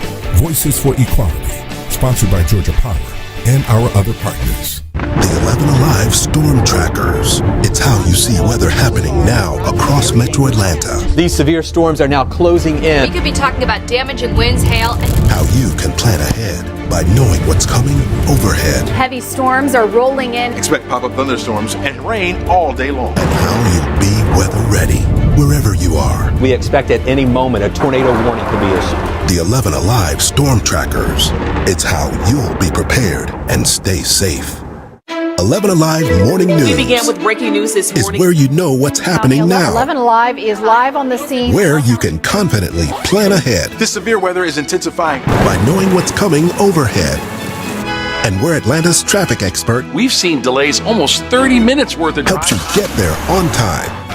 Every time. 11 Alive Morning News is where you start the day prepared. Watch weekdays 5 to 7 a.m. If you see breaking news or severe weather near you, snap it and share it using Near Me on the 11 Alive News app. Want to verify if something's true or false? Record your question and send it. Download the 11 Alive News app to use Near Me. 11 Alive News at 11 p.m. is where you find out what's happening now across Metro Atlanta. We begin tonight with breaking news out of Cobb County, where a neighborhood is now... Where you stay a step ahead of severe weather. Our storm risk has now been upgraded to a... And the only place where you can verify fact versus fiction. 11 Alive can verify that claim is false. 11 Alive News at 11 p.m. Where you end the day ready to take on tomorrow. Weather can't run from the 11 Alive Thunder Truck. A mobile weather center with the power and speed to chase down the strongest storms and bring you on-the-ground conditions. The 11 Alive Thunder Truck, sponsored by Landmark Dodge. Fighting social inequality is on all of us. That's why 11 Alive is committed to sharing diverse perspectives, exposing injustice, and finding solutions. Voices for Equality, sponsored by Georgia Power and our other partners. The 11 Alive Storm Trackers. It's how you see weather happening now across Metro Atlanta. These severe storms are now closing in. We could be talking about damaging winds, hail, and How you can plan ahead by knowing what's coming overhead. heavy storms are rolling in. Expect pop-up thunderstorms and rain all day long. And how you'll be weather ready wherever you are. We expect at any moment a tornado warning could be issued. The 11 Alive Storm Trackers. It's how you'll be prepared and stay safe. 11 Alive Morning News. We began with breaking news this is morning. where you know what's happening now. 11 Alive is live on the scene. Where you can confidently plan ahead This severe weather is intensifying. by knowing what's coming overhead. And where Atlanta's traffic expert We've seen delays almost 30 minutes worth of helps you get there on time, every time. 11 Alive Morning News is where you start the day prepared. Watch weekdays 5 to 7 a.m. If you see breaking news or severe weather near you, snap it and share it using Near Me on the 11 Live News app. Want to verify if something's true or false? Record your question and send it. Download the 11 Live News app to use Near Me. 11 Alive News at 11 p.m. is where you find out what's happening now across Metro Atlanta. We begin tonight with breaking news out of Cobb County, where a neighborhood is now Where you stay a step ahead of severe weather. Our storm risk has now been upgraded to a... And the only place where you can verify fact versus fiction. 11 Alive can verify that claim is false. 11 Alive News at 11 p.m. Where you end the day ready to take on tomorrow. Weather can't run from the 11 Alive Thunder Truck. A mobile weather center with the power and speed to chase down the strongest storms and bring you on-the-ground conditions. The 11 Alive Thunder Truck, sponsored by Landmark Dodge. Fighting social inequality is on all of us. That's why 11 Alive is committed to sharing diverse perspectives, exposing injustice, and finding solutions. Voices for Equality, sponsored by Georgia Power and our other partners. The 11 Alive Storm Trackers. It's how you see weather happening now across Metro Atlanta. These severe storms are now closing We in. could be talking about damaging winds, hail, and How you can plan ahead by knowing what's coming overhead. heavy storms are rolling in. Expect pop-up thunderstorms and rain all day long. And how you'll be weather ready wherever you are. We expect at any moment a tornado warning could be issued. The 11 Alive Storm Trackers. It's how you'll be prepared and stay safe. 11 Alive Morning News We began with breaking news this is morning. where you know what's happening now. 11 Alive is live on the scene. Where you can confidently plan ahead This severe weather is intensifying. by knowing what's coming overhead. And where Atlanta's traffic expert We've seen delays almost 30 minutes worth of helps you get there on time, every time. 11 Alive Morning News is where you start the day prepared. Watch weekdays 5 to 7 a.m. If you see breaking news or severe weather near you, snap it and share it using Near Me on the 11 Live News app. Want to verify if something's true or false? Record your question and send it. Download the 11 Alive News app to use Near Me. 11 Alive News at 11 p.m. is where you find out what's happening now across Metro Atlanta. We begin tonight with breaking news out of Cobb County, where a neighborhood is now Where you stay a step ahead of severe weather. Our storm risk has now been upgraded to a... And the only place where you can verify fact versus fiction. 11 Alive can verify that claim is false. 11 Alive News at 11 p.m. Where you end the day ready to take on tomorrow. Weather can't run from the 11 Alive Thunder Truck. A mobile weather center with the power and speed to chase down the strongest storms and bring you on-the-ground conditions. The 11 Alive Thunder Truck, sponsored by Landmark Dodge. Fighting social inequality is on all of us. That's why 11 Alive is committed to sharing diverse perspectives, exposing injustice, and finding solutions. Voices for Equality, sponsored by Georgia Power and our other partners. The 11 Alive Storm Trackers. It's how you see weather happening now across Metro Atlanta. These severe storms are now closing in. We could be talking about damaging winds, hail, and How you can plan ahead by knowing what's coming overhead. heavy storms are rolling in. Expect pop-up thunderstorms and rain all day long. And how you'll be weather ready wherever you are. We expect at any moment a tornado warning could be issued. The 11 Alive Storm Trackers. It's how you'll be prepared and stay safe. 11 Alive Morning News. We began with breaking news this is morning. where you know what's happening now. 11 Alive is live on the scene. Where you can confidently plan ahead This severe weather is intensifying. by knowing what's coming overhead. And where Atlanta's traffic expert We've seen delays almost 30 minutes worth of helps you get there on time, every time. 11 Alive Morning News is where you start the day prepared. Watch weekdays 5 to 7 a.m. If you see breaking news or severe weather near you, snap it and share it using Near Me on the 11 Live News app. Want to verify if something's true or false? Record your question and send it. Download the 11 Alive News app to use Near Me. 11 Alive News at 11 p.m. is where you find out what's happening now across Metro Atlanta. We begin tonight with breaking news out of Cobb County, where a neighborhood is now Where you stay a step ahead of severe weather. Our storm risk has now been upgraded to a... And the only place where you can verify fact versus fiction. 11 Alive can verify that claim is false. 11 Alive News at 11 p.m. Where you end the day ready to take on tomorrow. Weather can't run from the 11 Alive Thunder Truck. A mobile weather center with the power and speed to chase down the strongest storms and bring you on-the-ground conditions. The 11 Alive Thunder Truck, sponsored by Landmark Dodge. Fighting social inequality is on all of us. That's why 11 Alive is committed to sharing diverse perspectives, exposing injustice, and finding solutions. Voices for Equality, sponsored by Georgia Power and our other partners. The 11 Alive Storm Trackers. It's how you see weather happening now across Metro Atlanta. These severe storms are now closing We in. could be talking about damaging winds, hail, and How you can plan ahead by knowing what's coming overhead. heavy storms are rolling in. Expect pop-up thunderstorms and rain all day long. And how you'll be weather ready wherever you are. We expect at any moment a tornado warning could be issued. The 11 Alive Storm Trackers. It's how you'll be prepared and stay safe. 11 Alive Morning News We began with breaking news this is morning. where you know what's happening now. 11 Alive is live on the scene. Where you can confidently plan ahead This severe weather is intensifying. by knowing what's coming overhead. And where Atlanta's traffic expert We've seen delays almost 30 minutes worth of helps you get there on time, every time. 11 Alive Morning News is where you start the day prepared. Watch weekdays 5 to 7 a.m. If you see breaking news or severe weather near you, snap it and share it using Near Me on the 11 Live News app. Want to verify if something's true or false? Record your question and send it. Download the 11 Alive News app to use Near Me. 11 Alive News at 11 p.m. is where you find out what's happening now across Metro Atlanta. We begin tonight with breaking news out of Cobb County, where a neighborhood is now Where you stay a step ahead of severe weather.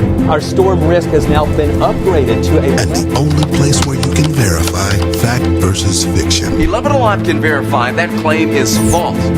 11 Alive News at 11 p.m. Where you end the day ready to take on tomorrow. Weather can't run from the 11 Alive Thunder Truck. A mobile weather center with the power and speed to chase down the strongest storms and bring you on-the-ground conditions. The 11 Alive Thunder Truck, sponsored by Landmark Dodge.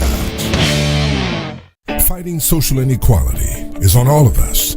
That's why 11 Alive is committed to sharing diverse perspectives, exposing injustice, and finding solutions.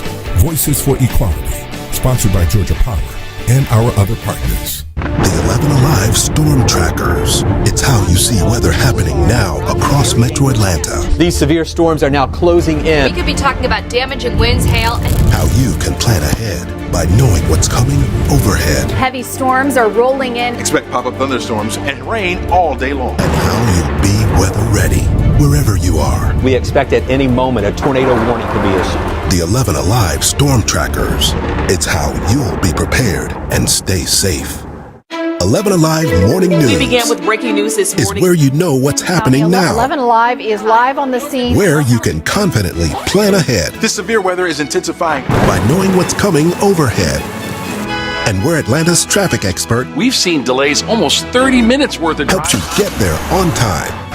Every time. 11 Alive Morning News is where you start the day prepared. Watch weekdays 5 to 7 a.m. If you see breaking news or severe weather near you, snap it and share it using Near Me on the 11 Alive News app. Want to verify if something's true or false? Record your question and send it. Download the 11 Alive News app to use Near Me. 11 Alive News at 11 p.m. is where you find out what's happening now across Metro Atlanta. We begin tonight with breaking news out of Cobb County, where a neighborhood is now... Where you stay a step ahead of severe weather. Our storm risk has now been upgraded to a... And the only place where you can verify fact versus fiction. 11 Alive can verify that claim is false. 11 Alive News at 11 p.m. Where you end the day ready to take on tomorrow. Weather can't run from the 11 Alive Thunder Truck. A mobile weather center with the power and speed to chase down the strongest storms and bring you on-the-ground conditions. The 11 Alive Thunder Truck, sponsored by Landmark Dodge. Fighting social inequality is on all of us. That's why 11 Alive is committed to sharing diverse perspectives, exposing injustice, and finding solutions. Voices for Equality, sponsored by Georgia Power and our other partners. The 11 Alive Storm Trackers. It's how you see weather happening now across Metro Atlanta. These severe storms are now closing in. We could be talking about damaging winds, hail, and... How you can plan ahead by knowing what's coming overhead. Heavy storms are rolling in. Expect pop-up thunderstorms and rain all day long. And how you'll be weather ready wherever you are. We expect at any moment a tornado warning could be issued. The 11 Alive Storm Trackers. It's how you'll be prepared and stay safe. 11 Alive Morning News. We began with breaking news this morning. Is where you know what's happening now. 11 Alive is live on the scene. Where you can confidently plan ahead. This severe weather is intensifying. By knowing what's coming overhead. And we're Atlanta's traffic expert. We've seen delays almost 30 minutes worth of helps you get there on time. Every time. 11 Alive Morning News is where you start the day prepared. Watch weekdays 5 to 7 a.m. If you see breaking news or severe weather near you, snap it and share it using Near Me on the 11 Alive News app. Want to verify if something's true or false? Record your question and send it. Download the 11 Alive News app to use Near Me. 11 Alive News at 11 p.m. is where you find out what's happening now across Metro Atlanta. We begin tonight with breaking news out of Cobb County, where a neighborhood is now... Where you stay a step ahead of severe weather. Our storm risk has now been upgraded to a... And the only place where you can verify fact versus fiction. 11 Alive can verify that claim is false. 11 Alive News at 11 p.m. Where you end the day ready to take on tomorrow. Weather can't run from the 11 Alive Thunder Truck. A mobile weather center with the power and speed to chase down the strongest storms and bring you on-the-ground conditions. The 11 Alive Thunder Truck, sponsored by Landmark Dodge. Fighting social inequality is on all of us. That's why 11 Alive is committed to sharing diverse perspectives, exposing injustice, and finding solutions.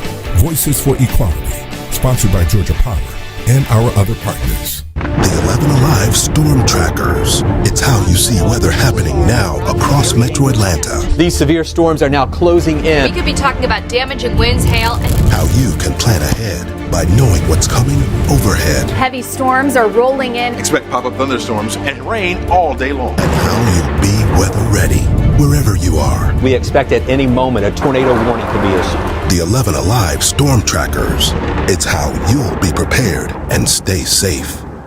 11 Alive Morning News. We began with breaking news this morning. Is where you know what's happening now. 11 Alive is live on the scene. Where you can confidently plan ahead. This severe weather is intensifying. By knowing what's coming overhead.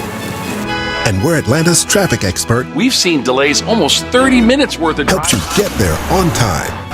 every time. 11 Alive Morning News is where you start the day prepared. Watch weekdays 5 to 7 a.m. If you see breaking news or severe weather near you, snap it and share it using Near Me on the 11 Alive News app. Want to verify if something's true or false? Record your question and send it. Download the 11 Alive News app to use Near Me. 11 Alive News at 11 p.m. is where you find out what's happening now across Metro Atlanta. We begin tonight with breaking news out of Cobb County, where a neighborhood is now... Where you stay a step ahead of severe weather. Our storm risk has now been upgraded to a... And the only place where you can verify fact versus fiction. 11 Alive can verify that claim is false. 11 Alive News at 11 p.m. Where you end the day ready to take on tomorrow. Weather can't run from the 11 Alive Thunder Truck. A mobile weather center with the power and speed to chase down the strongest storms and bring you on-the-ground conditions. The 11 Alive Thunder Truck, sponsored by Landmark Dodge. Fighting social inequality is on all of us. That's why 11 Alive is committed to sharing diverse perspectives, exposing injustice, and finding solutions.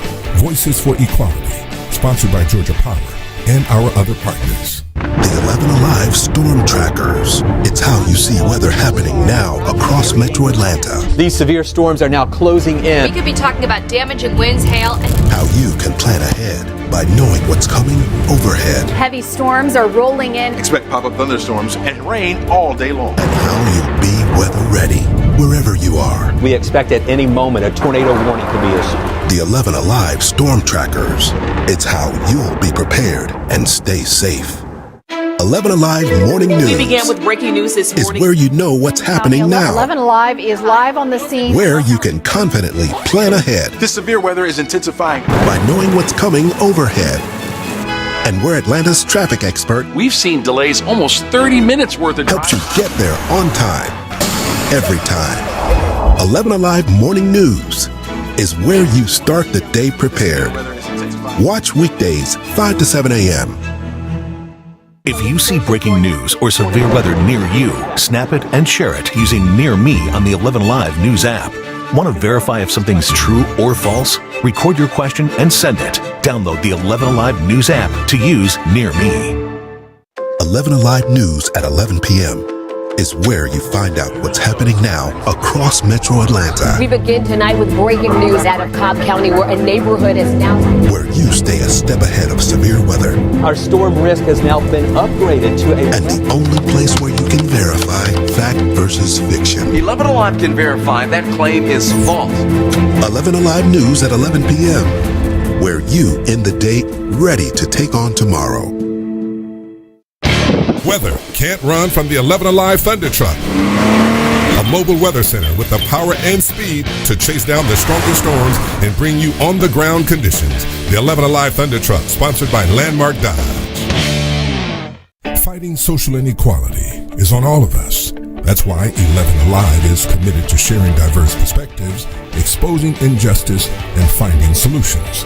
Voices for Equality, sponsored by Georgia Power and our other partners. The 11 Alive Storm Trackers. It's how you see weather happening now across Metro Atlanta. These severe storms are now closing in. We could be talking about damaging winds, hail, and... How you can plan ahead by knowing what's coming overhead. Heavy storms are rolling in. Expect pop-up thunderstorms and rain all day long. And how you'll be weather ready wherever you are. We expect at any moment a tornado warning could be issued. The 11 Alive Storm Trackers. It's how you'll be prepared and stay safe. 11 Alive Morning News. We began with breaking news this morning. Is where you know what's happening now. 11 Alive is live on the scene. Where you can confidently plan ahead. This severe weather is intensifying. By knowing what's coming overhead. And we're Atlanta's traffic expert. We've seen delays almost 30 minutes worth of helps you get there on time. Every time. 11 Alive Morning News is where you start the day prepared. Watch weekdays 5 to 7 a.m. If you see breaking news or severe weather near you, snap it and share it using Near Me on the 11 Alive News app. Want to verify if something's true or false? Record your question and send it. Download the 11 Alive News app to use Near Me. 11 Alive News at 11 p.m. is where you find out what's happening now across Metro Atlanta. We begin tonight with breaking news out of Cobb County, where a neighborhood is now... Where you stay a step ahead of severe weather. Our storm risk has now been upgraded to a... And the only place where you can verify fact versus fiction. 11 Alive can verify that claim is false. 11 Alive News at 11 p.m. Where you end the day ready to take on tomorrow.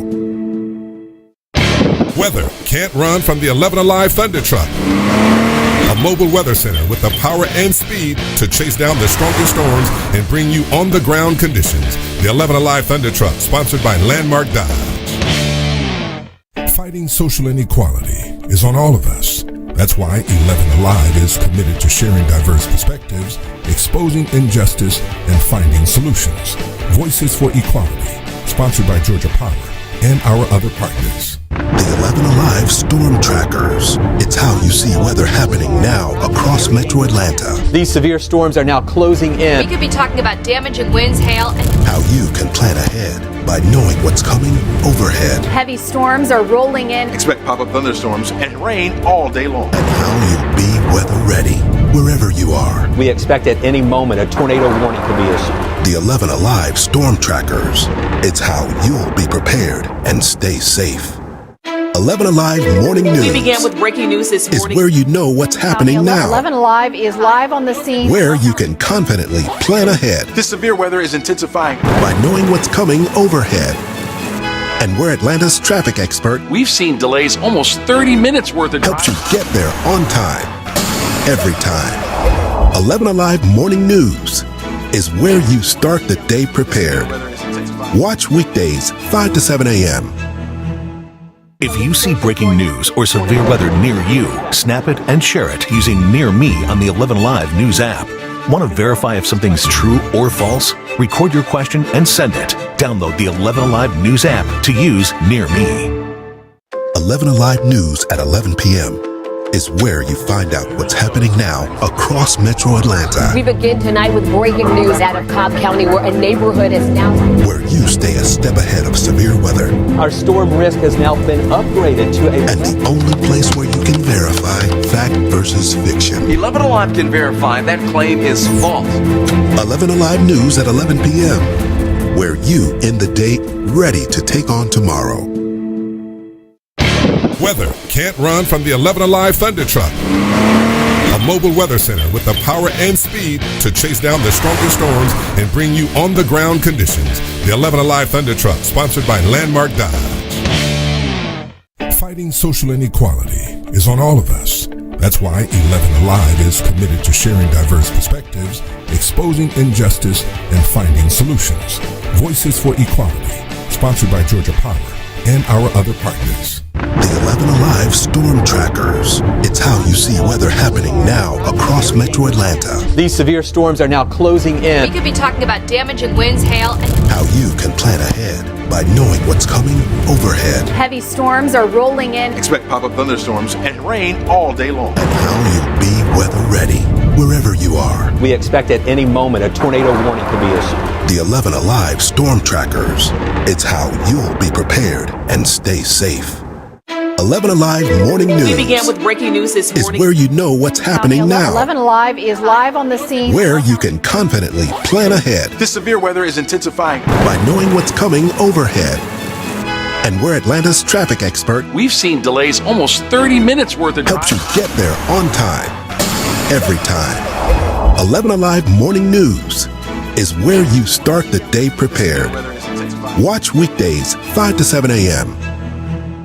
If you see breaking news or severe weather near you, snap it and share it using Near Me on the 11 Alive News app. Want to verify if something's true or false? Record your question and send it. Download the 11 Alive News app to use Near Me. 11 Alive News at 11 p.m. is where you find out what's happening now across Metro Atlanta. We begin tonight with breaking news out of Cobb County, where a neighborhood is now... Where you stay a step ahead of severe weather. Our storm risk has now been upgraded to a... And the only place where you can verify fact versus fiction. 11 Alive can verify that claim is false. 11 Alive News at 11 p.m. Where you end the day ready to take on tomorrow. Weather can't run from the 11 Alive Thunder Truck. A mobile weather center with the power and speed to chase down the strongest storms and bring you on-the-ground conditions. The 11 Alive Thunder Truck, sponsored by Landmark Dodge. Fighting social inequality is on all of us. That's why 11 Alive is committed to sharing diverse perspectives, exposing injustice, and finding solutions.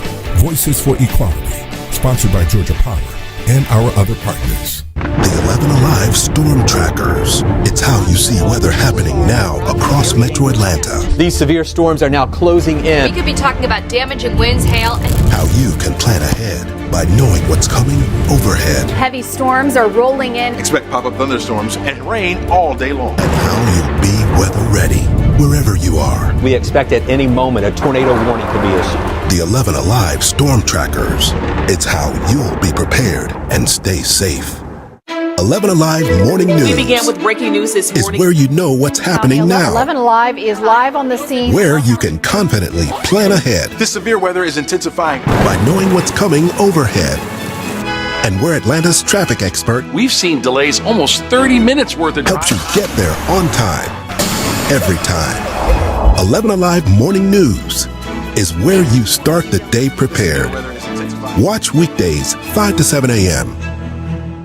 If you see breaking news or severe weather near you, snap it and share it using Near Me on the 11 Live News app. Want to verify if something's true or false? Record your question and send it. Download the 11 Alive News app to use Near Me. 11 Alive News at 11 p.m.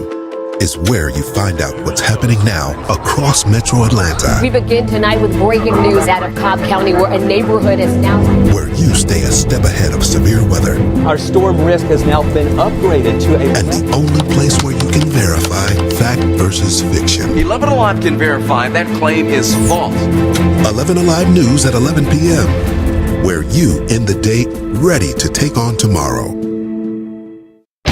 Weather can't run from the 11 Alive Thunder Truck. A mobile weather center with the power and speed to chase down the strongest storms and bring you on-the-ground conditions. The 11 Alive Thunder Truck, sponsored by Landmark Dodge. Fighting social inequality is on all of us.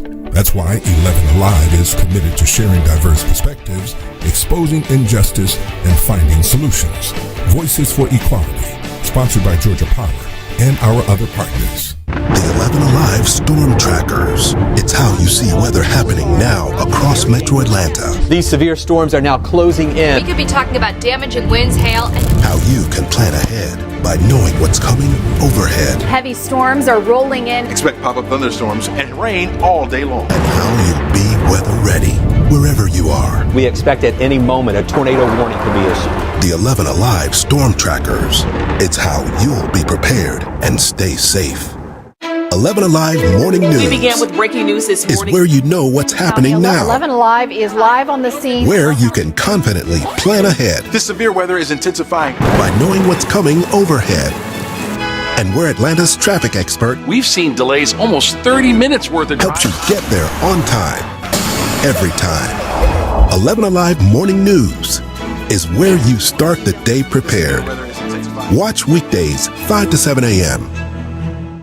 If you see breaking news or severe weather near you, snap it and share it using Near Me on the 11 Live News app. Want to verify if something's true or false? Record your question and send it. Download the 11 Alive News app to use Near Me. 11 Alive News at 11 p.m. is where you find out what's happening now across Metro Atlanta. We begin tonight with breaking news out of Cobb County, where a neighborhood is now Where you stay a step ahead of severe weather. Our storm risk has now been upgraded to a... And the only place where you can verify fact versus fiction. 11 Alive can verify that claim is false. 11 Alive News at 11 p.m. where you end the day ready to take on tomorrow.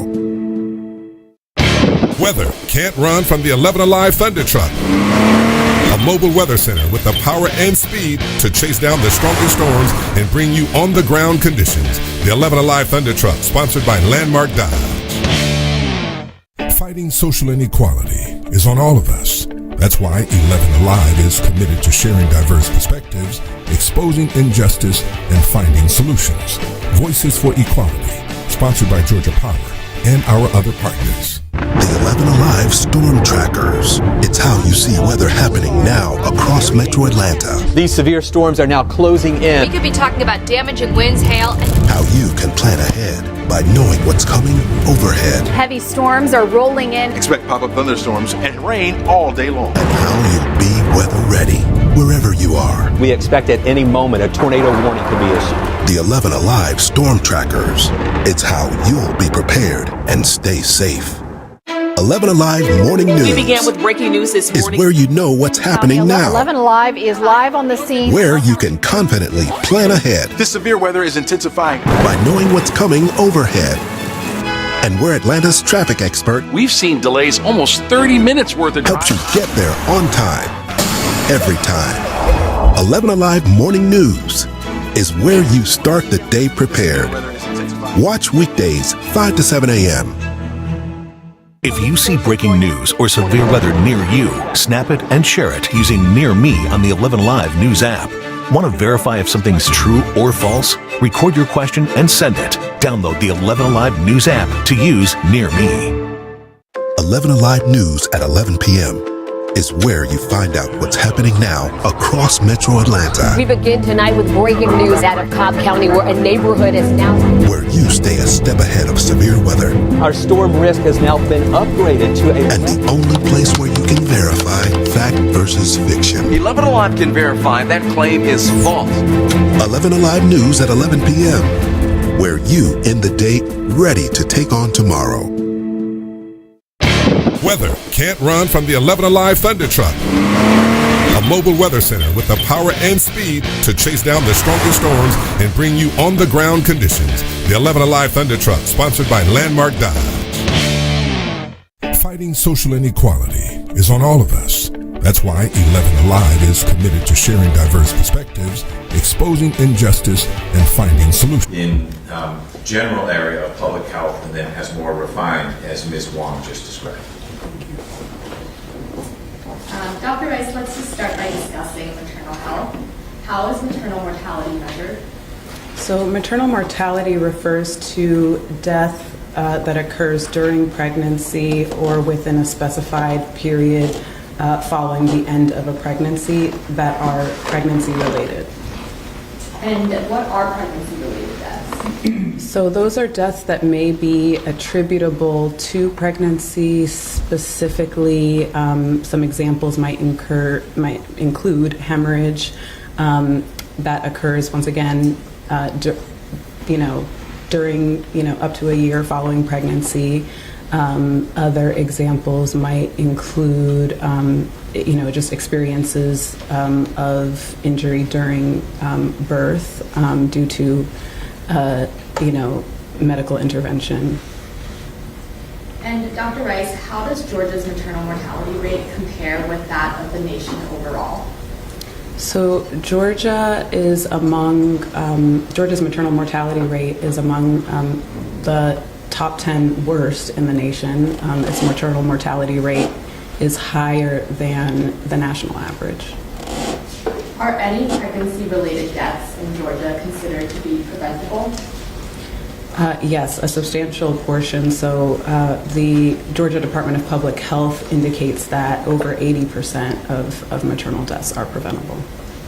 And are there racial... Did you say 80? Over 80.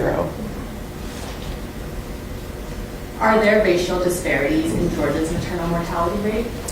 Yes.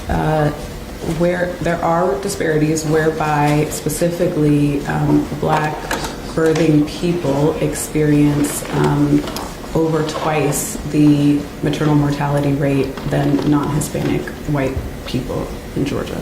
And the adjective you used was urban? You said Black urban people? Oh, birthing. So just people who are giving birth. Okay, got Yeah. it. So a Black female giving birth is much more likely to experience maternal mortality than a non-Hispanic white. Correct. Birthing. Dr. Rice, why are Black Georgians over twice as likely to die from pregnancy-related causes than non-Hispanic white Georgians? So there are a variety of reasons at play in those disparities. They may include, or they do include, experiences of systemic bias, systemic discrimination in the healthcare system and outside. They include just some of the disproportionate experiences that Black people in Georgia have that contribute to difficulty with accessing care. So we know that Black people, pregnant people, and otherwise have experiences, disproportionate experiences of poverty, for example, living in rural areas in which access to care is more limited, to name a few. And Dr. Rice, in your expert opinion, why is Georgia's maternal mortality rate among the top 10 worst in the nation? In my professional opinion, Georgia's maternal mortality rate reflects general lack of access to health care in Georgia, and sexual and reproductive health care is a specific area in which there are issues with access to care. And there are a number of reasons for that, including shortages of physicians and shortages of physicians in specialties really relevant to sexual and reproductive health care, to name a few. Also policies that are not as supportive as they could be for people preconception, during pregnancy, and postpartum.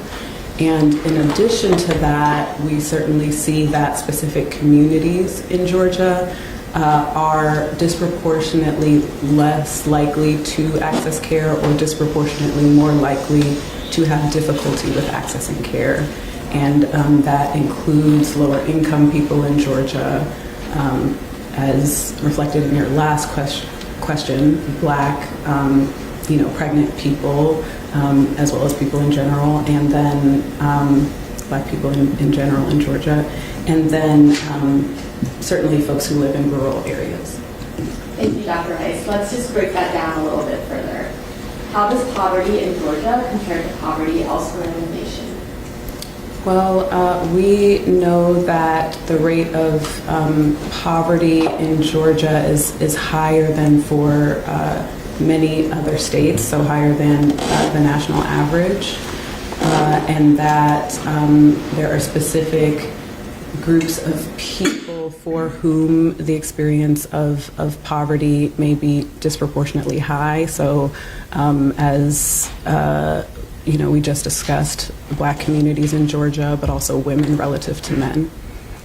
And what does that mean for women of reproductive age in Georgia? So that means that women of reproductive age may experience difficulty with affording care, health care, and in fact, there are some data to support that a substantial proportion of women in Georgia forego health care due to cost. So you mentioned barriers to accessing reproductive health care. Is one of the barriers a shortage of physicians in Georgia? Absolutely. So we do see that in Georgia there is a shortage of physicians, period. And then, as I mentioned, in specific specialties, so there are, limited access to primary care physicians, shortage of OBGYNs, and even disparities in access to pediatricians. Are there, you read about food deserts where there are no good grocery stores in certain communities? Are there OBGYN deserts where you could live in a city or even a county or several counties and you can't get access because there's just not an OBGYN? Absolutely. So as reflected in some of the data that I reviewed and included in the report, nearly half of Georgia's many counties lack access to an OBGYN. You use the phrase lack of access, and that may be an important term of art for the work you do, but it's not that there's a wall around the county, it's that there is no OBGYN in that county. And if you can't afford transportation or for whatever reason, you'd still have to go to an adjoining or even further county to even meet a doctor. It's not that there's an OBGYN in County X who says, I refuse to see you. It's that there's just not one at all.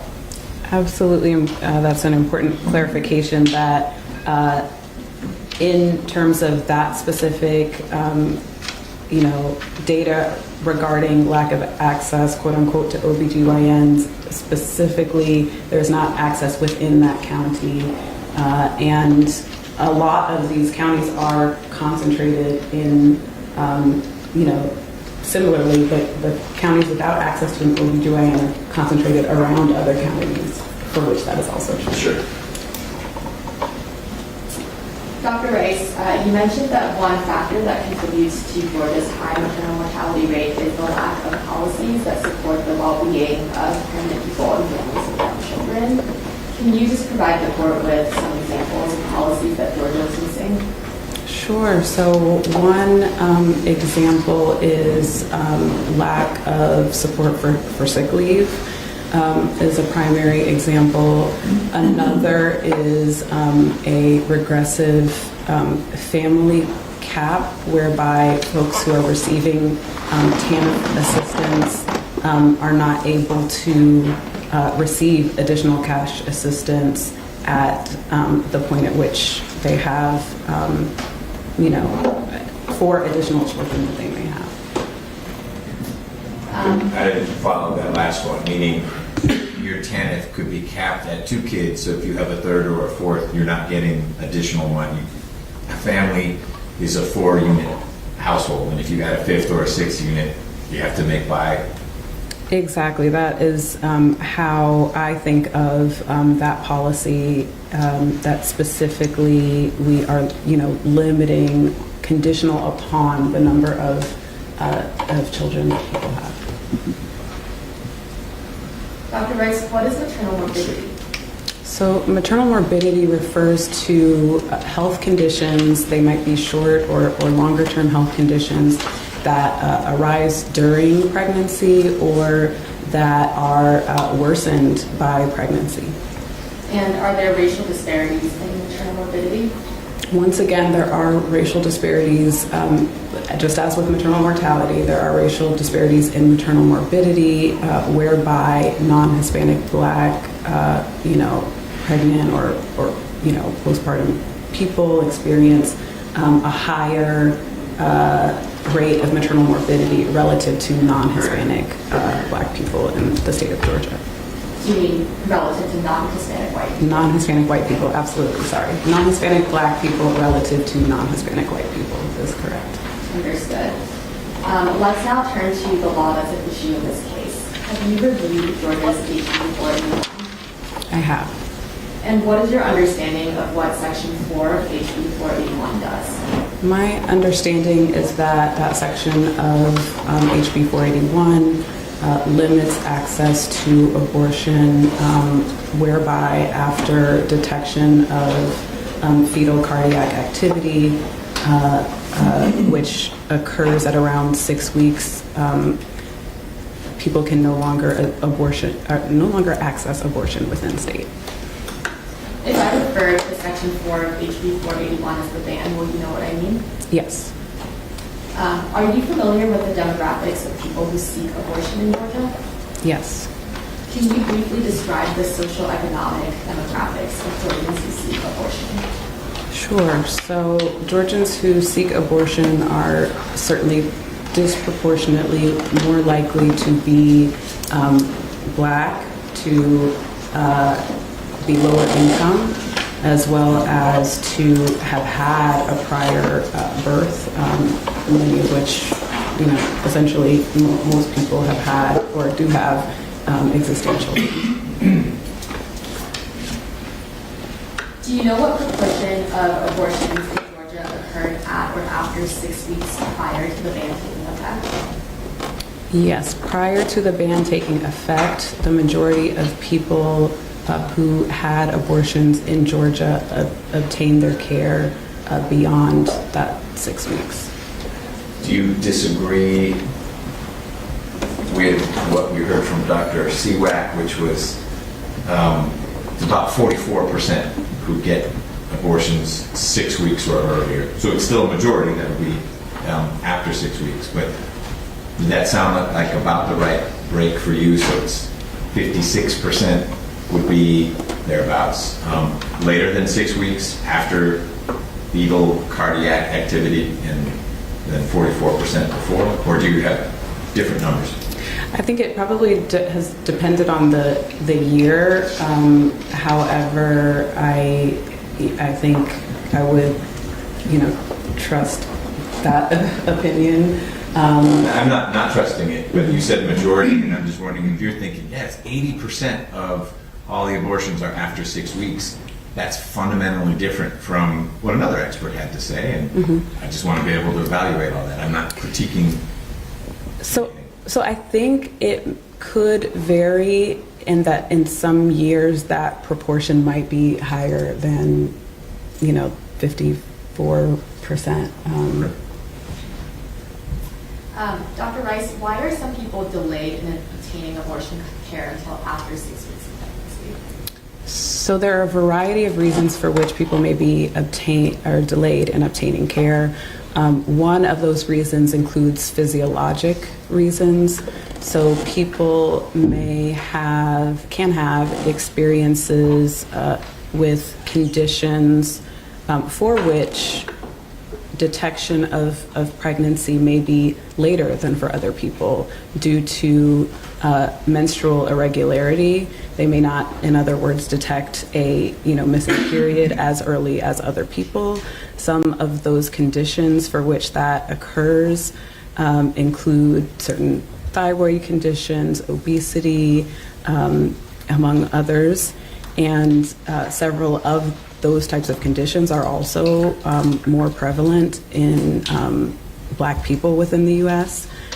There are also other reasons, however, for which people may be delayed for which reason people may be delayed in obtaining care, and they certainly include having difficulty with obtaining the funds, putting together funds to pay for care, to pay for abortion care, to pay for transportation, to pay for child care, and to pay for maybe the cost of lodging while in cases where people are having to travel. Our primary, I think among some of the primary reasons, I think in addition to that, logistically, people may not be able to get time off from work to be able to travel longer distances to obtain care. Thank you, Dr. Rice. So in your expert opinion, how does the ban impact abortion access in Georgia? In my expert opinion, the ban will drastically decrease the ability for people to access care within the state of Georgia. And for the smaller proportion of people who can access care in the state, they may be more likely to have access to resources with which to do so. For people who are unable to access care outside of or inside the state, they may choose to self-manage their abortion, or they may, if they have the resources. So if they have the resources, they may travel. And then for those who cannot travel, they may choose to self-manage their abortion, or they would be forced to continue a pregnancy.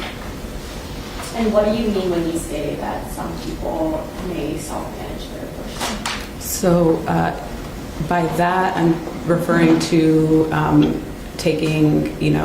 finding ways or access to medication for abortion, or by other means attempting to proceed with an abortion, whether by ingesting something or other ways, but primarily finding access to medication. And is the difference that it is without medical supervision? Specifically without medical supervision.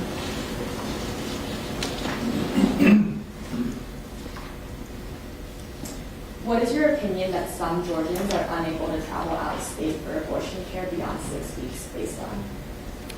So my opinion regarding the difficulty of traveling for care is based on, and I should say inability for many to travel, is based on a body of literature indicating that with larger travel distances, people are less likely to be able to obtain abortion care.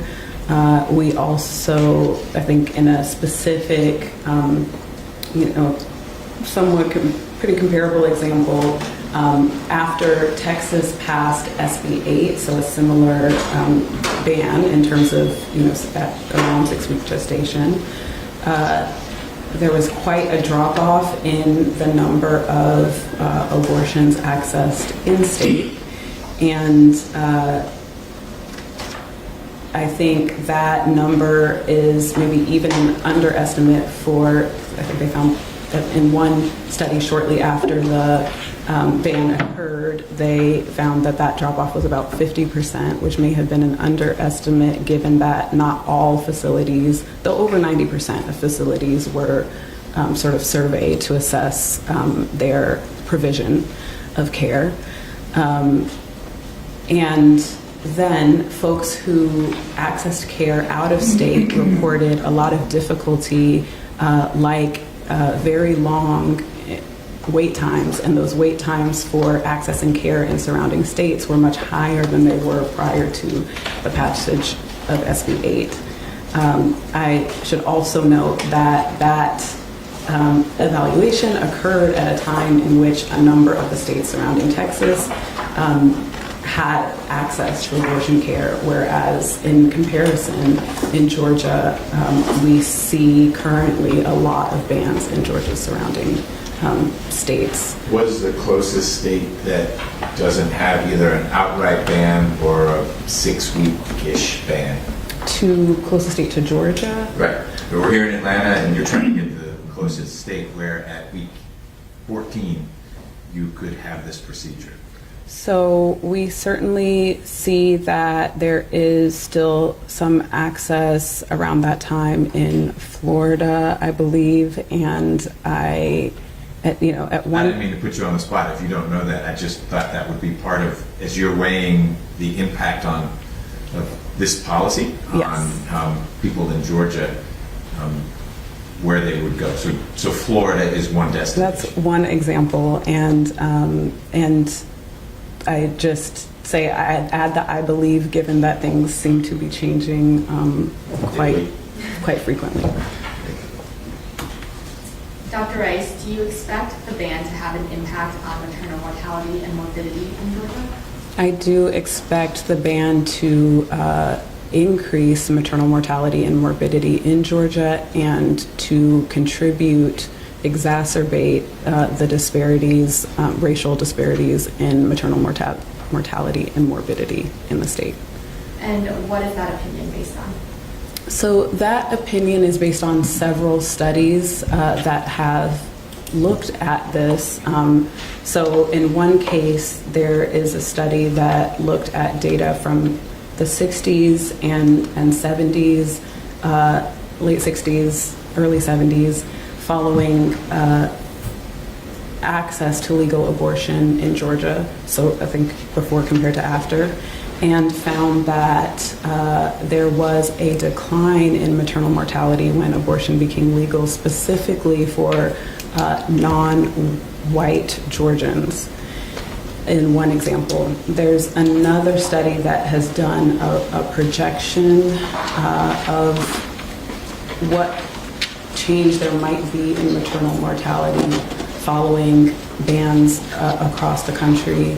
And so I should say there are data in both of these studies beyond and including Georgia.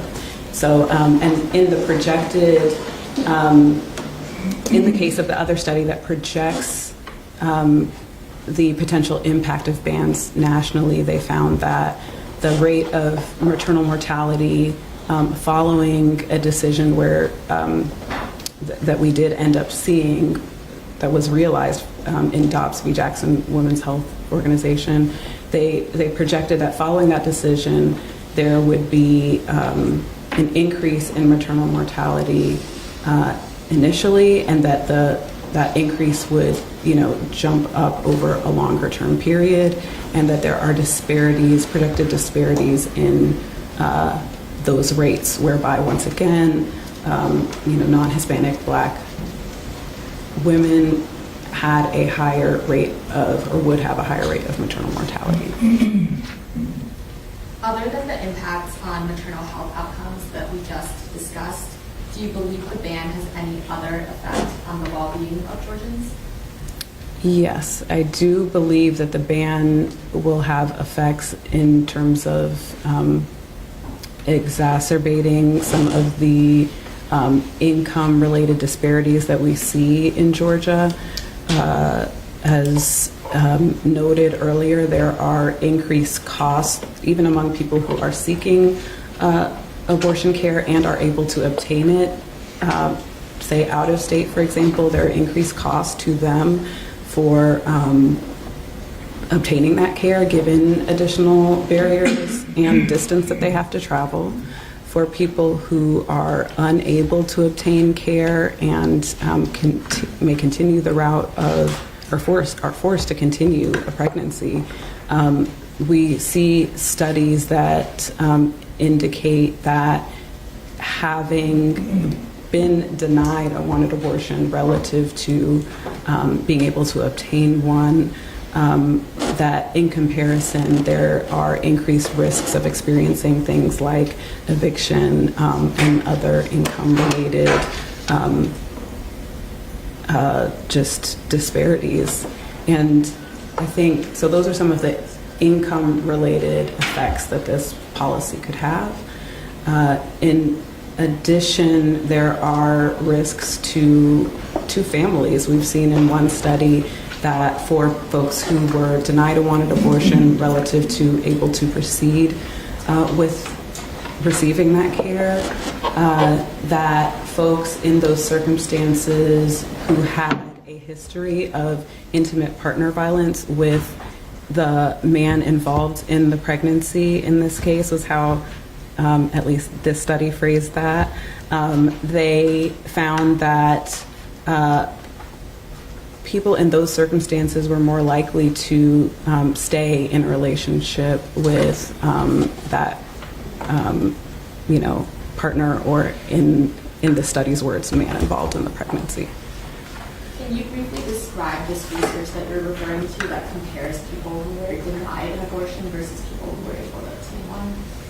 Yes, so the research that I cited there is from the Turnaway study. This is a study, a prospective cohort study that followed the experiences of nearly 1,000 people seeking abortion, and specifically followed groups that included people who were denied a wanted abortion and people who were able to receive care near gestational limits in their state. And the people who were included in this study came from facilities across the U.S. And once again, data were collected at several time points. Do you consider the Turnaway study to be rigorous in its design? I do. I think in the public health field and reproductive health field, this has been referred to as somewhat of a gold standard within that social science public health research. The research out of that study has been published in a number of peer-reviewed high-impact journals, and has gone through, has had to go through a process of vetting to be published. In addition to those publications, I should also note, detail a lot of the methodological strengths as well as any limitations of that work. Dr. Rice, did you review the expert report of Dr. Priscilla Coleman in preparation for your testimony today? I did. Do you agree with Dr. Coleman's critiques of the Turnaway study? I disagree with the characterization of the Turnaway study in that report. And specifically, I think some of the primary issues that were highlighted were around the study's attrition rate, so the degree to which folks who were initially recruited and enrolled into the study continued to participate over the different data collection time points. And my opinion about that is just that the attrition rate reported in the Turnaway study for its participants is equal or better to similar other research. I think in addition, attrition rate is one of several methodological considerations around studies' strength or relative weaknesses, and I don't think should be considered as a sole indicator of a study's strength. We know that, or as reported by the Turnaway study, a number of statistical modeling approaches were done to test whether or not dropout, essentially, of participants, or whether their attrition rate, in other words, was reflective of bias, and we know that they took a number of approaches to minimize bias in the study as a whole. So attrition rate was one issue that was spoken to, and another is just the study's recruitment strategy. And I think in my opinion, the recruitment approach that was reflected in this study is one that, again, is comparable to other social science and public health research, and took approaches to minimize bias. What was the recruitment approach that they used? Sure. So the approach that they used was to recruit people who were in the group that were denied abortion care due to seeking care beyond gestational limits. The clinics approached anyone who were instructed to approach anyone who entered those facilities and couldn't receive care for those reasons, and invited them to participate in the study. Comparably, in the other study groups, which were people who were able to receive care, we know that, or they reported that, they chose recruitment windows in which to approach those groups because they were more represented in the clinic population. So during recruitment windows, the investigators report that they approached all folks who, or were instructed to approach all folks who could or received care during those times. And so I think that is more of the individual level recruitment strategy, and they also report that at the facility level, they approached the vast majority of facilities that were eligible according to their recruitment criteria, and something like 2 of the facilities that they approached indicated that they were not willing to participate. So I think sometimes choosing to focus on the recruitment strategy at just the individual level is not necessarily reflective of their multi-level recruitment strategy. And in addition to that, there are reasons why, given the clinic population, they may have encountered a higher percentage of people who received care relative to people who were denied care.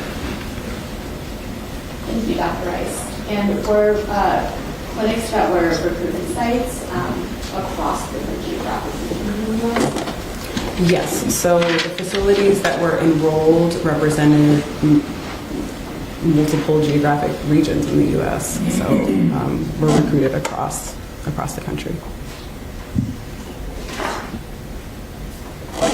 You mentioned that the Turnaway study found that being denied an abortion resulted in worse socioeconomic outcomes. Can you just speak a little bit more to that?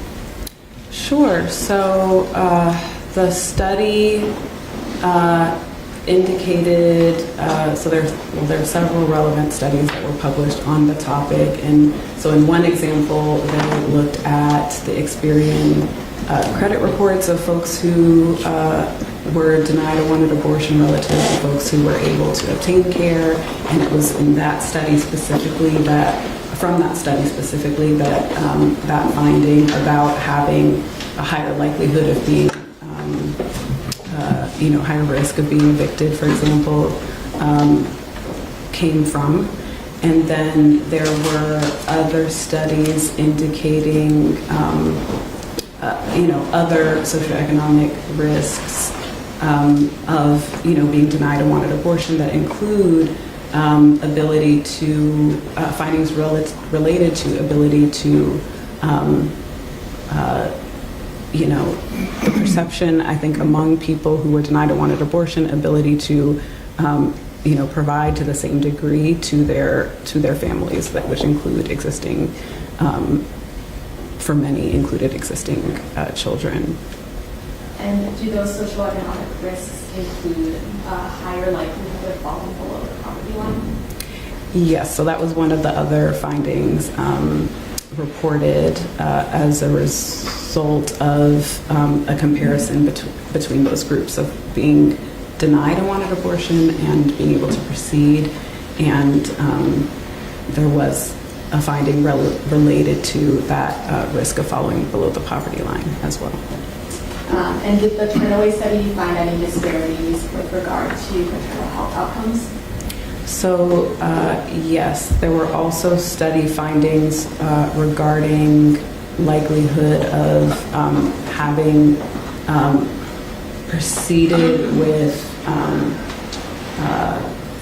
a pregnancy for the groups that were denied a wanted abortion, and that was certainly an experience represented among that group. In addition, having pregnancy-related complications was more likely in that group that was turned away, or in other words, denied a wanted abortion relative to folks who proceeded. Were there any maternal deaths in either group? So we did see, or the study did report 2 maternal deaths specifically for the group that were denied a wanted abortion relative to groups that were able to receive care. And just to clarify, were there any pregnancy-related deaths in the group that was able to obtain abortion care? No deaths in the group that was able to obtain abortion care, whereas there were, again, 2 deaths in the group that were denied the opportunity to receive abortion care. Thank you, Dr. Rice. Are there certain populations in Georgia that the impact that you described in the ban will fall hardest on? Yes, so as reflected in some of the studies that we discussed, these impacts fall hardest on, Black families, Black women, and people within Georgia. And in your expert opinion, how will the ban impact the overall public health in Georgia? So in my opinion, we are likely to once again see disproportionate experiences of morbidity and mortality in connection with the ban in Georgia, whereby not only, so certainly Black families will disproportionately experience that maternal morbidity and mortality, but we also know that this ban will be disproportionately affecting lower income people as well as people who already live greater distances from care. And a lot of this, the majority of this disproportionate experience is preventable. And so in addition to that, these experiences of worsened economic outcomes are another devastating impact of the ban. Thank you, Dr. Rice. I have no further questions this time. I have a question before Mr. Field goes. Has there been time yet, Dr. Rice, to conduct studies that show which option seems to be, I won't say preferred, just used the most? If you cannot the woman cannot get access to reproductive care in her home state. You described options. One is to travel, maybe not financially or logistically feasible. Have the child, in other words, the pregnancy to term, or you had a fancy term for it, but sort of self-resolving the situation. Have there been studies yet that show which of the three is the predominant outcome? Where it's too soon because obviously it's very soon after Dobbs, but their restrictions have tightened around the country in different ways. So I think that there is beginning to be, research evidence that folks are,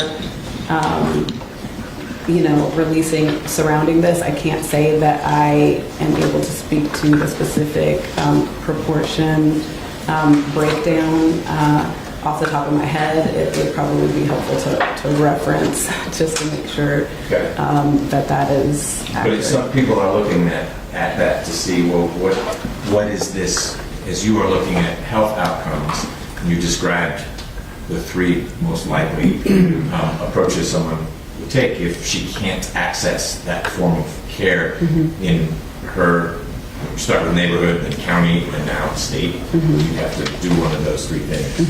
Okay. All right. Thank you. Your Honor, may I approach the witness? You may. Mr. Field, when you're ready. Thank you.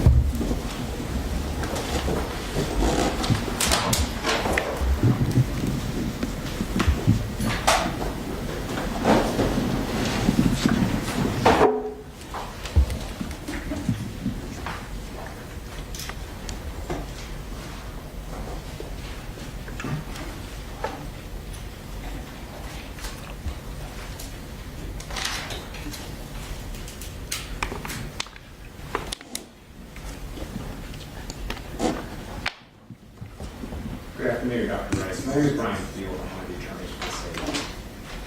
I'd like to begin by discussing with you some of your statements about geographic disparities. And if we look at your report, I think we'll pull it up. Look at paragraph 18.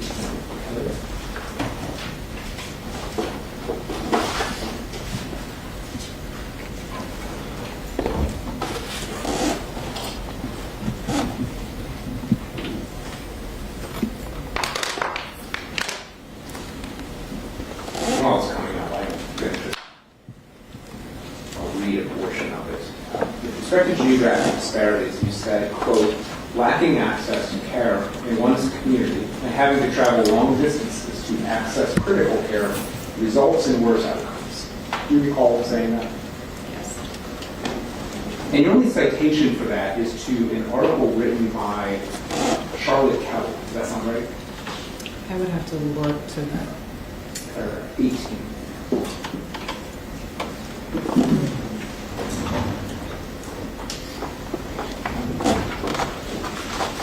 Toward the bottom of this page, in the paragraph, you see the sentence that begins with lacking? Yes. So the citation for that sentence is a study by Charlotte Kelly. Is that correct? Correct. Are you familiar with that study? Yes. That study didn't consider, analyze, or discuss abortion, correct? That study considered a variety of health outcomes. I do not recall abortion being a specific outcome that they were looking at, or travel-related health condition that they were. If I represent to you that it didn't discuss abortion specifically, would that surprise you? No. And this study, it showed that in some instances there was actually no relationship between distance from a healthcare facility and outcomes. Does that sound right? So there may have been studies for which that is true, but I should note that the study is a systemic review of a variety of studies, and generally systematic reviews, report as their results, what was the case for a substantial proportion of studies in, that were reviewed. Yeah. So me just make it easier if I just give you a copy of the study, because I don't believe, actually, I'm sorry, this is admitted as Plaintiff's Exhibit 43. So if I understood what you just said correctly, the Kelly study is compiling and discussing the status of other studies. Correct. Okay. So if the Charlotte Kelly study says that there are other studies that show that in some instances there was no relationship between healthcare, distance from a healthcare facility and health outcomes, would that sound right to you? I think that's absolutely possible. Okay. And would it also sound right to you that the Charlotte Kelly study also determined that other studies showed that greater distance actually led to better health outcomes? Your Honor, I would just ask that the witness be shown the study so that she can refer to it, since this is not memory counsel. Okay, I think Mr. Field did ask for it to pop up on the screen, but we lost defendant's exhibit and it was replaced by someone else, so the imposter made it. That Prince got it. Yeah. So if we go down to page 4, on the left side there's discussion. If you could blow up that paragraph, please. And I guess my question really on this is it the case that some studies show that there's no change in health outcomes by distance? Some studies show that there is actually a positive health outcome due to distance, and others show that a distance leads to a negative health outcome. I think that it is the case that studies have a variety of findings with respect to that. Okay, and that's presumably why this paragraph begins with the results were mixed, correct? Right. Before you take that down, just so I'm following it, because I don't think the numbers are just some and some, is distance decay association, that sounds very academic, does that mean the further away healthcare is, the worse the outcome is? Yes. All right, so 83 said it is bad to have healthcare far away. Exactly. 19 said, it doesn't really make a difference. Then 6, I don't know what distance bias association would be. I'm assuming it's the opposite. Like, actually, it was better that you had to drive a lot for your doctor. Maybe you thought harder about getting the plastic surgery. But, somehow distance was not a bad thing? So or does distance bias association mean something else?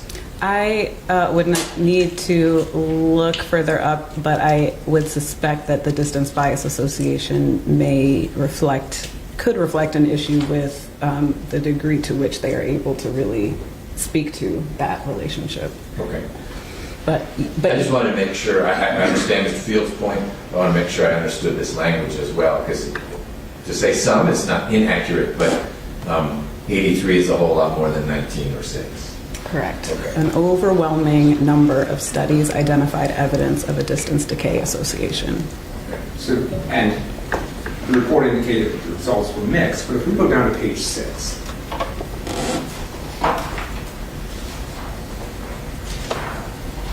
and you take a look at the conclusions paragraph on the left, you'll see a sentence in the middle that begins with a distance decay. And it says the distance decay effect cannot be ruled out. And as Judge McBurney was just asking you about, that means we can't rule out that distance leads to negative health outcomes, correct?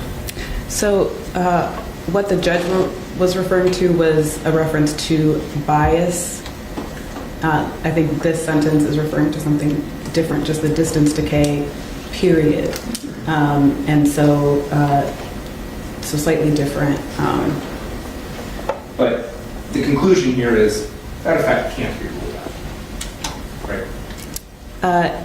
It cannot, that there is a distance decay that, at a certain point, the distance, may not as, strongly relate to those outcomes. Yes, it cannot be ruled out. But what I'm trying to understand is we have a statement that the results were mixed, a statement that distance decay cannot be ruled out, but then in your report you say that this distance will result in those outcomes. So not ruling it out seems to be very different than it will result in something. I think in general these studies so just like this, are trying to acknowledge the possibility that there are,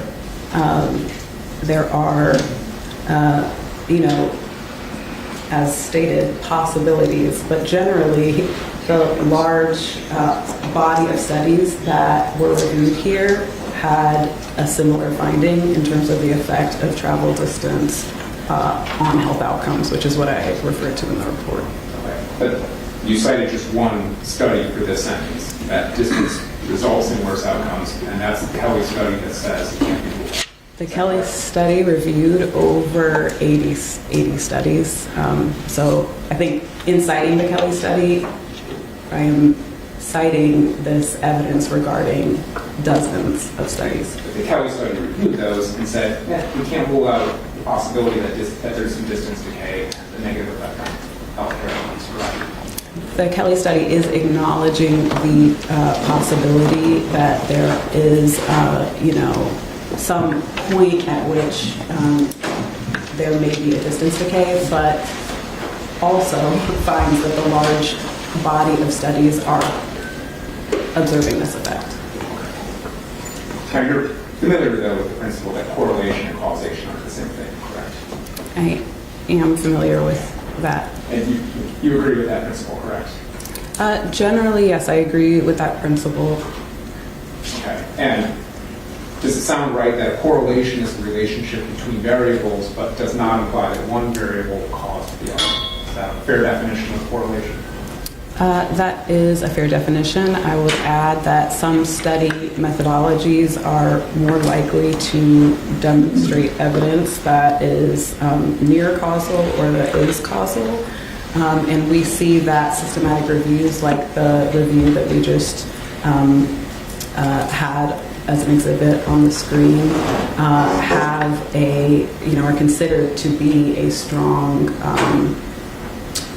just demonstration of evidence, and that they are reviewing across a large body of studies, and particularly when studies are showing similar findings across as many studies. It certainly points to the fact that association is highly likely, and similar to that, there are other methodologic study designs that are stronger in their ability to point to those relationships. But do you know one way or the other whether the studies that were cited and reviewed in the Kelly study reached causation statements, or did they also have this hedging language that can rule out potential causes? So I did not review every individual study reported in the Kelly study, given that their systematic review provides pretty strong evidence for what a large body of studies across different study designs, across different populations, across different outcomes found, indicating the strength of that relationship. Okay. Let's turn over to maternal mortality for a minute. And I'd like to look at paragraph 48 of your report.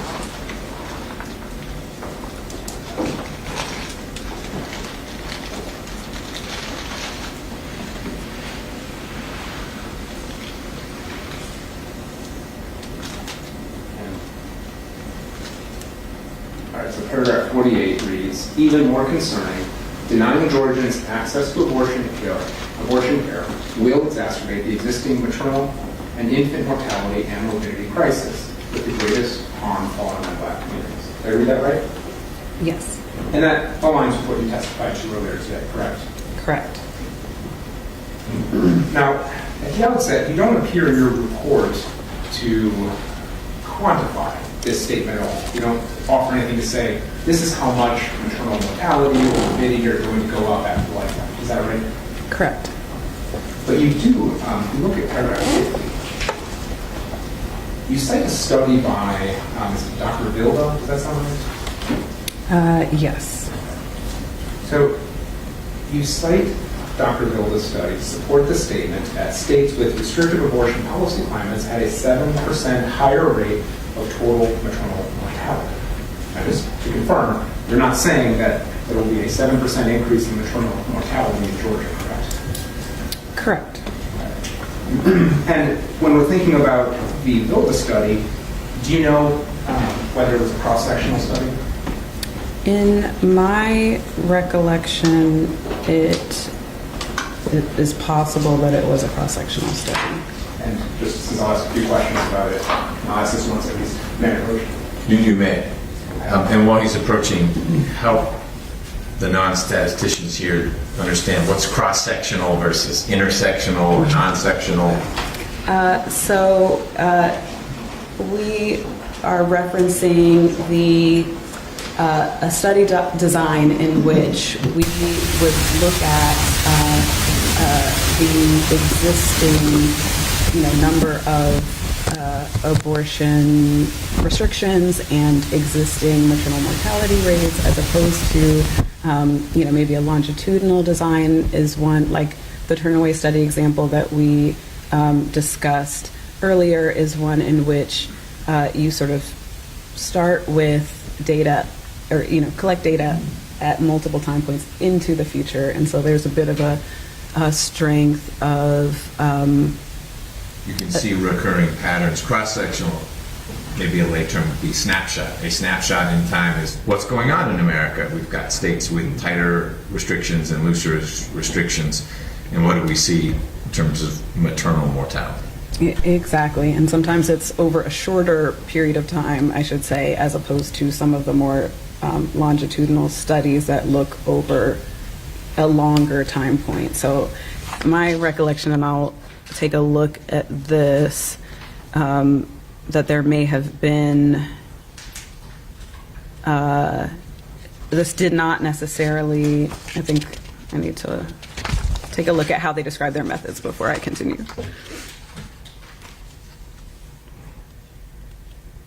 Page 1702, study limitations section that says we use an ecological cross-sectional study.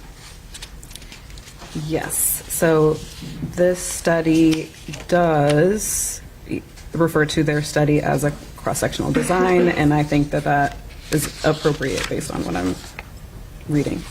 And it's true, is it not, that causal connections and causal inferences cannot be made from cross-sectional studies? That is true. I should note, however, that in the report, this study was cited in addition to 2 other studies. I just want to make sure that we address this one first. And that portion of 1702 that I drew you to indicated that the authors here didn't just say it's cross-sectional. They said because it's cross-sectional, we avoided any conclusions of causality, correct? Correct. Okay. I'd like to draw your attention to one other part of the VILDA study. So this study compared maternal mortality figures in states with low, moderate, and high levels of abortion restrictions. Does that sound right? Yes. Do you know offhand where this study placed Georgia? I don't know offhand, but can tell you quickly after looking at Table 2. Georgia was in the high abortion, in the group with a high number of abortion restrictions. And this is based on data from 2015, correct? The state of the law at that point? Correct. So would it be fair to say that this study, were it to be redone today, still have Georgia in a high category? Like being super high. Were there a super high category? But fair to say that they would still be in the state, correct? It's hard to say without looking, in more detail, but it's very possible that Georgia would be in that category still.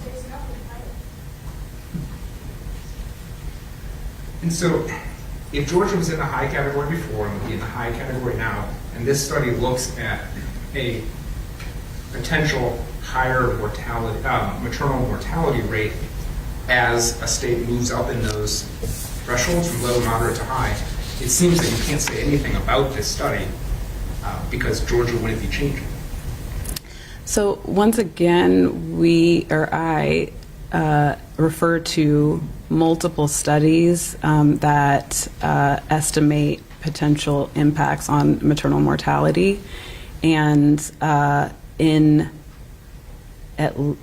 several of them there is a effect that is either seen in the past within Georgia for abortion policy change relative to maternal mortality or projected in the future in another study's example.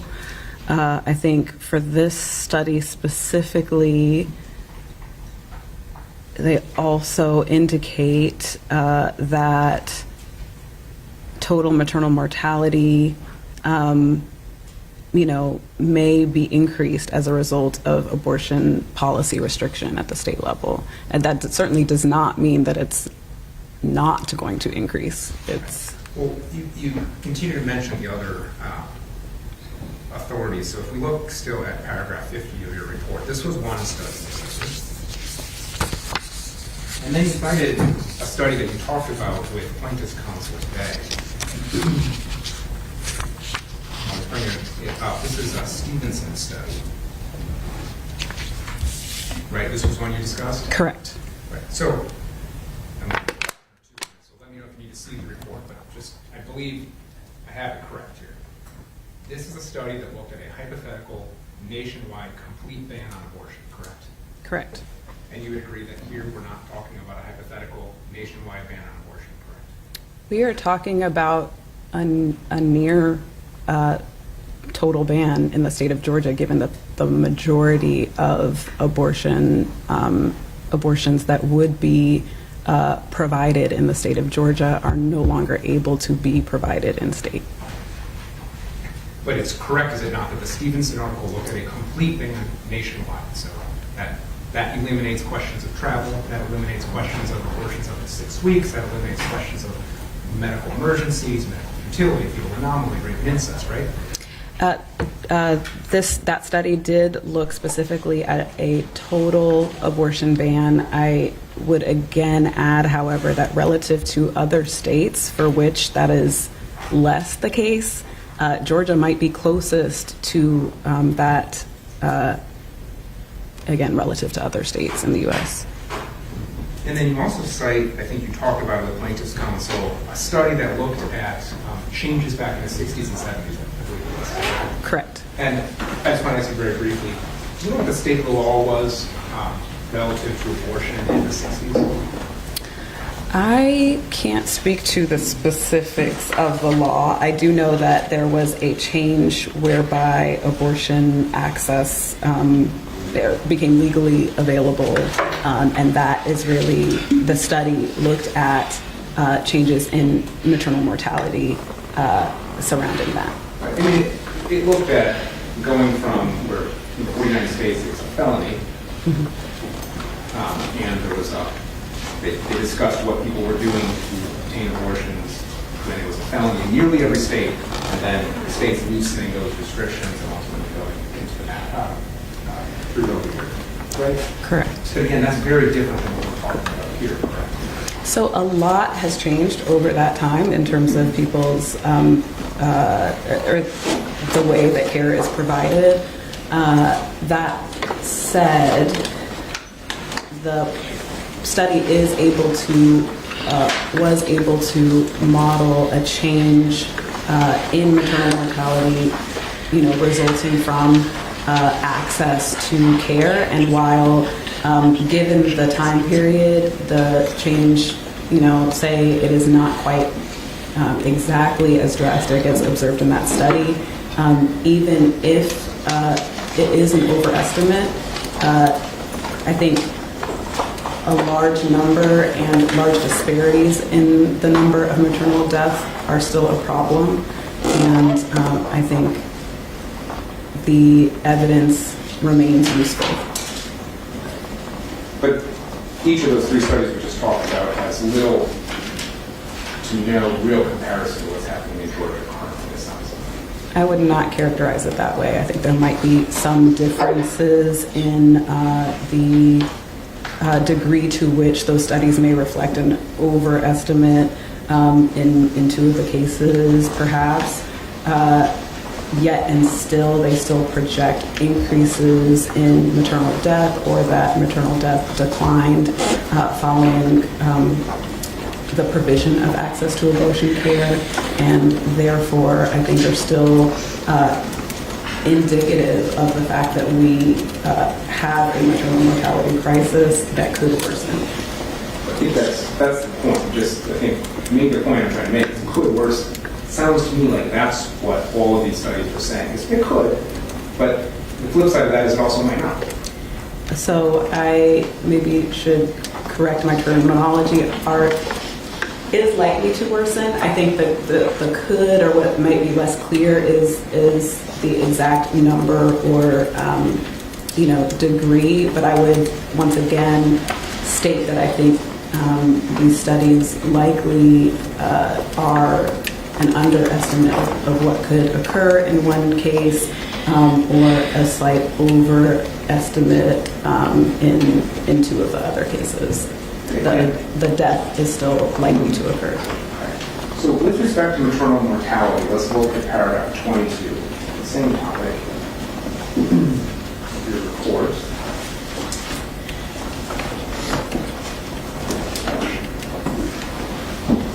You can bring up the report, paragraph 22. You're saying report, is that the same as the affidavit? I should have, yeah, thank you. Dr. Rice's report. Affidavit. AKA affidavit. Okay.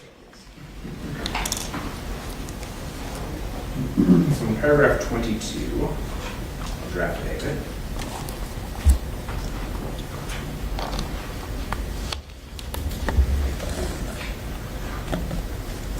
you say, in the U.S., the experience of severe maternal morbidity, which includes significant short and long-term complications of childbirth, such as sepsis and eclampsia, is also disproportionately higher among Black people as compared with other racial groups, correct?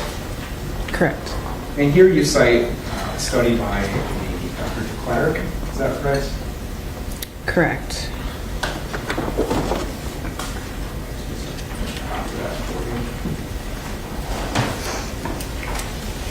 Thank you. Thanks, sir.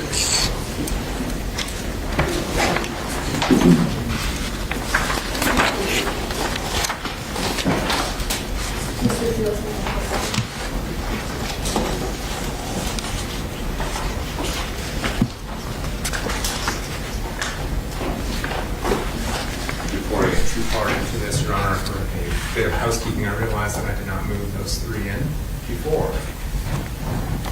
So the Dr. Vilda is 608. I didn't get a copy. I don't need a copy, but if you want. I can clarify. Charlotte Kelly is already in the record. That's plaintiff's exhibits 43, so I need not introduce that. Okay, that's what I thought. It was up on the screen. I would just note that I think Hilda and Stevens are also. Okay. 76. There we go. Great. Well, I've got my hard copies here, but they're also in the record. So, Dr. Rice, with respect to this DeClerc piece, now this is the same piece. If we look on page 4, so heading, it says serious maternal illnesses and complications are rare, correct? Correct. And it shows on the next page that complications like sepsis that you noted occur 7.8 out of 10,000 live births, correct? Correct. I believe, at the risk of misdoing the math, is 0.078%. So I would need to calculate that if I need to do math. Would you agree with me at least on that? I would agree with their characterization that these are rare, but I am hesitant to use small. I think they matter. Okay.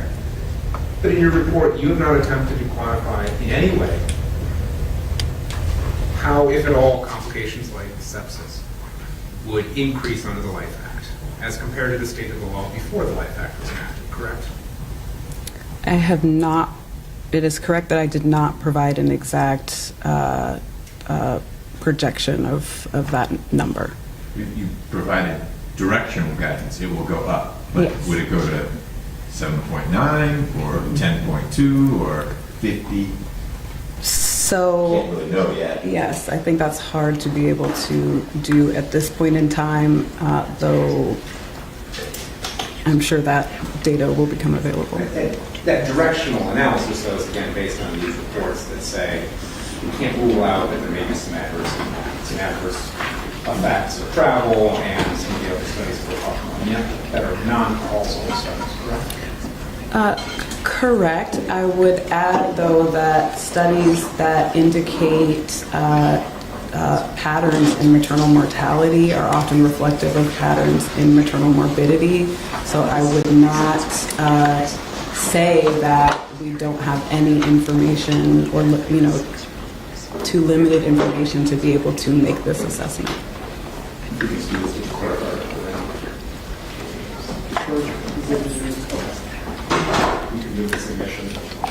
I think it's already, isn't it one of the 70s? Oh, they retracted that. Okay. This one only, which I believe is 608. Yeah, 608 is, whatever you want to do next would be 608. Yeah. Okay. Any objection? No objection. All right. It's in this. That's 608. In her paper you wrote, I'd like to talk about some things you've said about maternal mortality, and this is an article titled Racial and Ethnic Educational Inequities in Restrictive Abortion Policy Variation and Adverse Birth Outcomes in the United States. Familiar with that? Yes. Okay, and this is Plaintiff's Exhibit 79. If you can bring that up.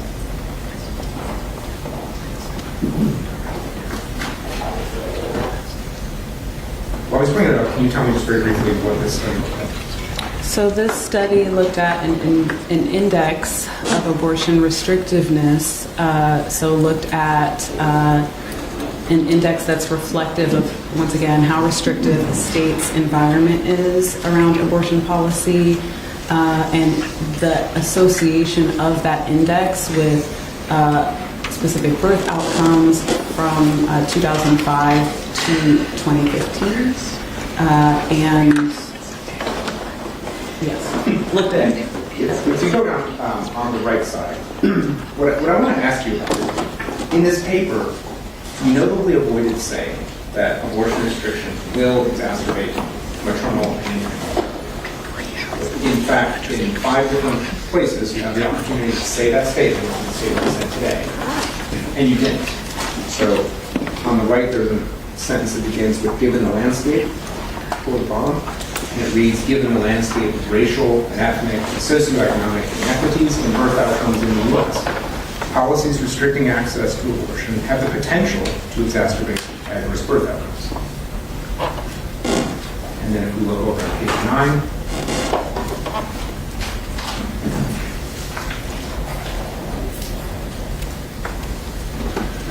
it's coming up. I will read to you on page 9. On the right side, reads, additionally, infants born preterm or low birth weight may be more likely to experience negative health and socioeconomic outcomes as they age. Social outcomes as they age. And at the end of that paragraph, that's highlighted there.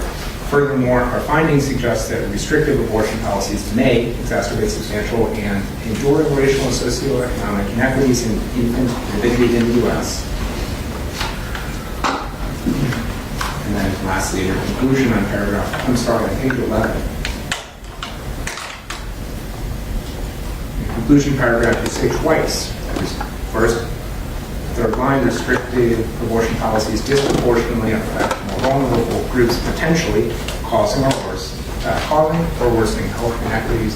And further down, you indicate that it may increase preterm and low birth weight. What I'd like to understand is why you say today that it will exacerbate these things. In your article, you simply said it may or has the potential to. So there are, once again, different study designs have varying strengths in terms of their ability to make causal statements. This study design, certainly if there is a spectrum of ability to say that, is certainly moving further on the right, given its, examination of longitudinal data, comparison of states that, have more restrictive policies to states that don't, and still it would not be methodologically appropriate to use that causal language. We have seen, however, a number of studies that have looked at this association.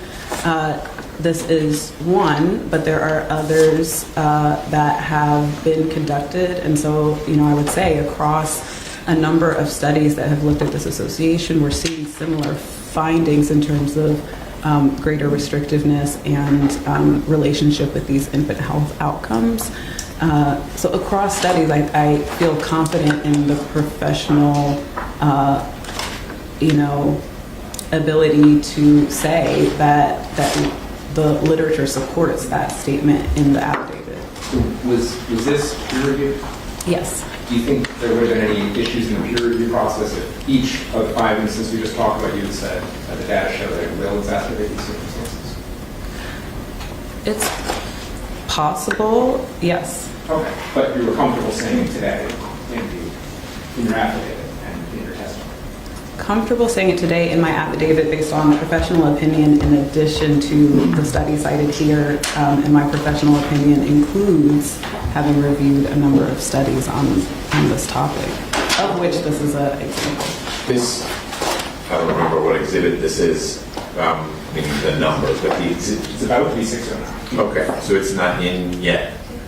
It's 79. So plaintiff 79, what's the, let's get it back. So this is from last year, so this isn't super old, this report.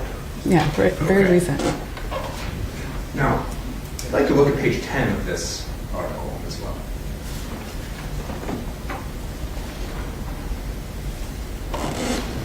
So on page 10, in the bottom left, you have a policy implications paragraph. See that? Yes. And in there, you state that abortion restrictions are rooted in white supremacist values, correct? That is reflected in this article, yes. Okay. And you were one of the authors of the article. And you're a member of Sister Song as well, aren't you? Yes. Okay. And are you aware that when discussing the Life Act, it's indicated and stated that it was rooted in white supremacy? That sounds consistent with what I've read. Okay. And I just want to understand, is it your opinion that any restriction on abortion is based in white supremacist values?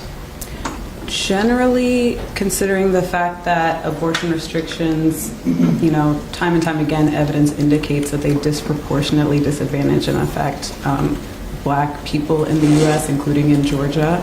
I think they are part of a long list of policies that have that effect and that we've documented. I would feel comfortable with that. And do you think that the people who voted for it were acting out of some white supremacist values usually? Objection. Overrule. So I can't speak to what all voting people are thinking in their voting decisions. Do you happen to know the race of the members of the General Assembly who voted for this? I know that most of the policies, that we've seen, including abortion decisions for our state,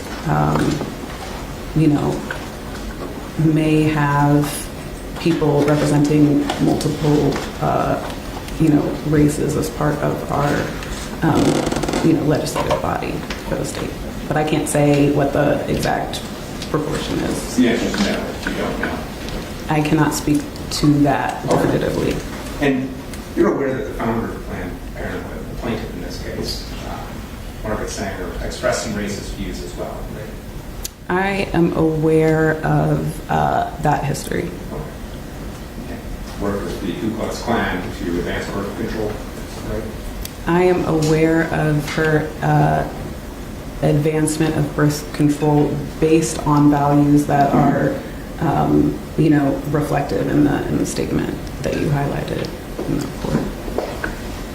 Okay. But yeah, it's abortion restrictions that are rooted in white supremacist values. But there have also been some decision making around other health decisions that reflect that.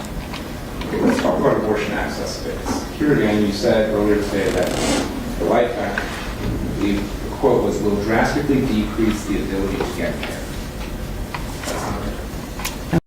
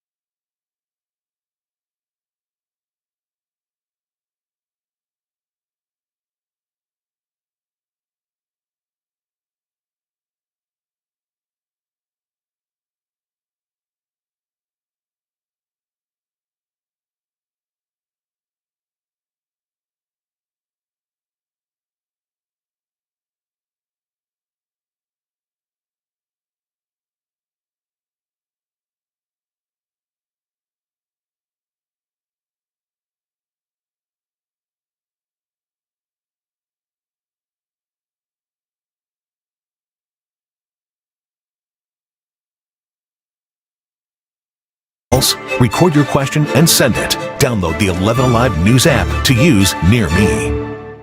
11 Alive News at 11 p.m. is where you find out what's happening now across Metro Atlanta. We begin tonight with breaking news out of Cobb County, where a neighborhood is now... where you stay a step ahead of severe weather. Our storm risk has now been upgraded to a... and the only place where you can verify fact versus fiction. 11 Alive can verify that claim is false. 11 Alive News at 11 p.m. where you end the day ready to take on tomorrow. Weather can't run from the 11 Alive Thunder Truck. A mobile weather center with the power and speed to chase down the strongest storms and bring you on-the-ground conditions. The 11 Alive Thunder Truck, sponsored by Landmark Dodge. Fighting social inequality is on all of us. That's why 11 Alive is committed to sharing diverse perspectives, exposing injustice, and finding solutions. Voices for Equality, sponsored by Georgia Power and our other partners. The 11 Alive Storm Trackers. It's how you see weather happening now across Metro Atlanta. These severe storms are now closing in. We could be talking about damaging winds, hail, and How you can plan ahead by knowing what's coming overhead. heavy storms are rolling in. Expect pop-up thunderstorms and rain all day long. And how you'll be weather ready wherever you are. We expect at any moment a tornado warning could be issued. The 11 Alive Storm Trackers. It's how you'll be prepared and stay safe. 11 Alive Morning News. We began with breaking news this morning. Is where you know what's happening now. 11 Alive is live on the scene. Where you can confidently plan ahead This severe weather is intensifying. by knowing what's coming overhead. And where Atlanta's traffic expert We've seen delays almost 30 minutes worth of helps you get there on time, every time. 11 Alive Morning News is where you start the day prepared. Watch weekdays 5 to 7 a.m. If you see breaking news or severe weather near you, snap it and share it using Near Me on the 11 Live News app.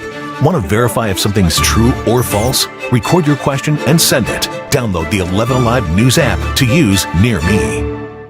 11 Alive News at 11 p.m. is where you find out what's happening now across Metro Atlanta. We begin tonight with breaking news out of Cobb County, where a neighborhood is now... where you stay a step ahead of severe weather. Our storm risk has now been upgraded to a... and the only place where you can verify fact versus fiction. 11 Alive can verify that claim is false.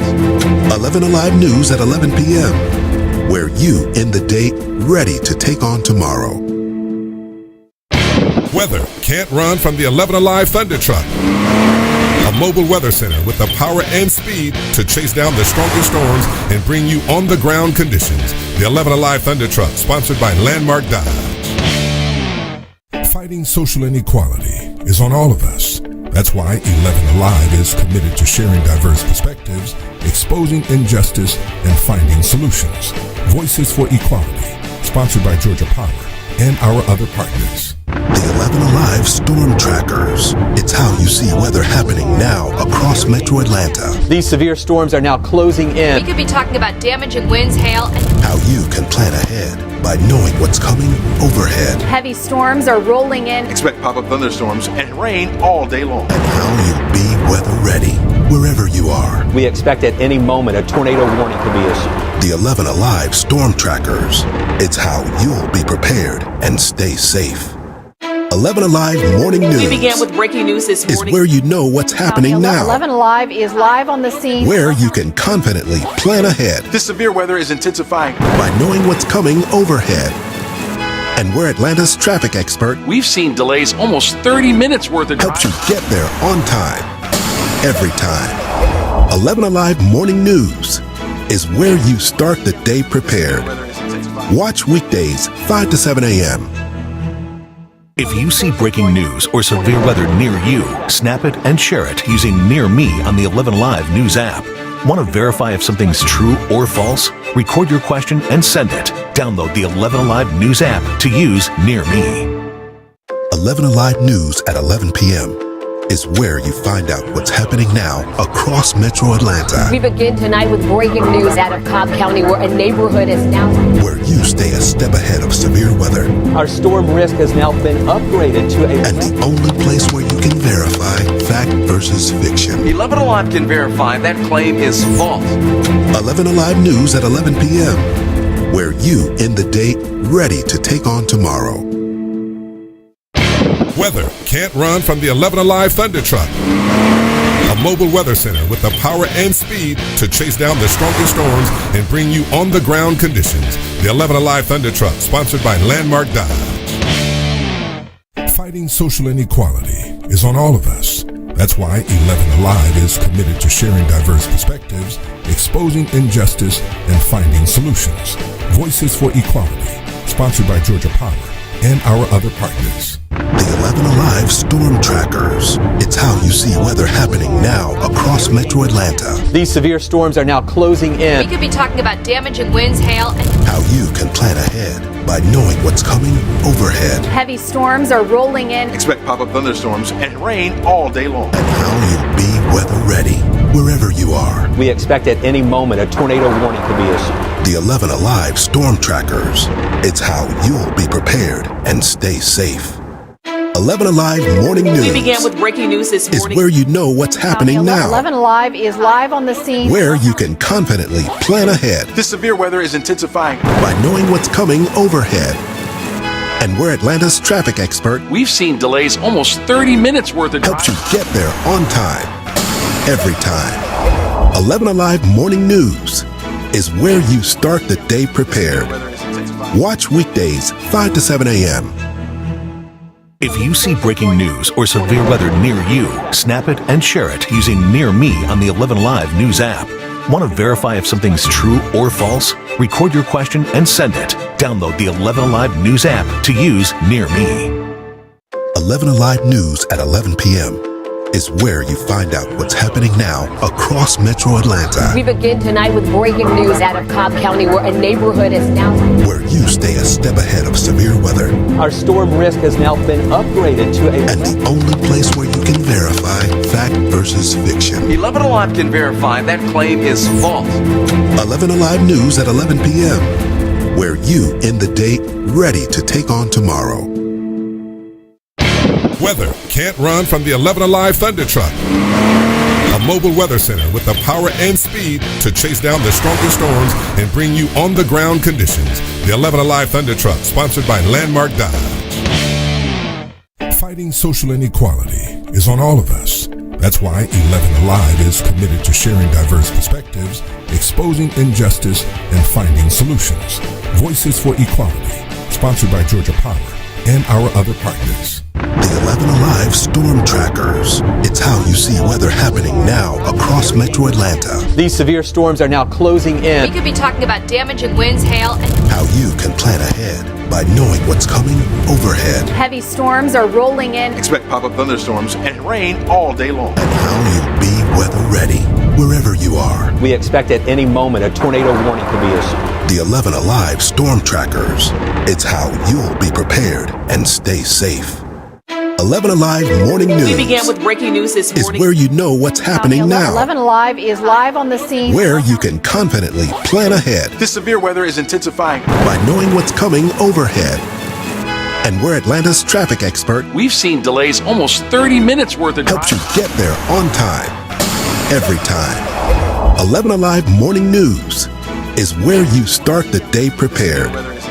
Watch weekdays 5 to 7 a.m. If you see breaking news or severe weather near you, snap it and share it using Near Me on the 11 Live News app. Want to verify if something's true or false? Record your question and send it. Download the 11 Alive News app to use Near Me. 11 Alive News at 11 p.m. is where you find out what's happening now across Metro Atlanta. We begin tonight with breaking news out of Cobb County, where a neighborhood is now... Where you stay a step ahead of severe weather. Our storm risk has now been upgraded to a... And the only place where you can verify fact versus fiction. 11 Alive can verify that claim is false. 11 Alive News at 11 p.m. Where you end the day ready to take on tomorrow. Weather can't run from the 11 Alive Thunder Truck. A mobile weather center with the power and speed to chase down the strongest storms and bring you on-the-ground conditions. The 11 Alive Thunder Truck, sponsored by Landmark Dodge. Fighting social inequality is on all of us. That's why 11 Alive is committed to sharing diverse perspectives, exposing injustice, and finding solutions. Voices for Equality, sponsored by Georgia Power and our other partners. The 11 Alive Storm Trackers. It's how you see weather happening now across Metro Atlanta. These severe storms are now closing in. We could be talking about damaging winds, hail, and... How you can plan ahead by knowing what's coming overhead. Heavy storms are rolling in. Expect pop-up thunderstorms and rain all day long. And how you'll be weather ready wherever you are. We expect at any moment a tornado warning could be issued. The 11 Alive Storm Trackers. It's how you'll be prepared and stay safe. 11 Alive Morning News. We began with breaking news this morning. Is where you know what's happening now. 11 Alive is live on the scene. Where you can confidently plan ahead. This severe weather is intensifying. By knowing what's coming overhead. And we're Atlanta's traffic expert. We've seen delays almost 30 minutes worth of helps you get there on time. Every time. 11 Alive Morning News is where you start the day prepared. Watch weekdays 5 to 7 a.m. If you see breaking news or severe weather near you, snap it and share it using Near Me on the 11 Live News app. Want to verify if something's true or false? Record your question and send it. Download the 11 Alive News app to use Near Me. 11 Alive News at 11 p.m. is where you find out what's happening now across Metro Atlanta. We begin tonight with breaking news out of Cobb County, where a neighborhood is now... Where you stay a step ahead of severe weather. Our storm risk has now been upgraded to a... And the only place where you can verify fact versus fiction. 11 Alive can verify that claim is false. 11 Alive News at 11 p.m. Where you end the day ready to take on tomorrow. Weather can't run from the 11 Alive Thunder Truck. A mobile weather center with the power and speed to chase down the strongest storms and bring you on-the-ground conditions. The 11 Alive Thunder Truck, sponsored by Landmark Dodge. Fighting social inequality is on all of us. That's why 11 Alive is committed to sharing diverse perspectives, exposing injustice, and finding solutions.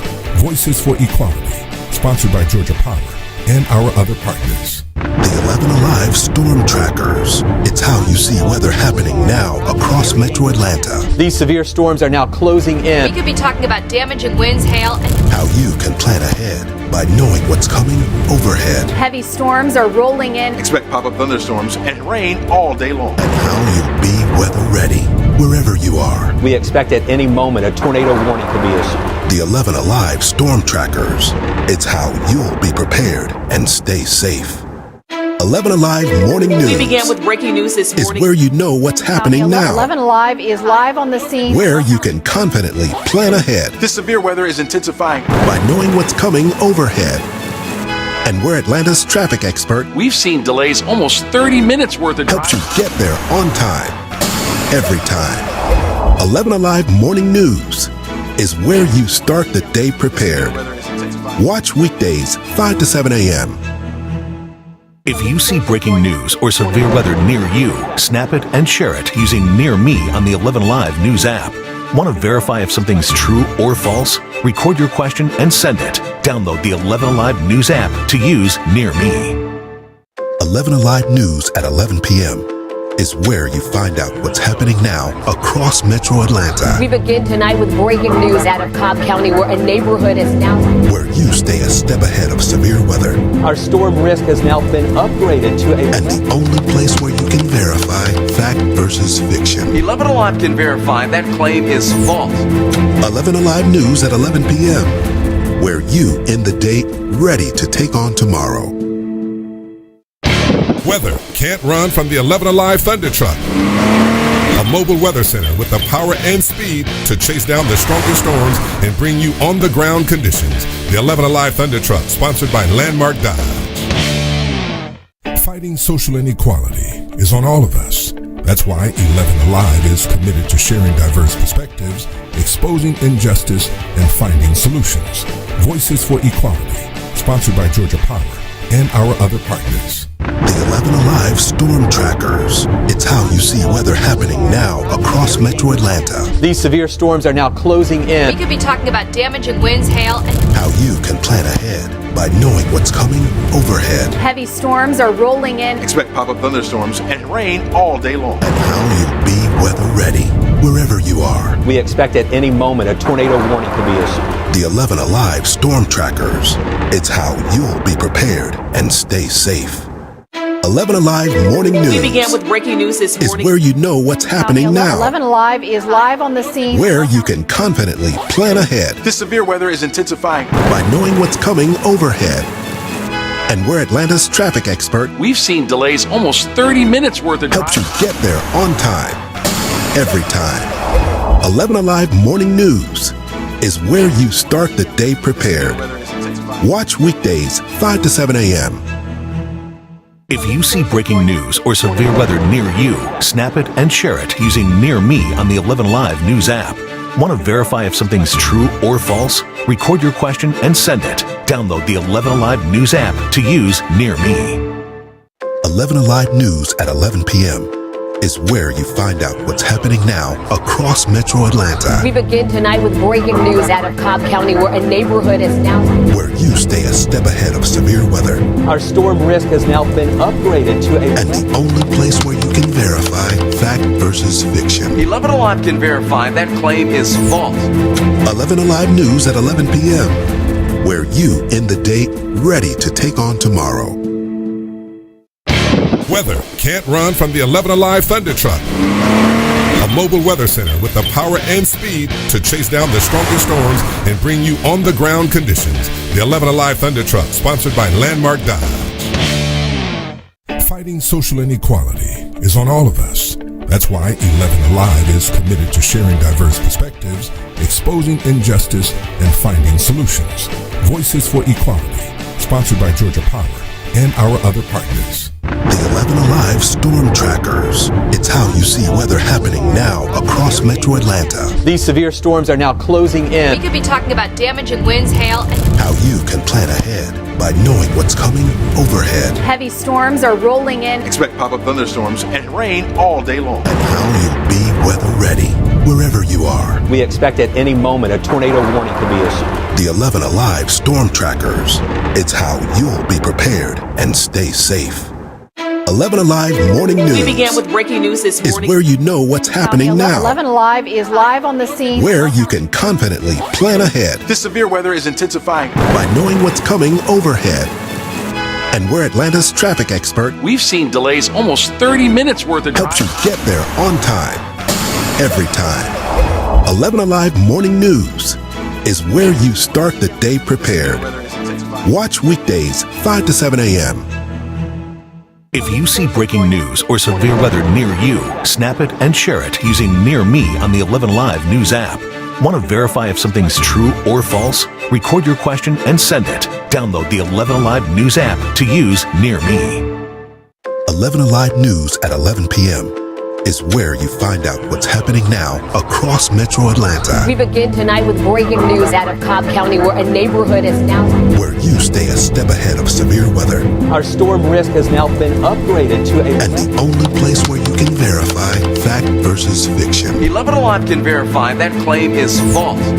11 Alive News at 11 p.m. Where you end the day ready to take on tomorrow. Weather can't run from the 11 Alive Thunder Truck. A mobile weather center with the power and speed to chase down the strongest storms and bring you on-the-ground conditions. The 11 Alive Thunder Truck, sponsored by Landmark Dodge. Fighting social inequality is on all of us. That's why 11 Alive is committed to sharing diverse perspectives, exposing injustice, and finding solutions.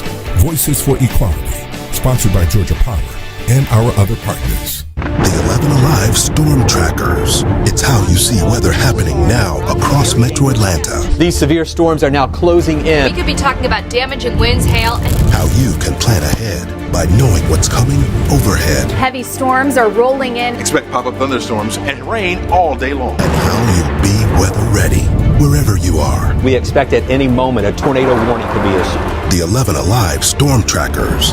It's how you'll be prepared and stay safe.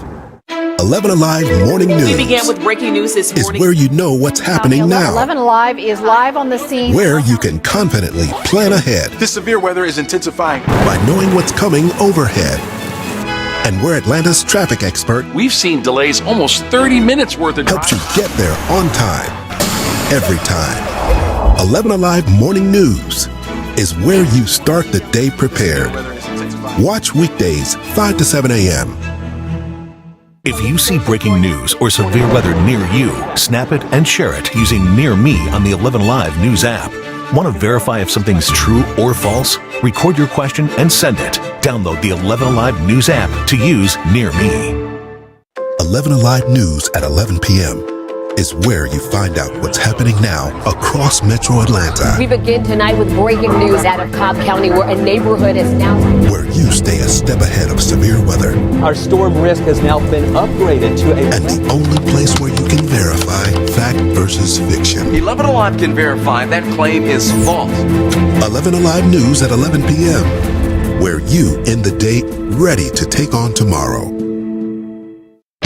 Weather can't run from the 11 Alive Thunder Truck. A mobile weather center with the power and speed to chase down the strongest storms and bring you on-the-ground conditions. The 11 Alive Thunder Truck, sponsored by Landmark Dodge.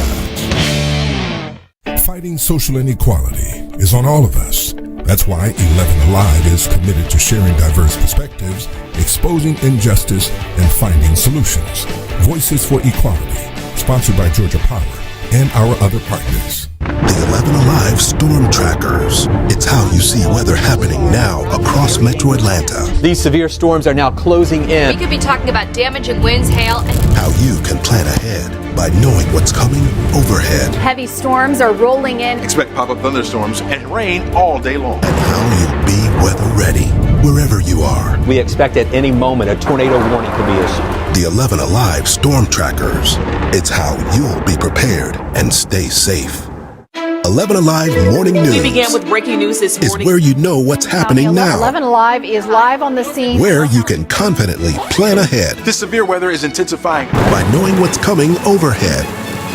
And where Atlanta's traffic expert We've seen delays almost 30 minutes worth of helps you get there on time, every time. 11 Alive Morning News is where you start the day prepared. Watch weekdays 5 to 7 a.m. If you see breaking news or severe weather near you, snap it and share it using Near Me on the 11 Live News app. Want to verify if something's true or false? Record your question and send it. Download the 11 Alive News app to use Near Me. 11 Alive News at 11 p.m. is where you find out what's happening now across metro Atlanta. We begin tonight with breaking news out of Cobb County, where a neighborhood is now Where you stay a step ahead of severe weather. Our storm risk has now been upgraded to a... And the only place where you can verify fact versus fiction. 11 Alive can verify that claim is false. 11 Alive News at 11 p.m. where you end the day ready to take on tomorrow. Weather can't run from the 11 Alive Thunder Truck. A mobile weather center with the power and speed to chase down the strongest storms and bring you on-the-ground conditions. The 11 Alive Thunder Truck, sponsored by Landmark Dodge. Fighting social inequality is on all of us. That's why 11 Alive is committed to sharing diverse perspectives, exposing injustice, and finding solutions. Voices for Equality, sponsored by Georgia Power and our other partners. The 11 Alive Storm Trackers. It's how you see weather happening now across metro Atlanta. These severe storms are now closing We in. could be talking about damaging winds, hail, and How you can plan ahead by knowing what's coming overhead. heavy storms are rolling in. Expect pop-up thunderstorms and rain all day long. And how you'll be weather ready wherever you are. We expect at any moment a tornado warning could be issued. The 11 Alive Storm Trackers. It's how you'll be prepared and stay safe. 11 Alive Morning News We began with breaking news this is morning. where you know what's happening now. 11 Alive is live on the scene. Where you can confidently plan ahead This severe weather is intensifying. by knowing what's coming overhead. And where Atlanta's traffic expert We've seen delays almost 30 minutes worth of helps you get there on time, every time. 11 Alive Morning News is where you start the day prepared. Watch weekdays 5 to 7 a.m.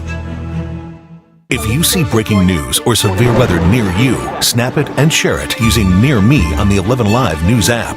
Want to verify if something's true or false? Record your question and send it. Download the 11 Alive News app to use Near Me. 11 Alive News at 11 p.m. is where you find out what's happening now across metro Atlanta. We begin tonight with breaking news out of Cobb County, where a neighborhood is now Where you stay a step ahead of severe weather. Our storm risk has now been upgraded to a... And the only place where you can verify fact versus fiction. 11 Alive can verify that claim is false. 11 Alive News at 11 p.m. where you end the day ready to take on tomorrow. Weather can't run from the 11 Alive Thunder Truck. A mobile weather center with the power and speed to chase down the strongest storms and bring you on-the-ground conditions. The 11 Alive Thunder Truck, sponsored by Landmark Dodge. Fighting social inequality is on all of us. That's why 11 Alive is committed to sharing diverse perspectives, exposing injustice, and finding solutions. Voices for Equality, sponsored by Georgia Power and our other partners. The 11 Alive Storm Trackers. It's how you see weather happening now across metro Atlanta. These severe storms are now closing We in. could be talking about damaging winds, hail, and How you can plan ahead by knowing what's coming overhead. heavy storms are rolling in. Expect pop-up thunderstorms and rain all day long. And how you'll be weather ready wherever you are. We expect at any moment a tornado warning could be issued. The 11 Alive Storm Trackers. It's how you'll be prepared and stay safe. 11 Alive Morning News. We began with breaking news this morning. Is where you know what's happening now. 11 Alive is live on the scene. Where you can confidently plan ahead. This severe weather is intensifying. By knowing what's coming overhead. And where Atlanta's traffic expert. We've seen delays almost 30 minutes worth of helps you get there on time. Every time. 11 Alive Morning News is where you start the day prepared. Watch weekdays 5 to 7 a.m. If you see breaking news or severe weather near you, snap it and share it using Near Me on the 11 Alive News app. Want to verify if something's true or false? Record your question and send it. Download the 11 Alive News app to use Near Me. 11 Alive News at 11 p.m. is where you find out what's happening now across Metro Atlanta. We begin tonight with breaking news out of Cobb County, where a neighborhood is now... where you stay a step ahead of severe weather. Our storm risk has now been upgraded to a... and the only place where you can verify fact versus fiction. 11 Alive can verify that claim is false. 11 Alive News at 11 p.m. where you end the day ready to take on tomorrow. Weather can't run from the 11 Alive Thunder Truck. A mobile weather center with the power and speed to chase down the strongest storms and bring you on-the-ground conditions. The 11 Alive Thunder Truck, sponsored by Landmark Dodge. Fighting social inequality is on all of us. That's why 11 Alive is committed to sharing diverse perspectives, exposing injustice, and finding solutions. Voices for Equality, sponsored by Georgia Power and our other partners. The 11 Alive Storm Trackers. It's how you see weather happening now across Metro Atlanta. These severe storms are now closing in. We could be talking about damaging winds, hail, and... how you can plan ahead by knowing what's coming overhead. heavy storms are rolling in. Expect pop-up thunderstorms and rain all day long. And how you'll be weather ready wherever you are. We expect at any moment a tornado warning could be issued. The 11 Alive Storm Trackers.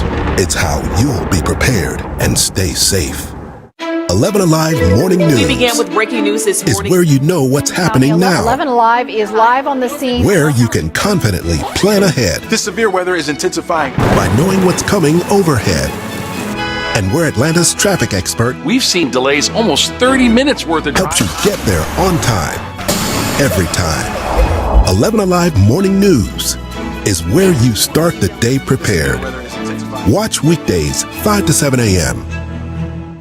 If you see breaking news or severe weather near you, snap it and share it using Near Me on the 11 Alive News app.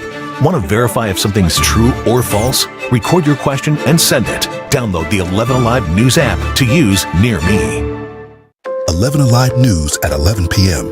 is where you find out what's happening now across Metro Atlanta. We begin tonight with breaking news out of Cobb County, where a neighborhood is now... where you stay a step ahead of severe weather. Our storm risk has now been upgraded to a... and the only place where you can verify fact versus fiction. 11 Alive can verify that claim is false. 11 Alive News at 11 p.m.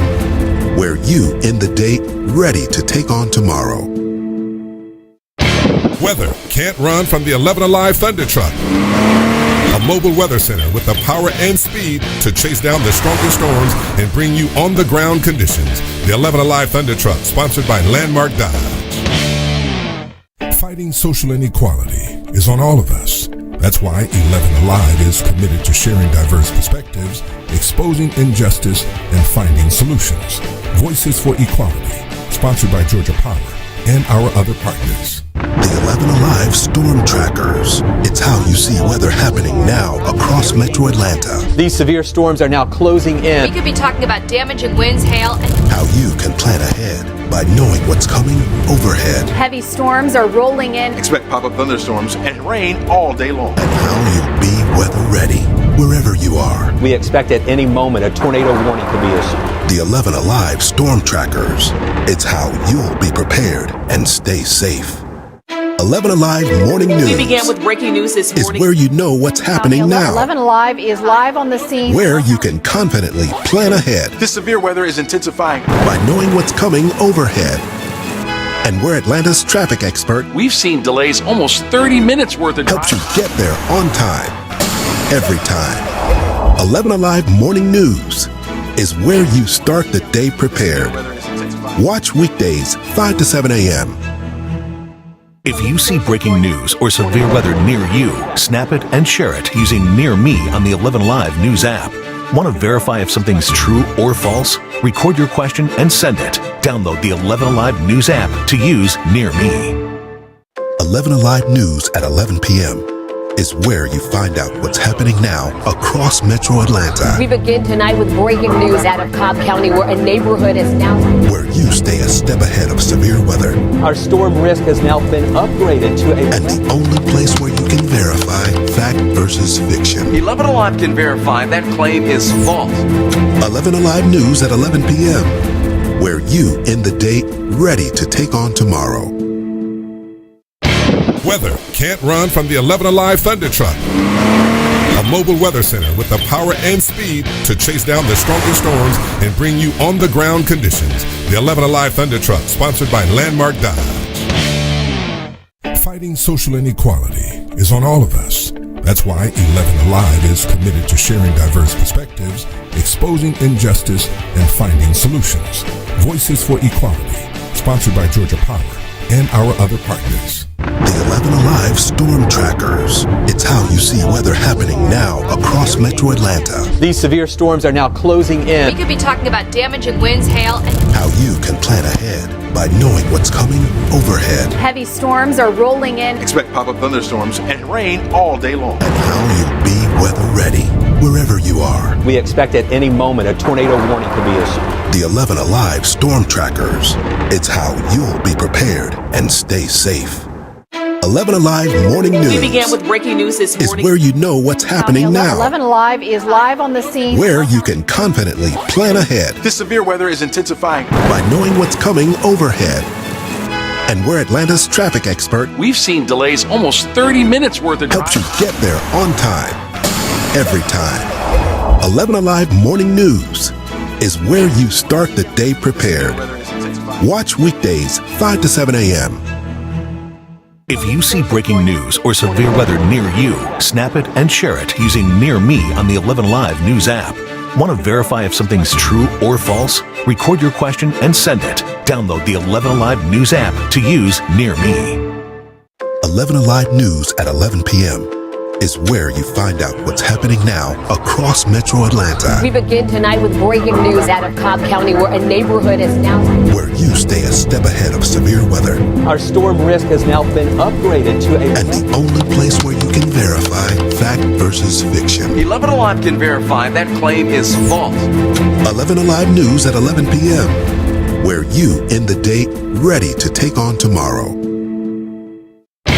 Weather can't run from the 11 Alive Thunder Truck. A mobile weather center with the power and speed to chase down the strongest storms and bring you on-the-ground conditions. The 11 Alive Thunder Truck, sponsored by Landmark Dodge. Fighting social inequality is on all of us. That's why 11 Alive is committed to sharing diverse perspectives, exposing injustice, and finding solutions. Voices for Equality, sponsored by Georgia Power and our other partners. The 11 Alive Storm Trackers. It's how you see weather happening now across Metro Atlanta. These severe storms are now closing in. We could be talking about damaging winds, hail, and... How you can plan ahead by knowing what's coming overhead. Heavy storms are rolling in. Expect pop-up thunderstorms and rain all day long. And how you'll be weather ready wherever you are. We expect at any moment a tornado warning could be issued. The 11 Alive Storm Trackers. It's how you'll be prepared and stay safe. 11 Alive Morning News. We began with breaking news this morning. Is where you know what's happening now. 11 Alive is live on the scene. Where you can confidently plan ahead. This severe weather is intensifying. By knowing what's coming overhead. And where Atlanta's traffic expert... We've seen delays almost 30 minutes worth of helps you get there on time. Every time. 11 Alive Morning News is where you start the day prepared. Watch weekdays 5 to 7 a.m. If you see breaking news or severe weather near you, snap it and share it using Near Me on the 11 Alive News app. Want to verify if something's true or false? Record your question and send it. Download the 11 Alive News app to use Near Me. 11 Alive News at 11 p.m. is where you find out what's happening now across Metro Atlanta. We begin tonight with breaking news out of Cobb County, where a neighborhood is now... Where you stay a step ahead of severe weather. Our storm risk has now been upgraded to a... And the only place where you can verify fact versus fiction. 11 Alive can verify that claim is false. 11 Alive News at 11 p.m. Where you end the day ready to take on tomorrow. Weather can't run from the 11 Alive Thunder Truck. A mobile weather center with the power and speed to chase down the strongest storms and bring you on-the-ground conditions. The 11 Alive Thunder Truck, sponsored by Landmark Dodge. Fighting social inequality is on all of us. That's why 11 Alive is committed to sharing diverse perspectives, exposing injustice, and finding solutions. Voices for Equality, sponsored by Georgia Power and our other partners. The 11 Alive Storm Trackers. It's how you see weather happening now across Metro Atlanta. These severe storms are now closing in. We could be talking about damaging winds, hail, and... How you can plan ahead by knowing what's coming overhead. Heavy storms are rolling in. Expect pop-up thunderstorms and rain all day long. And how you'll be weather ready wherever you are. We expect at any moment a tornado warning could be issued. The 11 Alive Storm Trackers. It's how you'll be prepared and stay safe. 11 Alive Morning News. We began with breaking news this morning. Is where you know what's happening now. 11 Alive is live on the scene. Where you can confidently plan ahead. This severe weather is intensifying. By knowing what's coming overhead. And we're Atlanta's traffic expert. We've seen delays almost 30 minutes worth of drive. Helps you get there on time. Every time. 11 Alive Morning News is where you start the day prepared. Watch weekdays 5 to 7 a.m. If you see breaking news or severe weather near you, snap it and share it using Near Me on the 11 Live News app. Want to verify if something's true or false? Record your question and send it. Download the 11 Live News app to use Near Me. 11 Alive News at 11 p.m.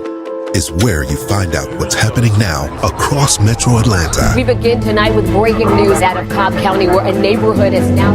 Where you stay a step ahead of severe weather. Our storm risk has now been upgraded to a... And the only place where you can verify fact versus fiction. 11 Alive can verify that claim is false. 11 Alive News at 11 p.m. Where you end the day ready to take on tomorrow. Weather can't run from the 11 Alive Thunder Truck. A mobile weather center with the power and speed to chase down the strongest storms and bring you on-the-ground conditions. The 11 Alive Thunder Truck, sponsored by Landmark Dodge.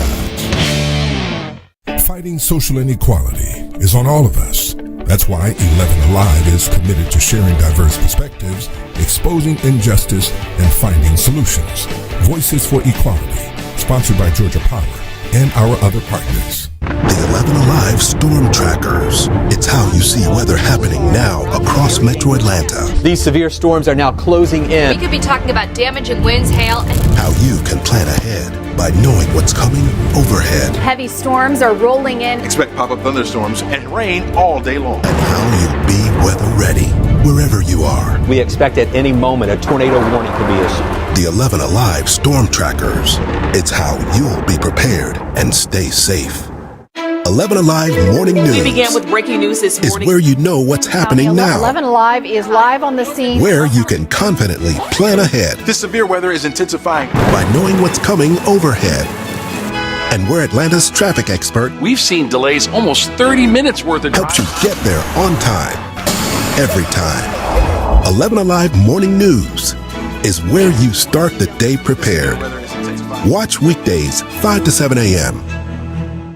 If you see breaking news or severe weather near you, snap it and share it using Near Me on the 11 Live News app. Want to verify if something's true or false? Record your question and send it. Download the 11 Alive News app to use Near Me. 11 Alive News at 11 p.m. is where you find out what's happening now across Metro Atlanta. We begin tonight with breaking news out of Cobb County, where a neighborhood is now... Where you stay a step ahead of severe weather. Our storm risk has now been upgraded to a... And the only place where you can verify fact versus fiction. 11 Alive can verify that claim is false. 11 Alive News at 11 p.m. Where you end the day ready to take on tomorrow. Weather can't run from the 11 Alive Thunder Truck. A mobile weather center. The court already has your 2 affidavits and your CV in evidence, so I'm just going to ask you a few questions about your credentials. First, can you briefly describe your education, starting with your undergraduate degree?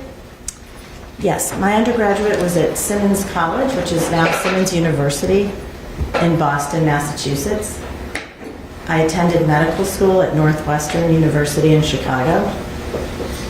I came south to attend residency at Duke University in Durham, North Carolina, and then traveled 8 miles up the road for a fellowship at Carolina, which has greater impact in those parts of the woods than it does here.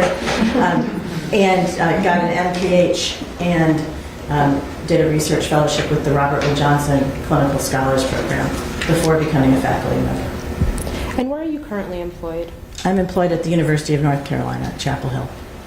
And do you work within a particular school at the University of North Carolina? I'm a faculty member in the School of Medicine. Specifically, I'm the department chair and the Assad Mainande Distinguished Professor and Chair of the UNC Department of Psychiatry. Do you hold any other positions at UNC? I'm also the director of the UNC Center for Women's Mood Disorders. And what do those positions entail? The department chair is a very large academic department of psychiatry with about 360 faculty, 100 plus trainees, a very large clinical footprint, a top 20 NIH funding portfolio, and all the staff that help us run the department to serve the people of North Carolina. In the UNC Center for Women's Mood Disorders, it is a clinical research, internationally renowned program that provides clinical care and research and training for mood disorders across the reproductive life cycle. Thank you. And how long have you been on faculty at the UNC Department of Psychiatry? Over 20 years.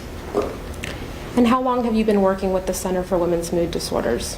So I was the founder of the perinatal psychiatry program in 2004, became the UNC Center for Women's Mood Disorders in 2006. So I've been working, my focus has largely been on mental health of women for over 20 years. And have you ever been published in a peer-reviewed journal on a topic relating to women's mental health? Yes, I have. I have published between chapters, book chapters, journal articles, abstracts, and other things, a couple hundred articles, papers, and books. And what is the focus of your scholarship?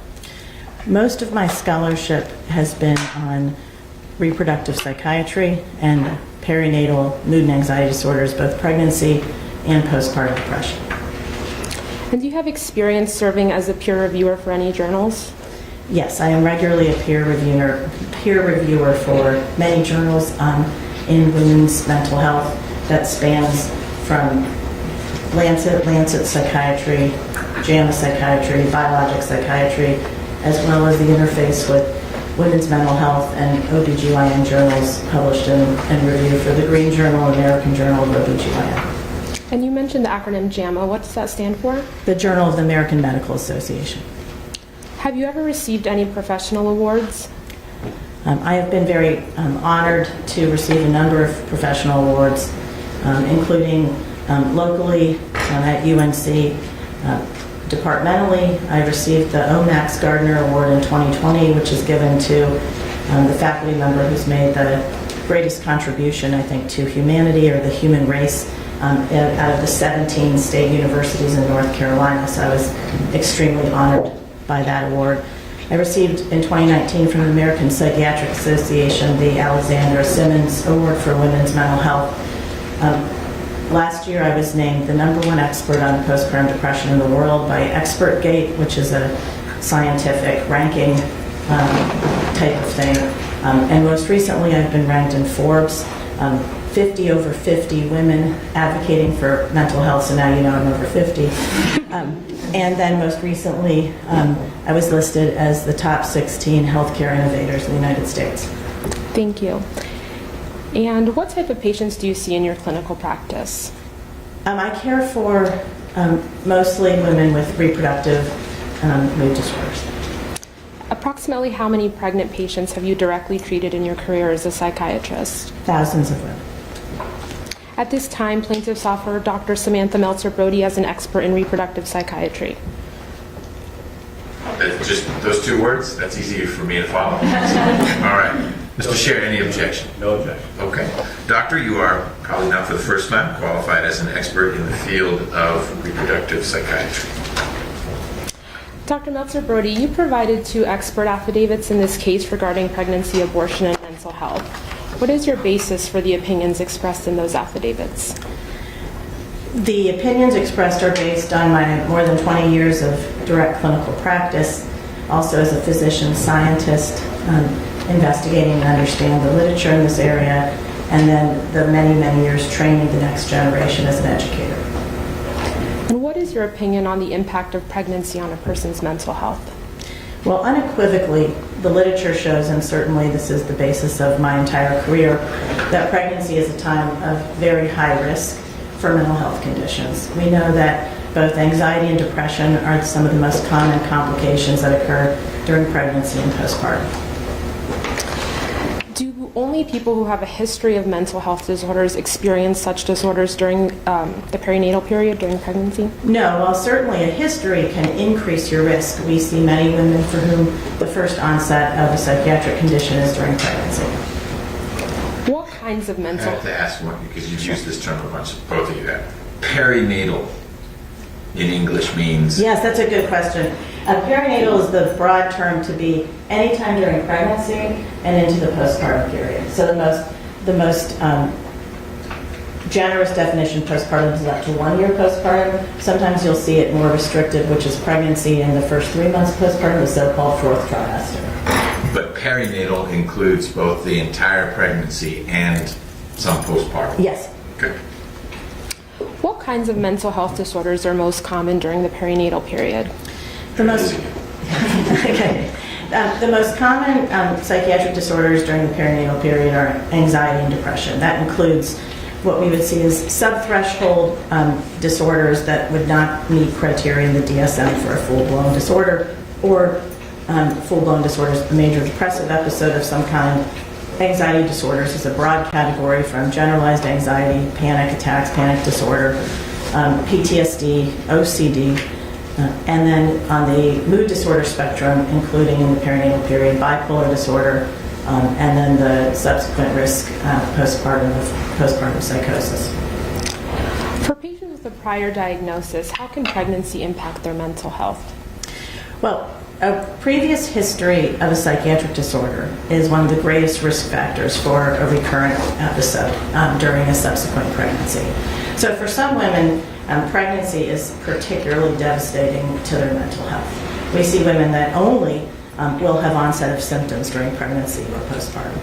For those that have a history, it can also exacerbate previous conditions. Have you had patients who suffered a recurrence of a previously stable mental illness once they became pregnant? Yes. Have you had patients who have experienced a mental health disorder for the first time during pregnancy? Yes, I have.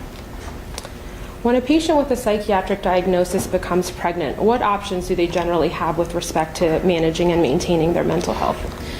So the published first-line treatments are considered psychotherapy, and then depending on severity, medication. So as a psychiatrist, I'm generally prescribing medications. Those are the first, generally, treatments that are available. You mentioned medication as a treatment option. Does the use of medication always guard against relapse or worsening of symptoms during pregnancy? No, unfortunately it doesn't. Are there any risks associated with taking medication during pregnancy? Indeed there are, and that's the great complexity of caring for perinatal women. So if, for example, I have a patient with known bipolar disorder that enters pregnancy, the choices are complicated. A number of the medications for treating bipolar disorder are known teratogens. We know that stopping them will be associated with a much greater increased risk of relapse of symptoms during pregnancy. So it's really challenging, depending on the type of disorder, to make those decisions to keep the mother well, particularly women that have a severe psychiatric history, including of suicidal ideation or psychosis, and making the best treatment decisions. And are there any potential impacts of medication on a fetus when a patient is pregnant? Yes, there are. So many psychiatric medications are known teratogens. For example, valproic acid, Depakote, is well documented for causing neural tube defects, including spina bifida. You've used the term teratogens a few times. Yeah, causing birth defects. Okay. Yeah. And lithium is well known for causing fetal heart anomaly, Epstein's anomaly, exposure in the first trimester. In your experience, what impact can a relapse or worsening of symptoms have on a pregnant person?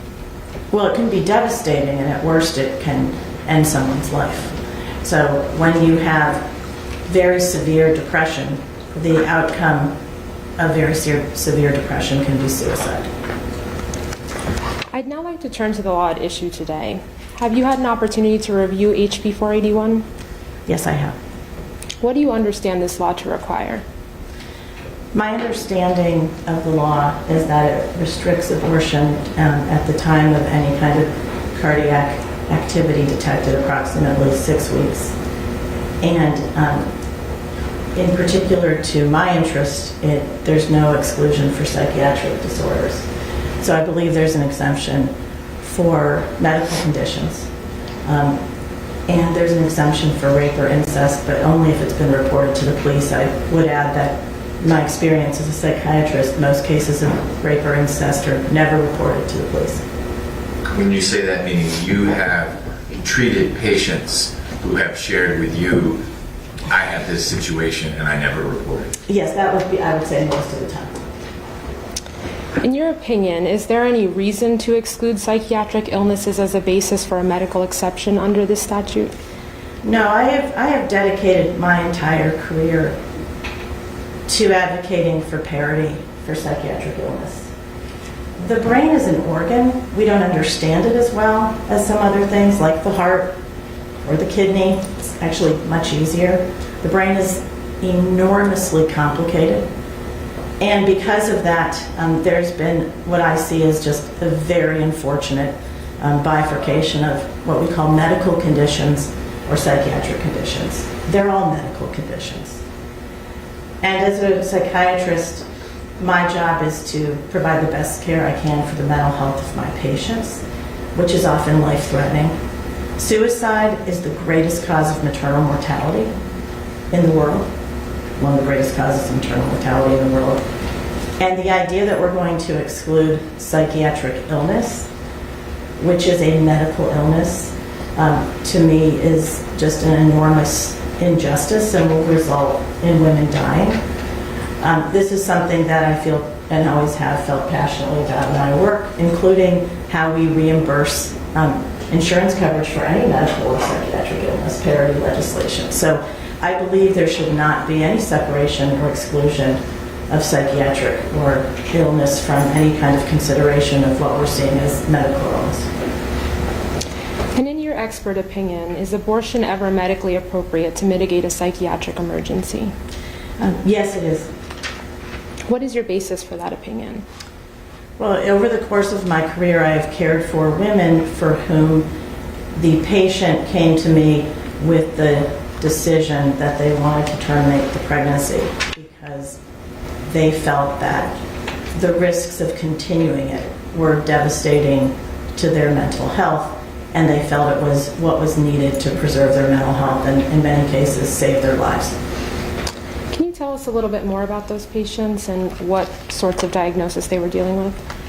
So most of the time, these have been patients that have had complicated psychiatric histories. If you have experienced, I'm thinking of a couple of patients, postpartum psychosis, for which you literally go mad in the postpartum period. It's associated with suicide and infanticide. These are the horrible cases we read. You may never want to be pregnant again. And I can't guarantee those patients, I wish I could, that I will treat them in a way to prevent them from that ever happening. And I can try my best, and I can't always do it. And so for these women and the patients I've taken care of, there are patients who find the idea of a subsequent pregnancy to be so horrifying that they don't see a path forward. And they have felt, in this case, that ending their life would have been the only option other than terminating the pregnancy. Can Can you provide any particular examples? So I have had patients who have had, like I said, bipolar disorder with history of postpartum psychosis. I've had patients with severe major depressive episode who have become suicidal to the point that suicide was the only option they saw. I've taken care of a patient I'm thinking of with severe obsessive compulsive disorder.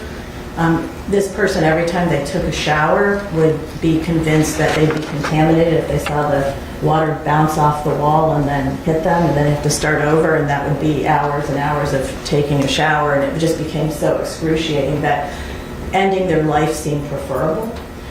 Certainly women that have exacerbation of PTSD trauma or subsequent panic disorder. So for women that have early life trauma, they have an increased risk of perinatal psychiatric disorders. That's felt to be because of epigenetic modification of trauma, because of dysregulated HPA stress axis, all kinds of things, and of the psychological trauma as well. And for those women, the idea sometimes of having a pregnancy continue that is so overwhelming, depending on the nature of the trauma. Was it, the nature of what happened, that they will see suicide as preferable to continuing the pregnancy. Do you know if there are state laws that limit abortion but have an exception for not just physical medical emergency, but truly any medical emergency? To your point, the brain is an organ, but it's health. There's physical health and there's mental health, and Georgia is taking strides towards parity. There was recent legislation passed that suggests we're moving in that direction. But I'm curious if you're aware of medical emergency exceptions to an abortion restriction that says, doesn't matter if it's your heart or your mind, if you will. If a doctor says this is a medical emergency and this patient will kill herself, kill the child, affect a major bodily function, whatever terms we're using, but it's psychological or mental health related rather than physical, that's sufficient for the patient to have access to that reproductive choice. My understanding is that, and I cannot give you state-by-state examples at all, my understanding is there's states for which there's no distinction between the two. And then there's states or exceptions where it's been specifically carved out, as is this is. I'd like to now turn to the opinions expressed by the state's witness, Dr. Priscilla Coleman, in the affidavit she submitted to the court on October 11th, 2022. Have you had an opportunity to review that affidavit? Yes, I did. What do you understand Dr. Coleman's opinions to be regarding the relationship between abortion and mental health? Well, it's interesting because on one hand, Dr. Coleman specifically states that she realizes that anxiety and depression are common. There's common problems during pregnancy, that pregnancy in itself is a time of high-risk mental health issues. And then, on the other hand, she shows her work that's been published, which I should start off by saying has been widely debunked by the entire scientific community and all professional organizations, medical organizations. Is it self-published, or how is it out there? It was published in journals, and it's an interesting question. But she asserts that abortion, in a few of her writings, causes further worsening of mental health concerns. And in your expert opinion, is there any merit to Dr. Coleman's view that there's an association between abortion and negative mental health outcomes? No, and I think that there's a much larger literature demonstrating that it does not. So studies by Trine Munkelsen, usually the Danish research registers, epidemiologic registers, with studies by Julia Steinberg and others have shown that abortion does not increase the risk of mental health concerns. I think what's most compelling to me is just it's been debunked. Julia Coleman's work has been broadly criticized and debunked, including by the American Psychiatric Association, which is my professional body, the American Psychological Association, the National Academy of Art Sciences and Medicine, the American College of OBGYN, and the Royal College of Psychiatrists. And what have those medical organizations said? They have essentially all of them have made statements that there's no evidence that abortion causes mental health concerns. And I think earlier there was a discussion about association versus causality. So if you look at all the studies, you can clearly see that there is no, anyone could call it an association, a causality between abortion and a mental health concern. That is what has led all of these professional organizations to debunk Priscilla Coleman's work. So help me understand, in some ways what you're sharing seems a little counterintuitive. If we use the classical, uninformed male narrative, you brought a kid to term. It's beautiful, it's birth, it's a wonderful thing. Celebrate positive outcomes, good mental health. Oh, you killed your child. It was because you didn't care enough about the kid, or you put your job ahead of it, and you took your kid's life. I could see where, again, uninformed, male-focused perspective, that would cause the woman to be racked with grief and shame and lead to depression and anxiety, etc. So there is a naive perspective that would say, gosh, it seems like Dr. Coleman's theory is the way that data would go.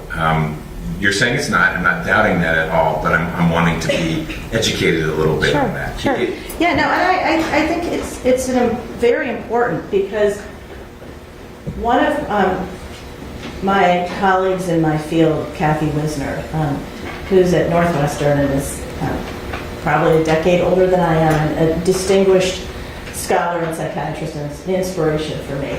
She gets the award for people in their 60s. Yeah, exactly. She will tell you that the reason she became a reproductive psychiatrist was she was a medical student, and a pregnant woman was in the emergency room with suicidal ideation and was examined by a male psychiatrist. And then they came away saying, she's not depressed, because pregnant women are not depressed. Because you can't be depressed if you're pregnant, because it's just such a joyous time. And at that moment, apparently a reproductive psychiatrist was born, as she was a medical student at the time. And I think what we see is that those kinds of, I call them old wives' tales, that motherhood in all cases should be joyous and happy and apple pie, and that if anything happened that you lost the baby or terminated the baby, you'd be racked with grief.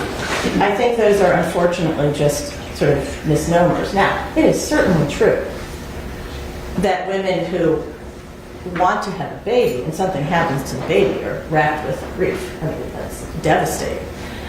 But I think that it all gets, in my world, with what is the woman's mental health history, what are the symptoms they're having now, what are the decisions being made and why. So it's always complicated and very nuanced. So there's never, always never, and wide generalization. Okay, thank you. And of your patients who have decided to terminate their pregnancy, did any of them experience an improvement of their psychiatric symptoms upon termination? Yes, they did. So the women for whom they found the idea of continuing a pregnancy untenable, the termination of the pregnancy resulted in relief of the worst of those symptoms. And that was really important. And that was what they decided. The patient decided in discussion with their family and shared decision making that was in the best interest of preserving their mental health. Now, to be clear, if you have bipolar disorder, you had bipolar disorder, before you had an abortion, and you're going to have bipolar disorder after you have abortion. So abortion is not curing your bipolar disorder by any stretch of the imagination, nor is it making it worse. It's that the decision by that in particular woman that ending that pregnancy was in the best interest of her mental health. And in these cases, we're talking about severe situations. The patients I have taken care of, that was met with enormous relief. Dr. Meltzer-Brody, in your opinion, what would happen if a pregnant person experiencing a psychiatric emergency was unable to obtain an abortion they wanted in order to alleviate their psychiatric symptoms? Well, I think we end up with having potentially very dire consequences. In some cases, it would result in the mother ending her life. Are there any other potential consequences? Yes, the patient could continue the pregnancy, and then we would do everything we could to treat the patient as well as we could, and the outcome would vary as it does from, the patient could potentially do fine, and the patient could do poorly in one way or another. No further questions. Mr. Sherritt.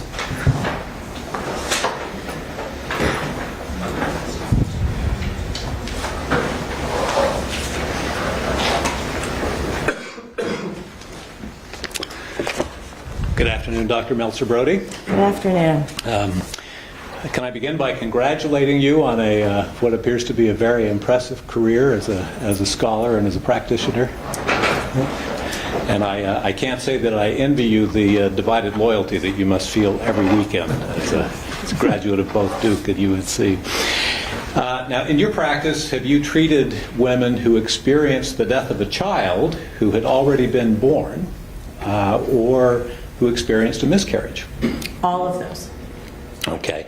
And what kind of mental health issues can arise when a parent loses a child who's already been born?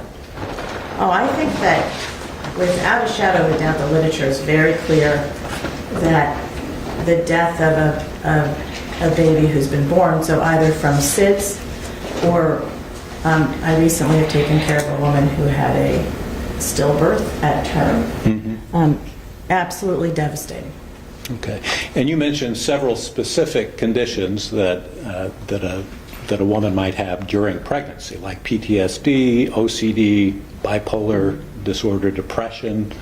Can those all occur in the wake of a death of a child who's been born? Certainly, yes. I think it's really important that we absolutely keep in mind all these things can occur before you're ever pregnant. Right. They can occur during pregnancy, or they may happen after pregnancy. So, again, everything with mental health, some things are precipitated by life events, some things are not. And with PTSD in particular, you may have PTSD because of childhood sexual trauma that you've been battling. You may be a military veteran. You may have been in a motor vehicle accident or witnessed some other horrific event that predates any kind of pregnancy. Okay. And what kind of mental issues can arise when a parent loses a pregnancy from a miscarriage? Well, we know that the literature in my practice, and I've always felt really grateful for this, I have the privilege of taking care of women at some of the most vulnerable times of their life. It may be infertility and the anguish that happens with infertility for women that want to have a baby. It may be due to miscarriage. It may be due to an unwanted pregnancy and the devastation that comes from making decisions around that. It may be due to pregnancy-related anxiety or depression. It may be related to postpartum depression or psychosis. It may be related to losing a child at stillbirth for a wanted pregnancy. So all of those things can cause psychiatric. Okay. And those issues can also arise even when the pregnancy was not planned, correct? Sure. Okay. So isn't it at least possible that a person who loses an unborn child from an abortion would likewise experience the kinds of mental health issues that we've discussed? Well, I think that the idea is not that what I have observed in my work is that anytime there's reproductive flux, you're at risk for any kind of mental health condition. And that for someone who has decided that they want to end a pregnancy because they feel that that is in the best interest of their mental health unequivocally, that's a very specific type of decision, which is utterly different than someone who has a miscarriage of a wanted pregnancy, or someone that loses a baby, at any other time in the pregnancy that they want that baby, or loses a baby to something like SIDS. They're qualitatively quite different. So are you saying that a woman who loses a baby to abortion that she wanted can never experience as a result of that the kinds of conditions that we've discussed? No, I'm not saying that. So it can't happen? Yes, it absolutely can happen. Okay. And have you ever treated a woman who had an abortion and then experienced mental health issues? I have taken care of women who have had an abortion, who had psychiatric illness, and who felt that it was in the best interest of their mental health that they had that abortion. Yes. And have you ever treated a woman who regretted having abortion after the fact? I have not. It's never occurred in your practice? It has never occurred in my practice that I've had someone come in with the chief complaint. And then again, I take care of women during the perinatal period, but I've never had someone come in specifically with the chief complaint of, I had an abortion and I regret it, and now I have a mental health issue. I'm not saying hypothetically it can't happen. I have not personally taken care of someone. Whether or not it was the chief complaint, if it was even a non-chief complaint, you've never encountered a woman who regretted having an abortion? No, actually, most of the overwhelming majority of everyone I've ever cared for, I work to help them carry their pregnancy to term and have a baby. Okay. So how long after an abortion do you typically treat your patient? I see patients sometimes for a one-time consultation to talk about what is the best medication for me to be taking during my pregnancy. I can see people shorter term or longer term, so there's no one answer on what that is. Okay. So what's the longest after an abortion? I would say, I'm trying to think, most of the patients I care for, I take care of during the perinatal period, and then generally after a year or two transition them out. I have some patients that I've taken care of for years. But for women who received an abortion, when does, in your view, when does the perinatal period close after a woman has had an abortion? The overwhelming majority of people I take care of, I usually take care of them through 1 year postpartum, and then just to make room for everyone else coming in, people graduate out. And is that true also for women who choose abortion? That would fall under women who have had abortion, which again, sir, is the minority of my practice. Sure.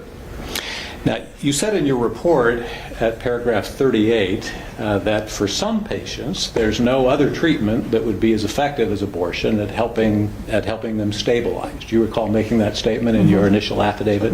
Okay. Now, you didn't sign any data for that claim, as I recall. Is that correct? You just relied on your clinical experience. Don't answer yet. Yes, ma'am. Could you please provide Ms. Brody with a copy of her affidavit so she can review that? Sure, and we can pull it up on the screen. Get it up on the screen. Does she not have a copy of her affidavit? Not in front of her. Okay. I don't have it in front of me. Well, let's pull it up on the screen. I assume that'll be it. Yes. Okay, thank you.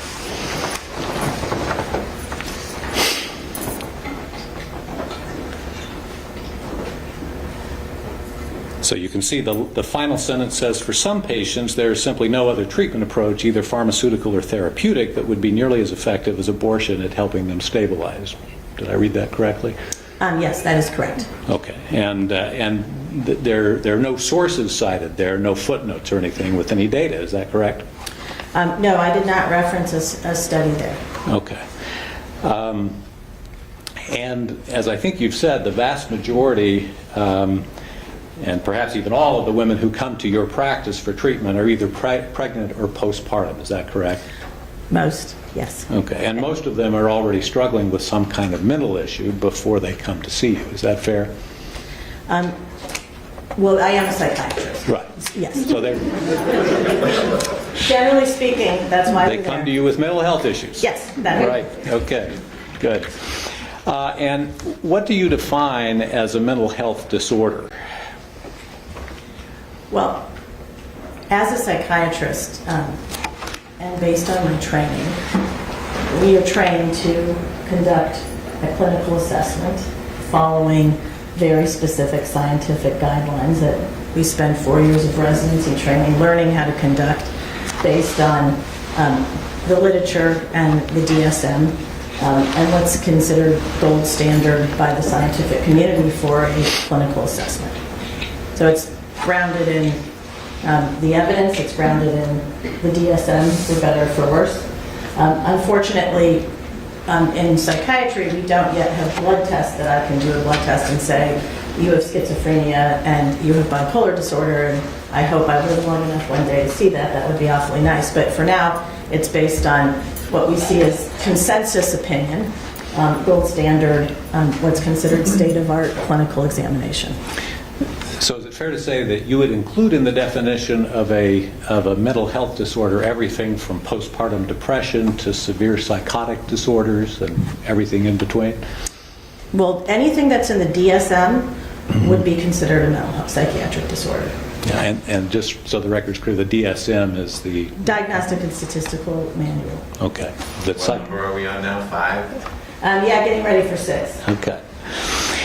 But in your report, you didn't break down the percentage of pregnant women who suffer from the various types of mental health disorders that can be occasioned by pregnancy, right? We can do that if you'd like. Okay, but you didn't in your report. I did not in my report. And so I'm going to take you up on your invitation. Absolutely. We'll do a little bit of that. And we'll do it from the studies that you cite in your report. And by the way, I assume that you consider the studies that you cited in your report reliable. Is that fair? Yes. Okay. So let's look at the O'Hara study, which is already in the record at Plaintiff's Exhibit 95. And if we can look at the bottom of page 4 and the top of page 5.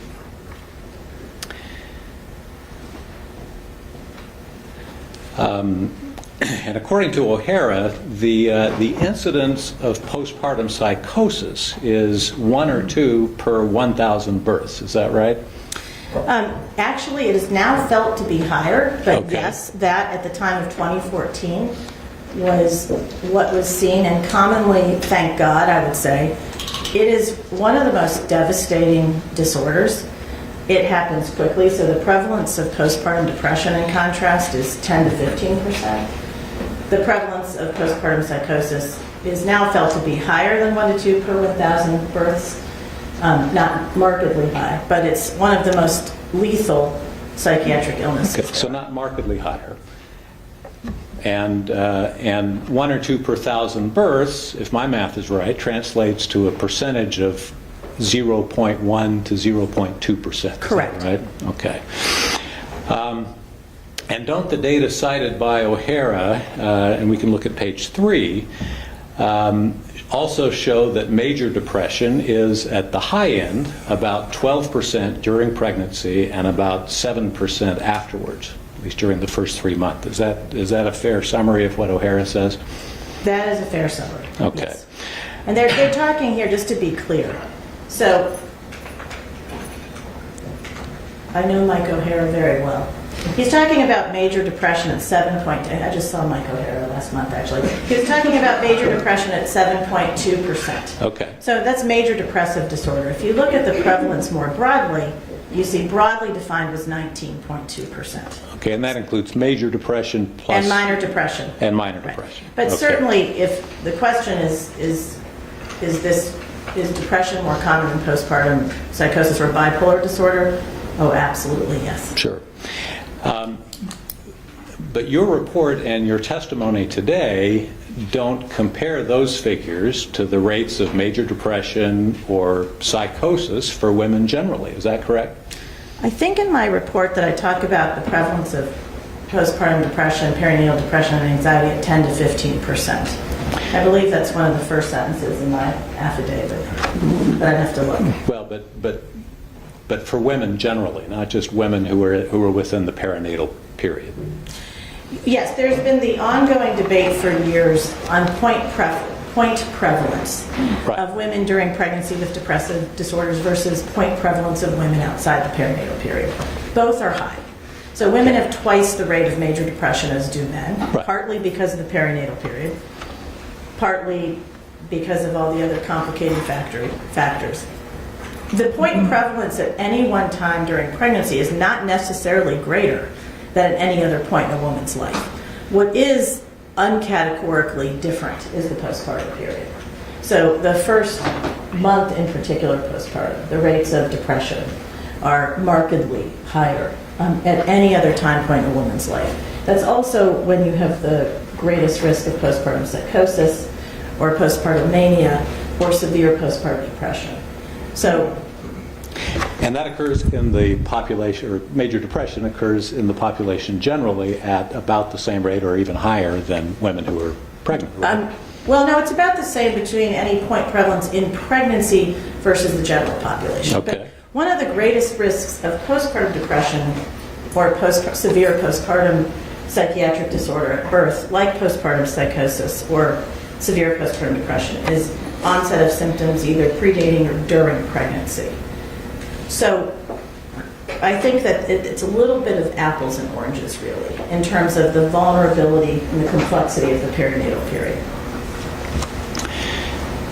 And let's go on. Let's go back to page 5 of the O'Hara report. In his study, he recognizes, without necessarily endorsing them, but he acknowledges that some studies have found what he calls a protective effect of mood stabilization and improvement for women with bipolar disorder during pregnancy. Isn't that right? I think that there are some that believe, yes, that it can actually, perhaps, some researchers described a benign course, yes, but Okay. that is, other has described pregnancy as having no effect. All of that is completely different in the postpartum period. And so I think that is really what, in many ways, drives the concern with bipolar disorder, is that it may be quieter, and this is, this gets into an interesting discussion because many autoimmune disorders get quieter during pregnancy. And that's felt because women are actually in this hypercortisol state, which is what prevents women from rejecting the fetus, which is like taking prednisone. It's like taking a steroid. And that plummets postpartum. So sometimes there's been literature that suggested that, but then that all stops precipitously at the time of postpartum, which is where you have this burst of severe depression or postpartum psychosis after delivery. But just so we're clear, it seems like you're acknowledging that the pregnancy itself, during the period of the pregnancy, does in the literature seem to have what Dr. O'Hara calls a protective effect. Oh, well, on the woman. he's speculating, he's saying it could be all of the above, but in no ways would anyone, nor certainly Mike O'Hara, would not describe pregnancy as protective. He's spent his entire career taking care of pregnant and postpartum women during the perinatal period. So I think if you're trying to talk about bipolar specifically and say that that is mixed, yes, but trying to extrapolate that out beyond a categorical no. Okay. And you also said in your report that pregnancy poses a significant risk of relapse of mental illnesses. Is that? It can, yes. Okay.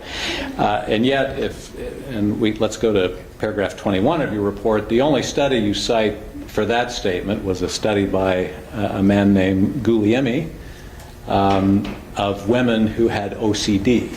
Is that correct? No, we talk about that a couple different times, actually. In my report, we also talk about the risk of relapse with bipolar disorder.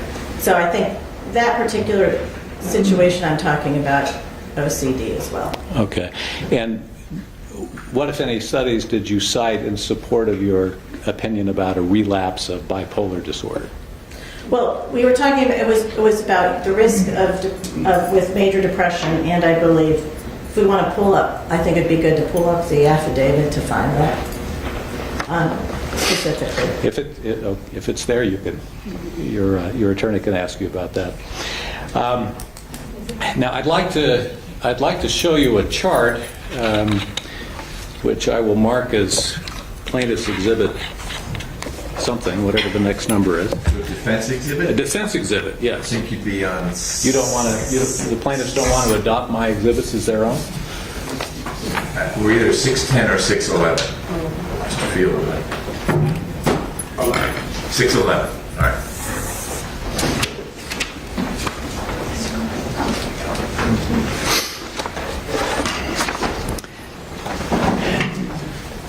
And Dr. Meltzer-Brody, you reviewed Dr. Coleman's initial report in this case, I believe, correct? Yes, sir. Okay. I'll represent to you that this table I have provided to you, called Table 1, is simply an excerpt from her report in which she listed recently published large-scale research studies on the association between abortion and mental health. Mm-hmm. Okay. And do you recognize the studies that are listed on that chart? Yes. I recognize some of them, yes. Okay. But as I read your affidavit and your rebuttal affidavit, you don't address any of those specific studies. Am I correct about that? Well, I do indirectly. We didn't specifically focus on each individual study. Okay. The reason that these studies and the systematic review have been debunked, and again, this is not just my opinion.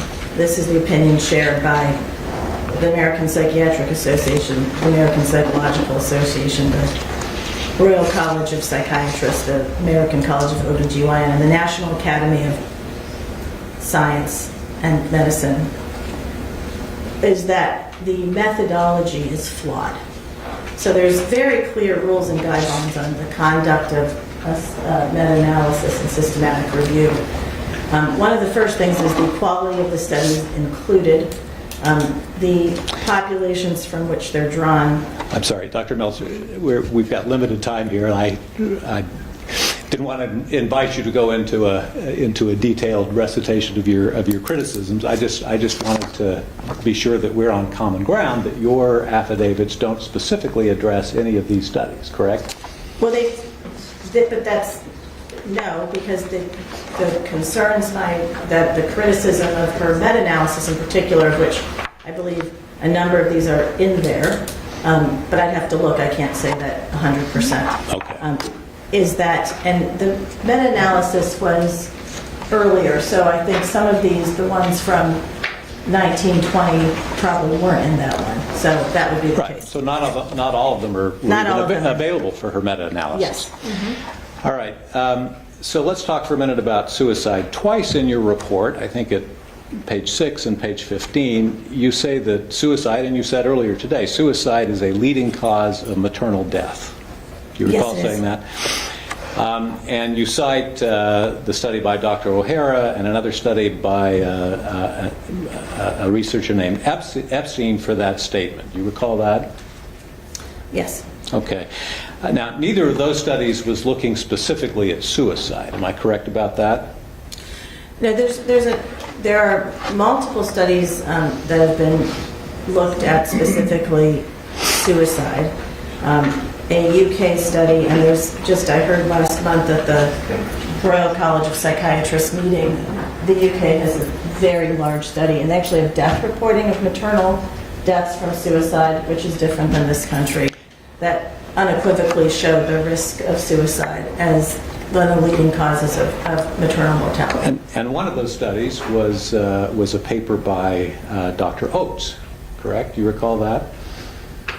And that's one of the studies that O'Hara cites. Mm-hmm. Now, and let's turn to that. This will be a new exhibit for the defendants, which is number 612. 612. Thank you, Your Honor. So let's look at page 280 in the first paragraph. And Dr. Oates here concludes that in that study, the maternal suicide rate was 2 per 100,000 mothers. Mm-hmm. Is that correct? Well, that's what that says in the paragraph there, yes. Okay. And that's not just 0.2% or 0.02%, but 0.002%, right? Well, I think that it's important to note that, thank God. I'm sorry, if you could answer my question and then. Yeah, no, yes, that's what that says, but thank God, the relative number of pregnant and postpartum women that end their life by suicide, that kill themselves, is thankfully relatively small. It's almost infinitesimal. No, I don't right? see it that way at all, sir. It's very small. It's actually profoundly devastating. to everyone involved. Sure. And any suicide leads to generational trauma that increases suicide in multiple generations. So, but it's a rare event, correct? I wouldn't call it. It is unfortunately not as rare as we'd want to say. This is for one thing. Well, it's much more rare than bipolar disorder, for example. Well, this is an old study for one thing. The data is widely in this study and generally underreported because when people die of suicide, there's often great lengths that go to hiding that it was suicide.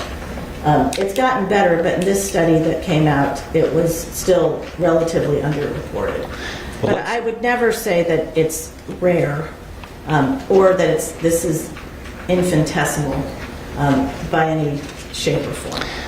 So let's look at page 250 of that same study, the first paragraph.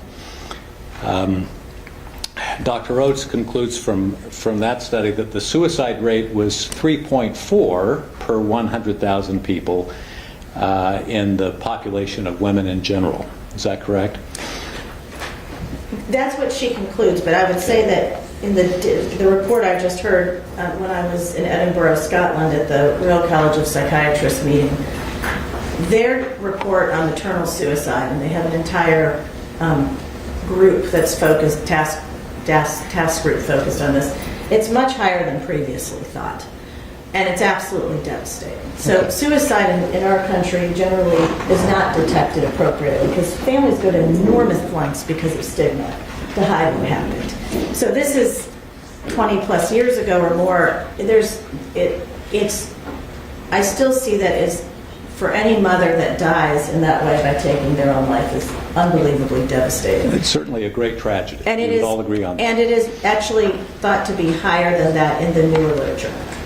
But in this study, the suicide rate for women in general was still low, but significantly higher than the suicide rate for pregnant women, right?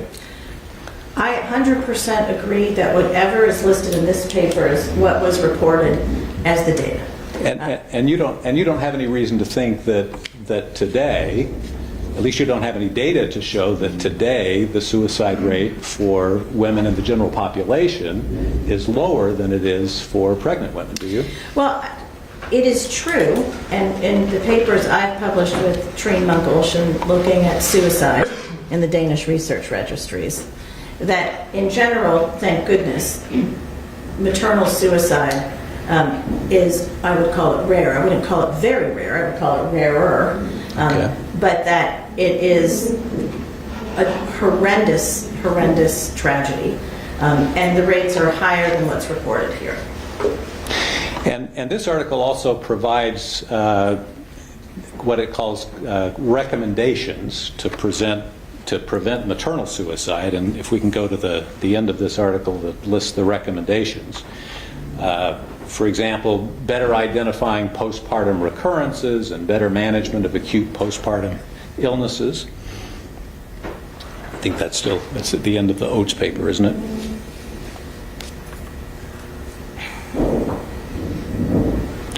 Just before conclusions. Well, the conclusion, she says, suicide following childbirth is rare, but the rates are higher than previously thought. That's what I'm reading on the screen. That's not what he wanted you to read. Right, but that's the part I'm reading. There's a set of... And then the next sentence is, and some women died despite exemplary care. And I would say one of the greatest tragedies in my professional career are the mothers I haven't been able to save from suicide, despite what I thought was trying to provide the best possible care possible and failed to have that kind of devastating outcome. I think we're just about to the recommendations section, which is just before the conclusion. There we go. There's some specific recommendations near the end of the article. And the article doesn't make any recommendation on abortion as a way of dealing with maternal suicide, does it? The recommendations on this page do not specifically mention abortion. That is okay. Now turning to Dr. Epstein's article, Dr. Epstein cites another article that is specifically about suicide in footnote 47. If we could just flip quickly to footnote 47 in the Epstein article. And you're familiar with this study, right? The Epstein piece. It's one of the studies on which you relied. Yes, sir. So Dr. Epstein cites, it's at the very end where the references are.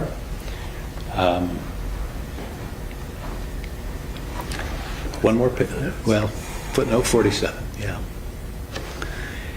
You'll see there at footnote 47, there's a citation to an article written by Lindahl and Culp, right? Are you familiar with that article? Yes, I am. Okay. And let's pull that article up. And let's look at the summary of it right at the beginning.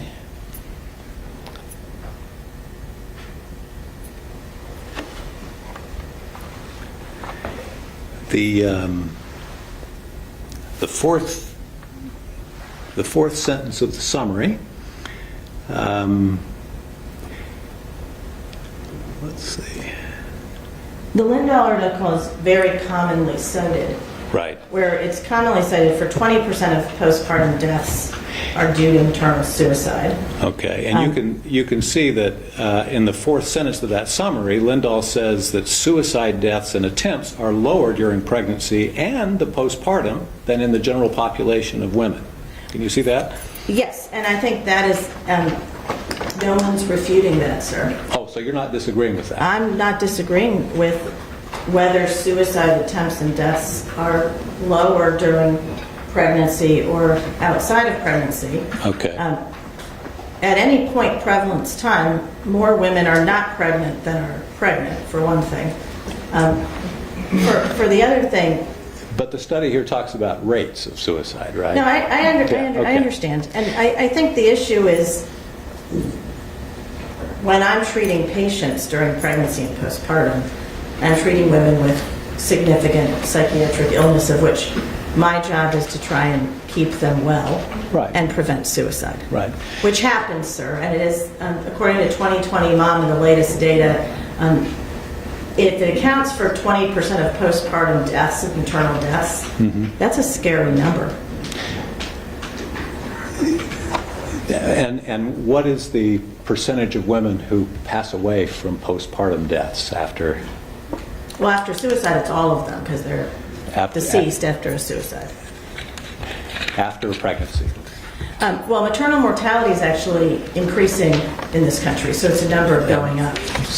But you're still not giving me the percentage, are you? Do you know the percentage of women of all causes of maternal mortality? Who commits, of all causes of maternal mortality? I would defer to one of my OBGYN colleagues for what the latest data is right now. Okay. And then if we continue in the Lindahl article, if we turn to page 81 there, Lindahl cites another article, which we won't get into, but another article by Appleby, and cites that article for the conclusion that consistent with lower rates of suicide in pregnancy, Appleby also found a low suicide rate among postpartum women in the first year post-delivery. Do you recall that? That is indeed what the Appleby article says right there. Okay. And you don't have any reason to believe that that pattern would be any different in the U.S. than in England and Wales? I think at the time the article was published, this is a study that is what Appleby found at that time. What I would add, sir, is what I've mentioned a few times, and I think it's important for us to note. This is studies from the 1990s and 2000s, and in the UK in particular, which includes Wales, Scotland, Ireland, and Britain, they have... Not Ireland. That's right, Northern Ireland. Dear God, yes, that is... Yikes, North Carolina and Duke. It's an excellent point. My apologies. Northern Ireland. Okay. But Dr. Meltzer, you haven't given us any other studies that come to different conclusions than those, correct? There is actually, this is what I'm saying, is there is brand new data that I just heard reported that I will need to get the final report coming in. That it is a British report on maternal deaths, inquiries into suicide, that is higher than this.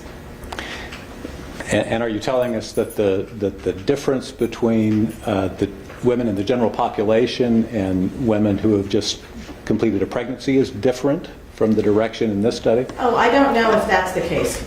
I know that the rates of suicide are high. Okay. Now, again on page 84 of the Lindahl paper under the discussion heading, Lindahl says, why don't we pull that up? That relative to suicide rates in the general female population, pregnant women have lower suicide rates. Is that what he says? Yes, he does. Okay. And you don't have any evidence that that's different today than it was then, correct? No, but I'm not sure I understand why it matters one way or another. Okay. Now this page in the second paragraph under the discussion also says that suicide attempt rates, as assessed by hospitalizations for intentional injuries, are lower during pregnancy than otherwise, right?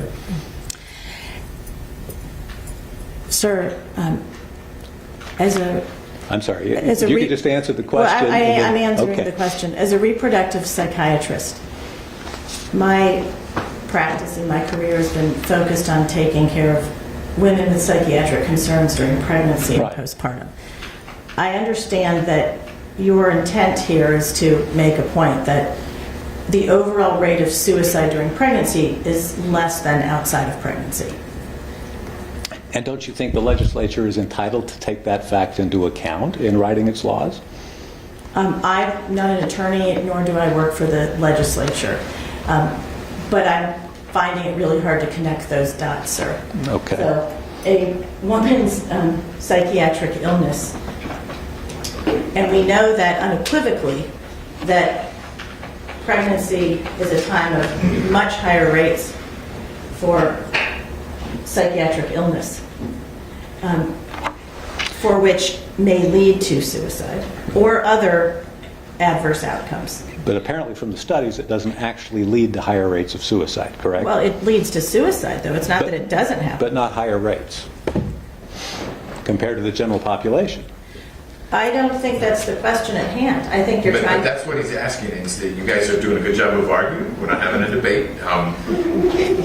You've acknowledged all you need to do. Yeah. This is what this literature says, is that suicide attempt rates and actual suicides are lower on a percentage basis during pregnancy than outside of pregnancy. And you've explained why that's not particularly remarkable to you. And I've said yes. Yeah, yes. Great. So we don't need to ask for that question again. Correct. And let me just move on to the next point, which is the postpartum period. Okay.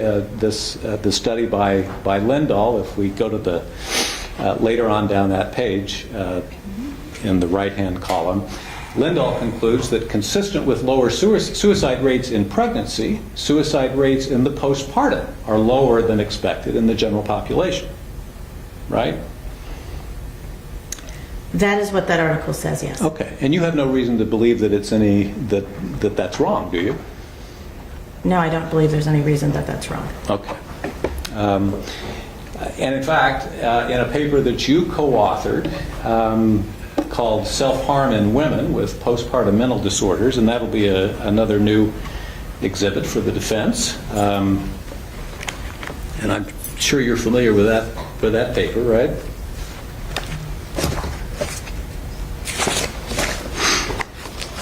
Yes, this is the one I referenced. Thank you. You're in it. I hope you know it. You're in it. I'm in it. I better know it. This is the one with the Danes? This is the one with the Danes. This is the Danish Research Registry, yes. And if we look on page 1567 in the first full paragraph, you conclude that motherhood in general appears to be a protective factor in terms of reducing self-harm, suicidal ideation, and mortality, right? Yes, that the rates of suicide in pregnancy and postpartum, as we've already agreed upon, are less than the rates outside of perinatal period. Okay. And you cite 3 additional studies to support that statement, right? Well, I think that you have highlighted here motherhood in general appears to be a protective factor in terms of reducing self-harm, suicidal ideation, and mortality. However, mental disorders constitute a well-established major risk factor for self-harm. and may add to the complexity of risk evaluation for suicidal and self-harming behavior in new mothers. Right. So I think it's important that we take the whole thing in context. Sure. And you have pointed out earlier, have you not, that mental health issues can arise at any given period in a person's life. It's not unique to pregnancy or post-pregnancy or anything like that, right? Absolutely. Okay. So let's talk about another effect of mental illness that you mentioned earlier, and that is the concern that you express at paragraph 40 that untreated postpartum psychosis can lead to infanticide. Do you recall making that statement? Yes. And in fact, why don't we pull that up? It's paragraph 40.